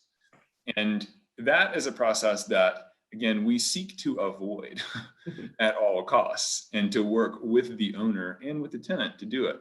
It is exceedingly rare that those processes actually go to that point and result in an eviction process. And again, we have some numbers to kind of bear those things out. But the city, again, as we said before, the city does not perform the eviction process, nor do we seek to have that as an end result. We seek to work with the owner to either remedy the conditions or compassionately house those who are over occupying the structure. The last thing I'll say is that staff have routinely worked with the owner and the occupants to wait until the termination of a lease before reevaluating the occupancy of a dwelling or bringing it into conformity. So always working to make sure that we are not forcing the eviction process or insisting upon it with the owner. That's not something that we do. I'll add that. Oh, sorry, go ahead, Nuria. I was just going to add this too, because I understand this is like the complexity of this and the timing of it. And I'll say that part of the reason that because while we don't initiate eviction proceedings, I can see the argument that if we're issuing a citation, then what a landlord may say is, you're too much hassle to me, and I'm just gonna, I don't want the city breathing down my neck for whatever reason, right? And so I can see that there could be a unintended consequence. I still believe strongly that we have to preserve the right to go address life safety issues, but that is one of the reasons I appreciated the intentionality of simply documenting and not citing folks for the moment. And then what I'd also say is that because we have so few cases, and I wouldn't ordinarily necessarily offer this for myself, but in those cases that you hear of where there is some case of someone alleging that they're being evicted because of a staff visit, because of some documentation and staff has come in, then I'd say, please let me know, because then we'd want to go intervene. We'd want to go investigate. I want to make sure that that's not happening, because that is not what we're up to do. I offer that because it doesn't happen that often. And because we would really want to make sure that if it's accurate, that it is somebody who is trying to evict somebody based on a staff visit, that is not a pretext, right? So we'll offer that. And I don't know what we'll be able to do about it, but we'll at least all know and commit to following up. I appreciate that. Could we, I understand we notify the owner. Could we also send a letter to the address that's being investigated? Like, hey, we've received a complaint, but FYI, the city's not following up on occupancy violations unless there's a life safety issue, which would just be to protect you all. So, if you were asked to leave based on this violation, please contact Nuria or something like that. Like, is it possible that we could give tenants some notice of how we are performing these inspections as well as owners? You don't have to really answer tonight, but just putting that out there. And then I do want to speak to the importance of life safety, and also touch a little bit on the notion that if you're a homeowner, you just kind of are scot-free. I think that if you are living, in poverty or are a vulnerable individual in our society, you are going to be subject to complaints, whether you are a renter or an owner. Unfortunately, it's not a good thing. I just think that's the reality. And I will say that as a former guardian ad litem, I had a lot of issues where people complained about kids living in unsafe houses. So you might not get evicted, but you can actually have your kids taken away. So it's not like I think everywhere in life, we are trying to make sure that people are living in safe environments. And I don't think we are unfairly targeting people who are renters and owners. I think we are unfairly targeting people who are not wealthy. And that's happening universally. So I just want to make that distinction. And also on my street, I live on a high hazard flash flood street. And I know for a fact that people who own homes here do not allow people to sleep in the basements when it's raining. And I know for a fact that renters do not get that warning. Like, I will tell people, don't sleep there, but that's where their bedrooms are. So it's a real issue. Like, we don't want to set the city up to not investigate that and to not alert people that they are really in harm's way if it starts a big downpour. So I just want to say, I think there is a subtle difference if you own and know your neighborhood versus if you're living here for 6 to 12 months and nobody tells you, you can be in a higher degree of harm's way. Thanks. Thanks for that, Rachel. And I've got Junie, and then I'm going to make a comment if it's right. Yes, thank you. I have 2 questions, and I think they were brought on by the conversation. My question is, when a resident or a community member reach out to the city and complain or make a complaint, what do we say to that person? Mm-hmm. Who's the complainant? What do we say to them? I guess I need a little bit more information, Junie. Is it about this particular issue, about any issue? And it may depend on how that complaint comes in, because sometimes it can come in written form, sometimes it can come through Inquire Boulder. Okay. Yeah, no, I just wanted to know when you investigate, do you come back to the resident and give a report back? How is the process? How does that go when someone makes a complaint? Oh, to the complainant? Yes. Oh, Jacob, I'll ask you what you do in the complainant. I know in my other cities, we do not go back to the complainant. We receive a complaint and we investigate to make sure their life safety, but we don't necessarily go back depending on what type of complaint it is. We address it, because how we address it with that particular landlord or tenant is a different thing. But I don't know, Jacob, what you do here. Yeah, that's correct. Same practice for us. Yeah, I think in line with, can I make a comment now, Aaron? Go ahead. I think we're moving into comments now, so go ahead and I'll make one. Comments now. Okay. I mean, you've all seen my hotline, the one that I sent a couple of days ago. I still support very much, very strongly, a formal temporary suspension of the occupancy because I've had conversations with community members, and I've laid down in the hotline the reason why it's very important. For equity reasons, I have laid that down. And even based on the discussion tonight, I'm not convinced that the complaint process is the best way to engage community members on life safety issues. I think as a community, we can definitely do better, and we should do better, especially in a place like Boulder, Colorado, where we believe that we're truly one of the best cities in the world and we're one of the most progressive. And I think our actions have to align with our values. And on this particular issue, our actions are not being in alliance with our values. So to me, the best course of action, and I hope that, the rest of my fellow council members will take a stand on that, will speak on that, and we all should give our take and go from there. And I would like to request, as I think that was when this discussion came forward back on Tuesday, was to give an out of 5, or at least to figure that out so that staff can start making a decision or taking a step forward in that direction. And I think we should still go ahead with that tonight. And my comment as well is, you said, if it is not, I think based on what I'm hearing tonight, I think the city also should take a strong position that if it is not life safety, if it's not a life safety concern and a community member reach out, then we should not enforce that. Because from what I'm hearing from you is we only enforce life safety. Then if somebody's complaining because there's 4 people in a 5-bedroom house, we should not be enforcing that. And that's my position on that. And I know as a city, we're doing a lot. And sometimes we look at the fact that we're doing a lot as a community because there are so many communities that are less progressive than us. And we think we're doing enough, but we can do better. Thank you. Thank you for that, Jeannie. This is very well spoken.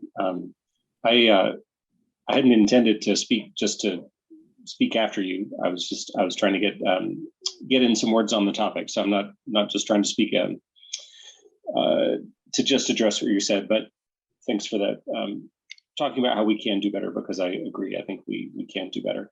But just to clarify, from what Jenny was saying, Jacob, my understanding from what you were saying is that right now, that if there is no life safety issue, we are not displacing people, right? I mean, you said it in a few words. You said it very clearly. Maybe you could repeat that.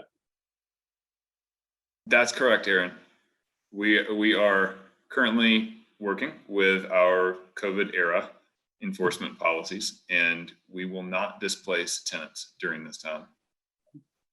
Thanks for that. So that to me is the fundamental goal, right? Is that to not displace tenants, during COVID, first and foremost. So I'm very appreciative of that approach. I think it's appropriate.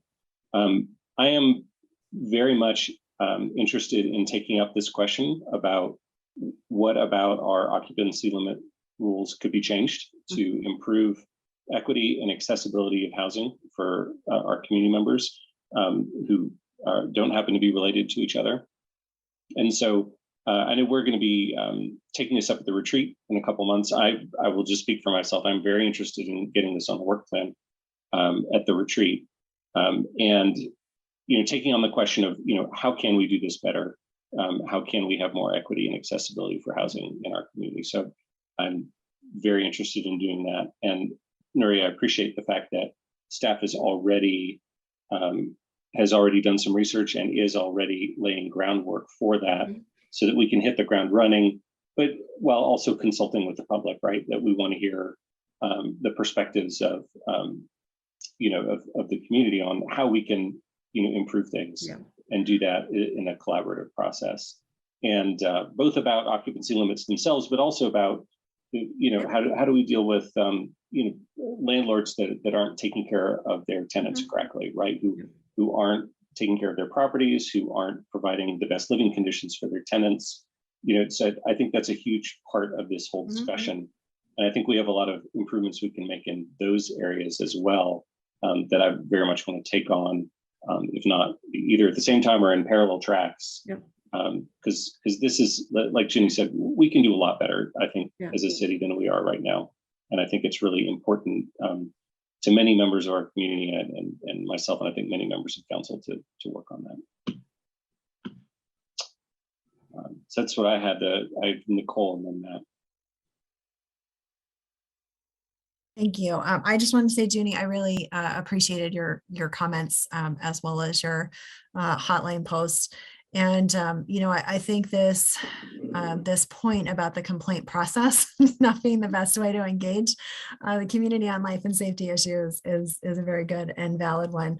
I think this idea of sort of a formal suspension. So as I understand it, please correct me if I'm wrong, we've basically been in an informal suspension for the last year plus. Is that correct? Yeah, I mean, staff has been directed to really move in a different direction, and they continue to be under that direction. So yeah. So, and I'm just looking at, there was a Boulder Reporting Lab story that had some data on some of the violations and things. It's actually down quite a bit in 2021. So I realize that the year's not over yet, right? So that may influence it a little bit, but it doesn't really seem like it had a really big effect. And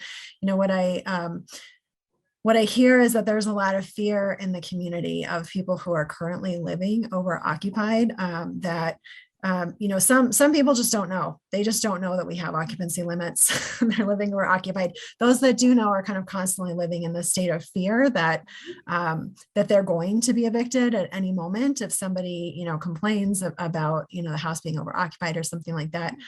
So this where to me that formal suspension does make a difference, for a chunk of folks who are living in our community. So I just wanted to offer at that point. And I want to plant a seed that, Aaron, you already started around just this issue. There are valid concerns in the community about homes that are where, people are setting off firecrackers at night, where they're not clearing their sidewalks when it's icy and snowy, and just in other ways not sort of keeping, not being great neighbors, I guess, or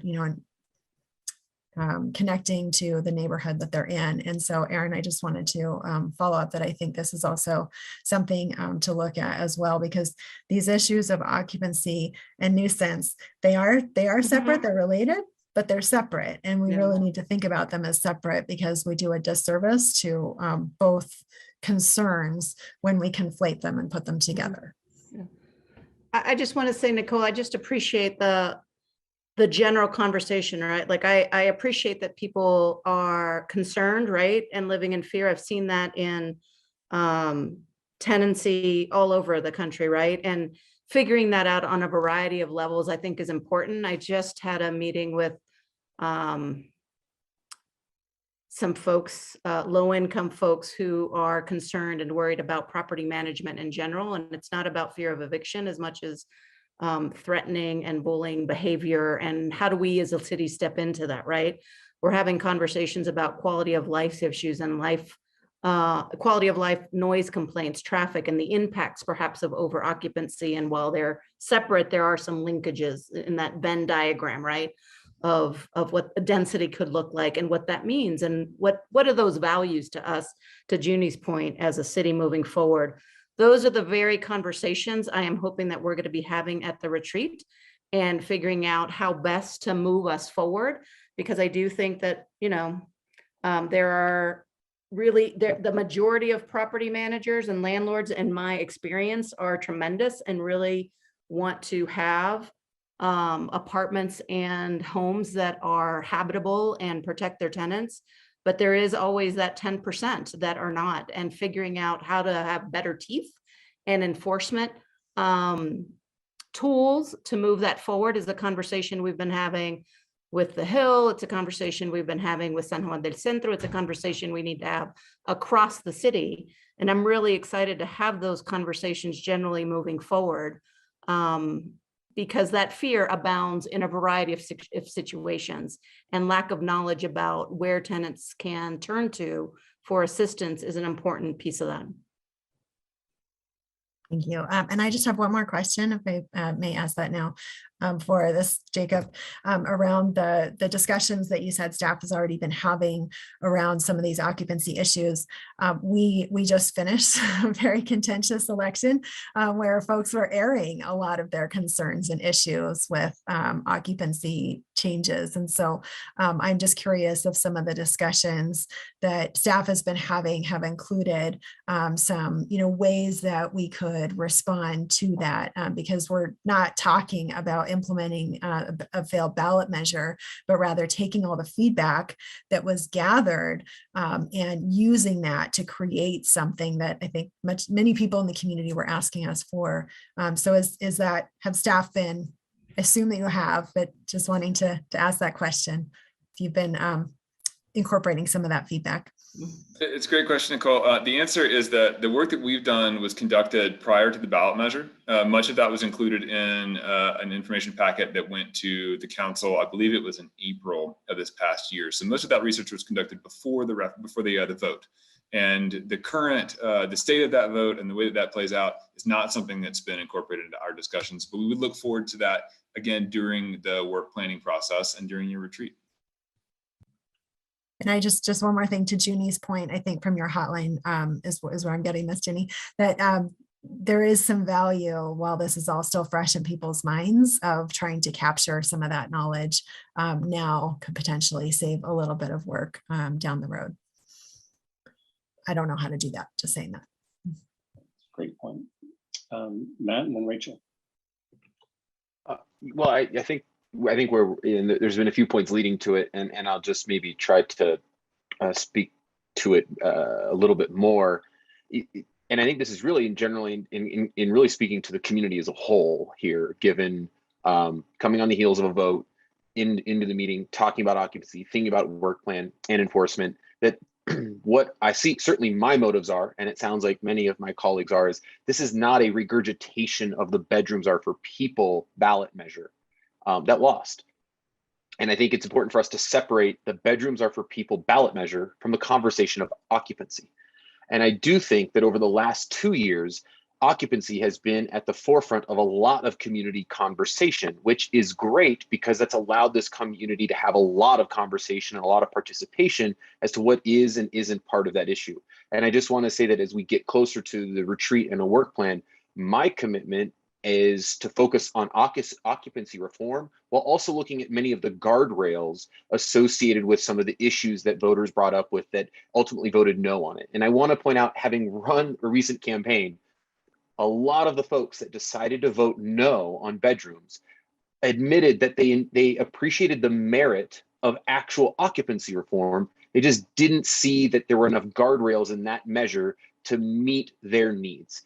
And so I want to be very clear with the community that we have heard that, especially for those of us on the campaign trail, heard it all the time. And so we want to honor that. And I think that's where we want to lead to the work plan, to really focus on those guardrails while doing occupancy reform and making sure we can have a solution that works for everybody in a meaningful way. Because right now the status quo isn't working for everybody. So I think it's important for us to know that. So I think it's just an important thing to sort of succinctly put out to the community, given the emails and everything that's been happening, that this is not going to be a regurgitation of bedrooms. This is going to be a clean look while leveraging the conversation and narrative that we've had over the last 2 years. Thanks for that, Matt. Rachel? Yeah, before I forget, I want to say goodbye to Jacob too. You will be sorely missed, and I did get to work with you, so I'll miss you a lot. Thanks for all your efforts over the past year. Don't be too nice to him. I'm a little bitter about it. I mean, that's fair. We're all a little bitter. I'm heartbroken. So I guess I just want to pan out a little bit and say that I think Aaron and I both asked for this to be added to our work plan, occupancy, at the last retreat, and it was declined. I think we may have been a 7-2 vote, but the time to add this is at the retreat, and that is where we lay out all of the puzzle pieces and see where it fits, and what quarter it could be done in, and how we get there, and know, as Jacob said, like what it's competing against for placement on the work plan. So we have to sort of know what all is in the running when we add occupancy limits. So I'm also very supportive of it, but I can't read tea leaves and don't know what else people are going to bring, and if it will rise to to enough people's top. So I just don't want to put the cart before the horse on this, and commit in any way that is different to everything else we're going to be putting on the work plan. So I think I'm hearing a lot of support for occupancy reform that is not just a polishing and repackaging of bedrooms are for people. So just want to be mindful that we don't want to take actions tonight that really undermine that process. And it is like, I'm not somebody who believes in tradition for tradition's sake or process for process sake. But there are a lot of fires to put out in the city. There are, several things I might want to suspend or, activate very quickly. But if we do those things out of order, I think we lose community trust and we end up with a sort of inferior work product because we're rushing through things. So I think that in this case, we have basically an informal suspension of occupancy, and the goals that I wanted to achieve when I've asked for us to suspend occupancy in the past are achieved. Like, we are taking pains not to evict people and to safeguard, health and safety issues. So I'm delighted. I don't quite understand when that happened. That's mysterious to me. I'm glad that it has happened. And I appreciate that staff has taken that direction. And I would like some confirmation that that's not going to change when we're not looking, and that we are maybe going to send out those letters to tenants to say, or something that makes it very clear that you have an ability to contact the city manager or the planning department or someone, and we will help make sure that during COVID you are not evicted. And we're only talking a matter of weeks, like 6 or 7 weeks, I think, until the retreat, when we can then tether a formal suspension to a work plan item. And that is, to me, the right process and steps and way to do this in a way that does not upset the community, that we are violating democracy or democratic principles or process. So I would really caution us to do this in a way that is trust building and not corrosive to trust.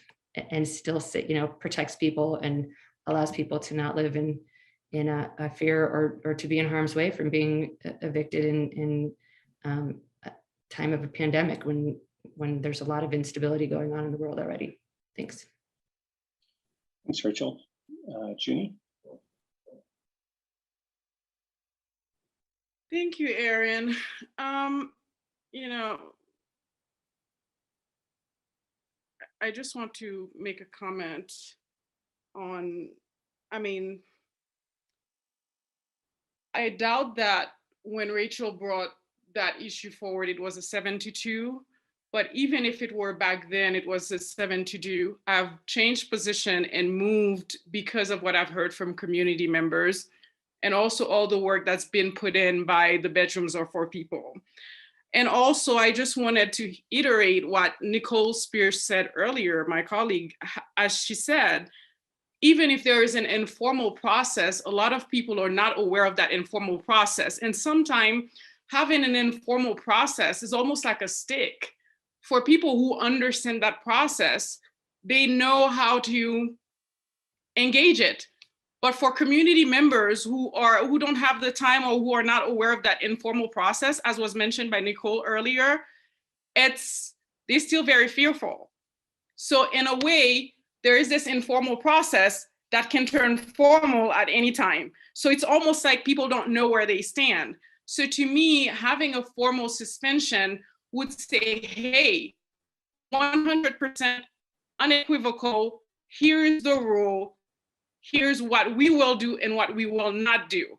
But this idea that as a governing body, that we have an informal process that some people know about, that can be enforced, that might be enforced, that might not be enforced, I think to me sound very inappropriate. And it should not be, I think it should be a more formal process that says, hey, here's where we stand and here's where we are.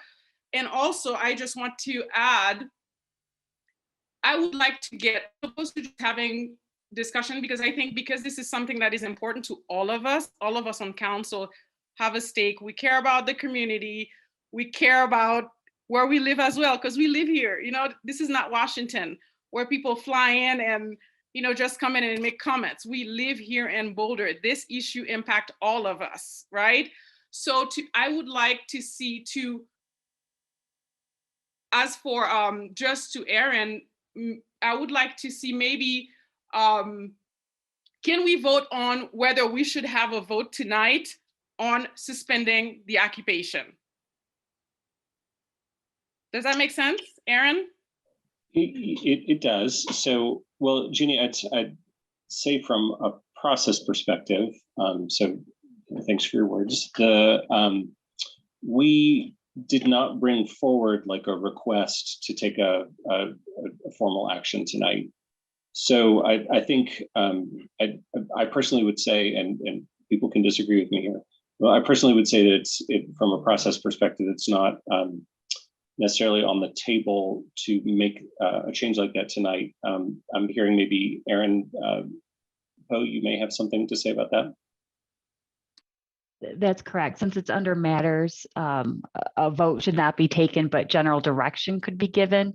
And also just a heads up that we're getting close to 11 o'clock and the council rules say that the meeting will be adjourned unless it's extended by a vote of 2/3 of the council members present. Right, at 11 o'clock. Yes, okay, thanks for that heads up, Aaron. So yeah, I don't think we can take a formal action tonight. But I think if a majority of council wanted to, we could schedule a consideration of a formal action at a subsequent meeting. Aaron, does that sound like the correct process? It does. Thank you. So, okay. So, Lauren, you had something you want to say. Thank you. I agree with what everyone says in terms of, I think it's really important for us to look at occupancy, not to implement a failed ballot measure, but to really try and work on this important issue with the engagement of the community. But I also have some concerns with where we're at. I think that we got where we are right now through a lot of well-intentioned actions, but a complaint-based process is not an equitable process, especially when we aren't enforcing for the underlying complaint. A police officer can only pull you over for specific things. They can't pull you over for things that are not illegal, right? So there's like a certain, I just have the way that this is being implemented right now feels fundamentally problematic to me. Not that we're enforcing it really heavily, but just the fear that it's creating.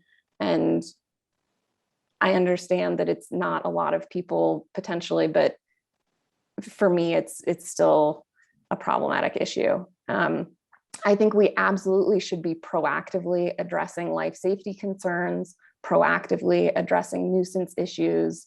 I think that we need to engage the community on these issues and move forward on these processes in a timely manner. But for me, I share a lot of Junie's concerns, and I think that we have a lot of community interest in this issue, and in a way that's a benefit because we already have started a lot of engagement. We have a lot of people interested and active to participate with us on these issues right now. So, Lauren, and I agree that we absolutely do. We probably need to call for that vote. If somebody wants to move to extend the meeting. I move to extend the meeting. Second, anywhere? Second. Okay. All those in favor, I guess just raise your hand. Let's see. I think we count to 6 here. Okay, so we'll keep going for a little bit. Let's see, I kind of lost track here from that. Nicole and then Rachel, I think. Yeah, my question at this point is really kind of around process and governance. So let me just state what I understand. And somebody who's been on council longer or staff, please correct me if I have this wrong. So we have a code in place. No more than 3 unrelated people can live in a home. Last September, I believe, council voted and said, despite the governor's recommendation, we want to keep enforcing that. And then at some point, I think, Rachel, you alluded to this sort of a mysterious process. Now we're at a place where we actually haven't been enforcing. And so to Junie's point, but from a slightly different perspective, it does kind of feel important that council gets aligned with the city formally on this. And somebody who's been on council longer, please correct me if that is a misunderstanding, but it feels like we're at odds with what council decided and what is currently happening. Mary, do you maybe want to comment on that? Yeah, I mean, I believe, and Jacob can correct me if I'm wrong, that what council decided was just to continue our practice. And that practice is not just based on sort of the pandemic, but also just on staffing constraints. When we don't have, with the furloughs that we had, and when we don't have enough staff to do something, there are times when cities suspend some of their action and we move forward in that direction. I do think, and I take your point about how do we communicate this out, right? How do we move that forward? And I do think I want to think about what are those ways in which when we do move forward on a complaint, that we are able to share with people what options or what this means for them. I also will say that 2 things. One is, if there is a conversation to be had about complaint-based code enforcement, which certainly other cities have done, and this is a community that we can do that. We'll also have to talk about what resources mean for proactive enforcement, because there are a lot of units here as we think about that and the frequency of that. So we'll have to develop a whole rubric for what that looks like. And then I'll say that to me, a lot of this can be addressed somewhat by really figuring out communication mechanisms or some sort of notice. the issue I have with a suspension that has a time clock to it is that I don't know when COVID's going to end. And when we have sort of new variants coming forward, then that concerns me because everybody will be watching that clock. That's arbitrary as we think through it. So I do think a better mechanism at the front end for when we do visit, and complaint-based is what we have right now, and happy to discuss what, as a policy matter, you all want to do moving forward. But right now, this is where we're at, is figuring out how to better address the fear or concern about what happens now and what do I do? Because some things are just out of our control, what a landlord is going to do or not. What is important for us is that if we do get a complaint, we have no way of knowing if there is a life safety concern unless we actually visit the property. And that's just a reality. So do you mind if I follow up on that? Mm-hmm. So it's a great point, Nuria, about the communication thing, because I think Ginny's point was a good one about like that people won't necessarily know how things work or how they won't work. And so that fear can persist. Can we add some additional communication, in these, rare instances where there's a complaint and they're investigated? Can we add kind of additional communication to both the, if they are renters, both the owner and the tenant, about the current situation, with COVID and keeping people in their housing, so that people do have that knowledge and comfort that that they're not in danger of being kicked out by the city. Yep. To the risk of Jacob's team killing me as we leave this meeting, I do think that that's an important thing that we can think about what happens when we visit. And is there, in other cities, I've seen folks use like a postcard. It's just, this is, we're visiting, this is what we're doing. If you have a concern or need some support, here's a resource.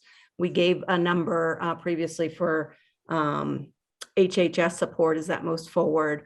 And then again, we can figure out what that looks like. I just don't know what it looks like today, but I get the point of communication and want to figure that out with, minimal additional burden on staff, because if we print something out, that's an easy one when we go to visit to say, this is what's happening and what we look at. So well, I'll definitely think about that and take that direction. Thanks for that. Rachel and then Junie. Yep, real quick. I think to Junie's request, like, I don't know exactly what the process is, but I think maybe it's a request for a not a 5 to see if people want to have a vote on this at a future meeting. So don't want to have that lost in the shuffle. So I don't know if I'm happy to, I have one more comment, but happy to just request a not a 5 vote so that happens, and maybe, or second Junie's. And then just in terms of my comment about, I don't remember what the vote was at the last year retreat. It's just that I felt clobbered on it and like it wasn't an emergency. And so that's why I think, given it was such a non-emergency a year ago, I'm sorry about the cat, Elmer's. It's so much better to be in council chambers for a multitude of reasons. Cat is one. Just that given that it was, so not an emergency last January that we didn't even get a majority, or it seemed like near a majority to lift it up on a, as a work plan item. It just feels like it would be an odd thing so close to the retreat to have this as an emergency suspension when we're just weeks from when we can do that in a way that's tethered to a new work plan item. So if we suspend occupancy now, but we haven't even committed to work on it yet, it just feels unmoored, and in that way, just not super crisp governance. So that's my concern. I think that given it's not, we're essentially not enforcing now, and hopefully Nuria can shore up the communication so that there's even better communication and understanding from tenants than there is now, whether it be informal or formal, and we can get to the retreat. We're going to be into the holidays. I just don't think much is going to happen between now and then for work or probably enforcement. So to me, it's just cleaner, given what happened at last year's retreat, our commitment to do this now, to do it at the next retreat. And I'm going to hopefully mute for the rest of the night now, because that cat is crazy. Thank you. Your cat clearly has strong opinions on occupancy limits. So And yes, Rich, and Ginny, I have not forgotten your request. I was just figuring that I would let folks comment and then we would come back, Ginny, to your request. It is not forgotten for sure. Let's see. So now we've got Bob and Ginny.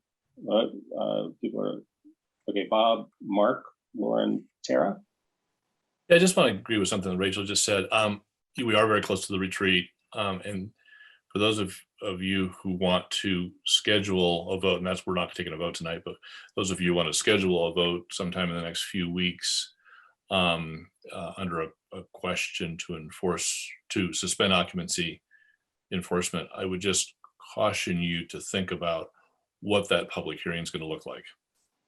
We've seen the types of emails we've gotten in the last couple of weeks, and it is going to blow up at least an entire meeting. So as a matter of fact, it'll probably blow up 2 meetings because I'm not sure we'll even get to a vote after a 3 to 4 to 5 hour public hearing. So that's not a reason to do something or not do something. I just want us to be, as Rachel said, we're coming into the holidays. The retreat's only a few weeks after that. So as you think about whether you want to demand a vote on suspending occupancy enforcement, also think about what that does to all the other things we're working on, because we're either going to have to call 1 or 2 special meetings in late December, early January, or we're just going to have to stop doing the things that are on our schedule right now. Thanks, Bob. Mark.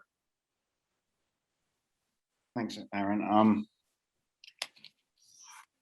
Since we're only enforcing with respect to life, health, and safety issues, a moratorium at this point would prevent us from dealing with life, health, and safety issues.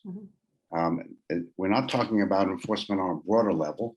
We're talking about not being able to enforce only on the narrow spectrum of issues that we currently address. And I think that's a policy mistake. I agree with Rachel in terms of where this ought to be best addressed. And there are so many moving pieces to this conversation in terms of guardrails and protections and changes. This needs to be done holistically, not in a reflexive manner where we simply state that we're going to put a moratorium on enforcement and not address any other component of the problem. And I know this is not a popular concept at the moment, but since 17,000 some odd people voted in effect to support our existing occupancy limits, that doesn't mean we can't change them and ought not to consider changing them, but simply to say the ordinance no longer exists effectively because you can't enforce any portion of it is to some extent, in my view, disrespectful to those people. I think we can bring many of those people around to a different regime, a different way of looking at things. But to simply say the ordinance that you supported with your vote no longer exists because no portion of it will be enforced, I think is simply an inappropriate thing to do. We have a retreat coming up. We're going to deal with this in its extraordinary complexity, and hopefully we will be able to coalesce around a series of measures that will properly address the concerns that many people have and properly address the concerns that the remaining residents of Boulder have, and try to bring the community together as opposed to taking a step that will be by itself extraordinarily divisive. And I would urge us to deal with this issue in its full measure of complexity at the retreat and take it from there and try to look at it as a whole as opposed to bit by bit. Thank you. Thanks, Mark. Lauren, then Tara. So I had a question that I think I know the answer to, but just for fun. Jacob, does staff have any time between now and the retreat to address any of this? The answer is no, quite frankly. And I do want to emphasize that these matters are handled essentially by 2 staff members within the department. There's a 3rd staff member who is pulled in to assist. So this is, we are minimally staffed in this regard, and there is no capacity in the next few weeks. However, as I said before, we are budgeted in 2022. This is one of our work plan items that we have flagged for 2022, and we do have capacity to address it in some way because we know we're going there, but not immediately, unfortunately. Thank you. And then I had another one for Nuria. Do we, you talked about potentially having a letter or something with changing some language around what we're telling people when we notify them of investigating. Do you need a nod of 5 to change that, or do you feel like you have the direction from us to I do move in not. that direction? Sorry, I do not. I feel like we've got direction, and I think it's a good thing to do, to add more communication on that. I'm actually brainstorming with staff as we're speaking about other possibilities to do that as well. But I hear it, and we're moving forward, and I will circle back with all of you about what we've decided to do and what to put in place. Thank you. Thanks, Tara. Well, everybody knows where I stand, but just for the sake of, I haven't said anything yet tonight, I'm just going to say that the majority of this community voted no on 300. And I know everybody's hearts are good. I do know that. And I already love you all, and we hardly know each other that well. But I will say that if we suspend occupancy, if we do this moratorium on enforcement, we are telling the people that voted no on 300, who cares about you? We know better. And I feel like we are going to lose the community's trust. And I feel like we have a great council here with all sorts of some of the discussion tonight, most of it, actually all of it was fantastic. So I am begging you all to please just wait until the retreat, and then we can have a good, robust discussion and talk about how the community would feel and bring everybody together, as opposed to pushing people apart and having like the next all of December be an email disaster. You know what I mean? So I am going to take this time to just beg you all to just hold off on doing this and talking about it until the retreat. That's all I have to say. Thanks, Tara. Nicole. Yeah, thanks, Tara. And I do appreciate this. I mean, we've all, our inboxes have been filled, but they've also been filled by people who've been telling us things like, you know what, I voted no, but I actually really want you to look at occupancy reform in a thoughtful way. Or I voted yes, but I was holding my nose because I actually have concerns about just, blanket increasing occupancy without having some guardrails. And so I think it's really important, as, even as we're talking about this amongst ourselves, that we are very clear about that distinction, because it's critical. And I think given January 6th, especially, we have people who are very concerned about people overturning votes and democracy and all of that. And so, I hear these concerns, and I would really appreciate if, as, my colleagues, that you wouldn't talk about what I'm talking about with regard to pursuing occupancy reform as something that's needed as a part of better housing policy, as being something that's going to, overturn our election. They're kind of fighting words. And so I'm just asking that we can maybe help bring down the kind of vitriol and what's happening in the community right now post-election, and specifically around this conversation, by not saying things like, we're talking about overturning the election. That's not what we're talking about. We're talking about occupancy reform, which was not actually what was on the ballot. There was a measure to do it a specific way, and that was on the ballot. That's what people voted on. We were not voting on, should we engage in a thoughtful process around occupancy reform. So I would just like to note that distinction. Those are two separate things, and just ask my new colleagues I'm very excited to work with that we keep those separate and understand that occupancy reform is not the exact same thing as ballot measure 300 that failed. Thanks for that, Nicole. If I could just respond to that real quick, and then Matt will go to you. I think there are 2 points in there that I think are really important. And one is that bedrooms are for people did not pass, and we are not going to legislatively as a council try to enact it over the will of the voters, right? I don't think anybody here wants to do that. We're not going to do that, is my very strong understanding. And your other point, also very important, that we can still undertake other kinds of occupancy reform in ways that are not disrespecting the will of the voters. And that can be done, and can be done in collaboration with the community to find other paths that are different from that. So I agree with you on those points, Nicole. Thanks for that. Matt.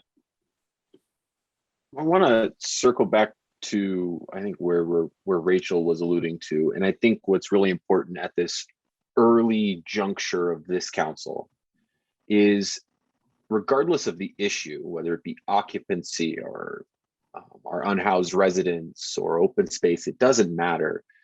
What really I think is going to make this body successful is standing on great process and good governance. And to me, I think we have a great opportunity to get on the right track, where we can set ourselves up for that success for the next 2, 4, and beyond years, for however many of us stay on this body. And I think we could derail that by not sticking to a process that we already have to be known in front of us, that we know will work, and that is bringing the community into the conversation in the best way we can to achieve these great outcomes. And so really, to echo where Rachel was going with that, is let's stick with the process we have in front of us, because if we set that up for success, the outcomes will only be better for the community. And I think we run afoul of what I think some of our certain campaign commitments were just a few weeks ago, was to really stand on good governance and good process. And I think this is a chance for us to do that and do it well and set ourselves up for a lot of success on an array of issues. And I think the moment is for us to make that choice pretty quickly. Do we stand by that process? And so I want to focus on that. That's going to be my goal. I think at the retreat is the time to take the action, be it support occupancy and evaluate whether some suspension or greater things need to happen based on what we deem is appropriate or how long that process will take. But I think we have to get to that place first. Okay, thanks, Matt. I'm not seeing any other raised hands at this point. So, Junie, I'm going to come back to you. I know you're interested in doing a vote of a kind. I think what we could do tonight, if you'd like, is a straw poll on whether to schedule at an upcoming meeting the question of doing an official, I guess, moratorium on occupancy enforcement. Is that what you like? Okay. Do you want to, maybe you should do it in your own words, because this is your, I want to give you the floor to go ahead and do that. No, I think you said it correctly. It's, get a sense of whether council wants to have a vote in the future on occupancy, on the suspension of occupancy limits. So I thought you said it well. Okay. So we have, I said it, but it's really Junie's proposal is to schedule a consideration in an upcoming meeting about whether to institute that formal moratorium. So I guess we have a straw poll here. So I guess all in favor of scheduling that consideration at a future meeting of a formal moratorium, I guess raise your hand. And I've got 2, and so we'll call that 2 votes for that. And so, well, and Nicole, if I could just say something, then I'll call on you. Junie, I really appreciate the passion for making our community a better and safer place that brings you to that proposal. So really want to honor that and how you're speaking up for folks. I'll just speak for myself and say that, I feel like real occupancy reform is within our grasp in a relatively short period of time, and something that we can do in collaboration with the community. And I look very much forward to tackling that in the upcoming handful of months. And let's see, Nicole, you put your hand down. Ginny, you've got your hand up. Me? Yep. Okay. Ginny, yes, please, Ginny. Thank you. I just want to say, even though council had no appetite for this, I still very much believe in this council. I still believe that we can do a lot of great work together, and we will. And I think it's a matter of, us together being courageous. I know there are times that I've been on council, I've not been as courageous as I could be, right? And I do believe because of the people who are on council this time around, it's going to be very much more different, right? It's going to be, I'm very hopeful. So, and I do respect the will of council. My comment I wanted to make, since council members want to have this discussion at the retreat, and I've been on council for 2 years, and I kind of have an idea of how council work, right? Even though I'm still learning as well, just as much as, my new colleagues. I just hope that this discussion is not lost on all of us, that let's say we put it on the work plan and other things are being prioritized, and 2 years from now, some of us are leaving council wondering, oh, what happened? We didn't really tackle this issue. So I really hope that we don't just bring this forward and put it somewhere in the work plan and it gets lost. I hope that once we get to that point, as Rachel mentioned, hopefully, one of the suggestions that I have, maybe creating some kind of council subcommittee so that we can have council members, either a council member or community members from both perspectives, to really look at this issue and help guide us through it so that it's not something that is completely lost on us. And then once we, get to the point where we have a solution, then we can disband that special committee. I believe the hospital side had one and Bob was on it. So I think, my hope is that when we get to that point at the retreat, we really come up with a robust process, whereas, we're not completely lost or just completely forget about this issue because something else come up. Thank you. Thank you for that. Nicole? And I just wanted to ask, I mean, in line with the governance aspect of just having a way, Nuria, you mentioned about communication just being really important, that it does feel really important that council and, city are aligned on issues that clearly this one is very important to our community, right? I just want to make sure, that we have a process in place so that we can be aligned. That was part of what appealed to me about the idea of taking a formal vote. I recognize that it would have exploded things. Absolutely. And I think that alignment between council and city staff is really important. I appreciate that. Okay, well, it looks like we're wrapping up here. I will just say I appreciate the robust discussion. It's complicated and challenging issue, one that's very important to our community, where there's a wide diversity of opinions. But I will say I, for one, am confident that this is an issue that this council can make real progress on very soon. So, Nuri, any last thoughts on this issue? I'm all good, and I just appreciate the conversation. I know it's a complex issue, and just appreciate your thoughts and know that it's all coming from good places, right? Absolutely. And we have one last little item, but before we do that, let's give a send off to Jacob. Jacob, it's been a pleasure working with you for the last year, and best wishes in your next endeavor. Aaron, thank you so much. Working for the great city of Boulder has been an incredible privilege. I only wish that it could be longer. Thank you for all the kind words. And you never know, you might just hear me in the open comment in an upcoming meeting. I look forward to it. Take care. All right, Alicia, I believe we have one last matter. Is that correct? Yes, sir. We did defer, just for the records, item 7A to a future meeting. So we will address item 7B, which is under matters from the mayor and members of council. It is the council check-in on CAC time adjustment. So I guess I'll speak to this one because I've been sort of pioneering or leading the charge in this. It was just the idea of starting CAC at 9 a.m. on Monday morning instead of 8 a.m. The 8 a.m. start time to the week is fairly punishing for many of us. It also makes it harder to get kids to school on the typical child drop-off schedule. So brought this up with Nuria, who ran it by staff, and my understanding is that generally staff, maybe not of one mind, but generally likes the idea or is willing to accept that. Is that right, Nuria?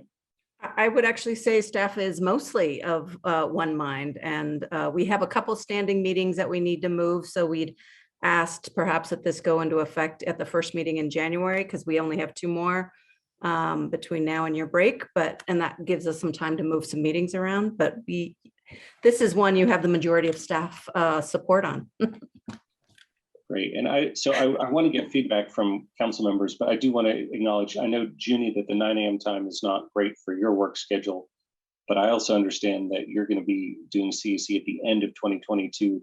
We may well be on a completely different cadence by then with Thursday meetings, but just to promise that wherever we are with that, we'll make sure and accommodate your work schedule.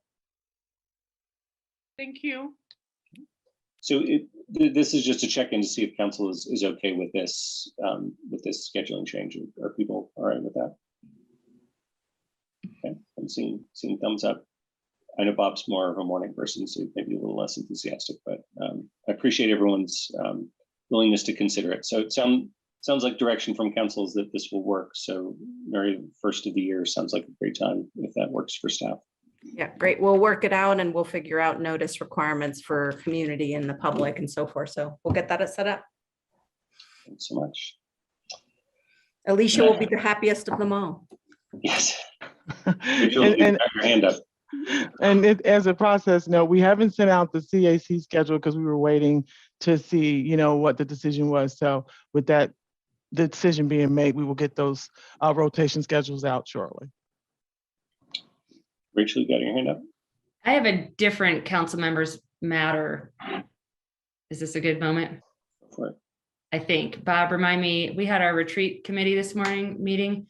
And we just wanted, we weren't sure that we had flagged for the new council that we were thinking about doing one thing different. So wanted to just do a check-in before it's too late to change or shift gears on it. But previously the retreat has been like one night focused on sort of process stuff, and then 4 hours on the second day focused on the work plan. And the retreat committee had recommended that we put all of our time basically into the work plan, since it's going to be such a kind of wide open work plan. And we wanted to have a lot of hours available to talk about the substance, and then have us talk about process ideas at the midterm, like mid-year check-in, I think in June or July. So just wanted to make sure that that was still acceptable to the new council, or if there were issues with that. But let's flag them now before we plan more. Junie and Matt. I just have a question for Rachel. I think maybe I don't understand what you mean by process, because I think the last time as well, it could be I didn't understand it again, because I'm wondering, do you mean as process in the way things are done on council, or process as it relates to the retreat? So I'm trying to figure out what. Yeah. It's a good question. I can't say that I'm any more expert than you, because I've also been confused for 2 years on exactly what goes in what bucket. But my experience of it is like, if you have an engagement idea or like a thing that we can do differently as a process for council, that we've been spending time on that there. Boards and commissions changes would come up under that, but then things like occupancy or housing or like, the homelessness solutions, things like that are in that other bucket. And so we thought as the retreat committee that given that we got through so much of the work plan in the last 2 years, we're going to have a pretty wide open, slate here, and wanted to make sure that we left enough time to talk about the substantive issues and then circle back pretty quickly to process, or as a study session or something like that. Does that answer it? It does. It does. Yeah. If from my understanding, like you said, it's process on how things are done on different committees. I suppose it is okay, but I think, of course, the drawback is because a lot of our colleagues are new. If they get this process 6 months from now, I think they will be at a loss, because even though we are both still learning, chances are we are, a few steps ahead. Probably not further ahead than Matt Benjamin, because he's been around for so long. But I think there might be some constraint. But yeah, as long as they agree to that and they think it will work. There's some drawbacks, but like you said, there are some benefits to it. If I could just clarify, all we're talking about is changes of process. In other words, processes like we meet at Tuesday nights at 6 o'clock, or we don't vote on things under matters and things like that. Those are process points. And so the idea is quite frankly, it would be unfair to new council members to ask them, what changes do you want in process, when they're still trying to figure out what the process is. Plus, we, as Rachel said, we have a lot of substance, as we just heard tonight, to talk about as far as the work plan. So we wanted to break it up and say, let's focus on substance in the work plan at the retreat. And then later in the year, this could be a series of study sessions, or it could be our mid-year retreat. By then, folks will understand what of our process works and what doesn't work. And it could be a very short discussion. It could be, hey, all of our process works, we don't want to make any changes. Or people by then could have a list of things that they want to change. And so I think we just wanted to break that up rather than talking about process changes in January.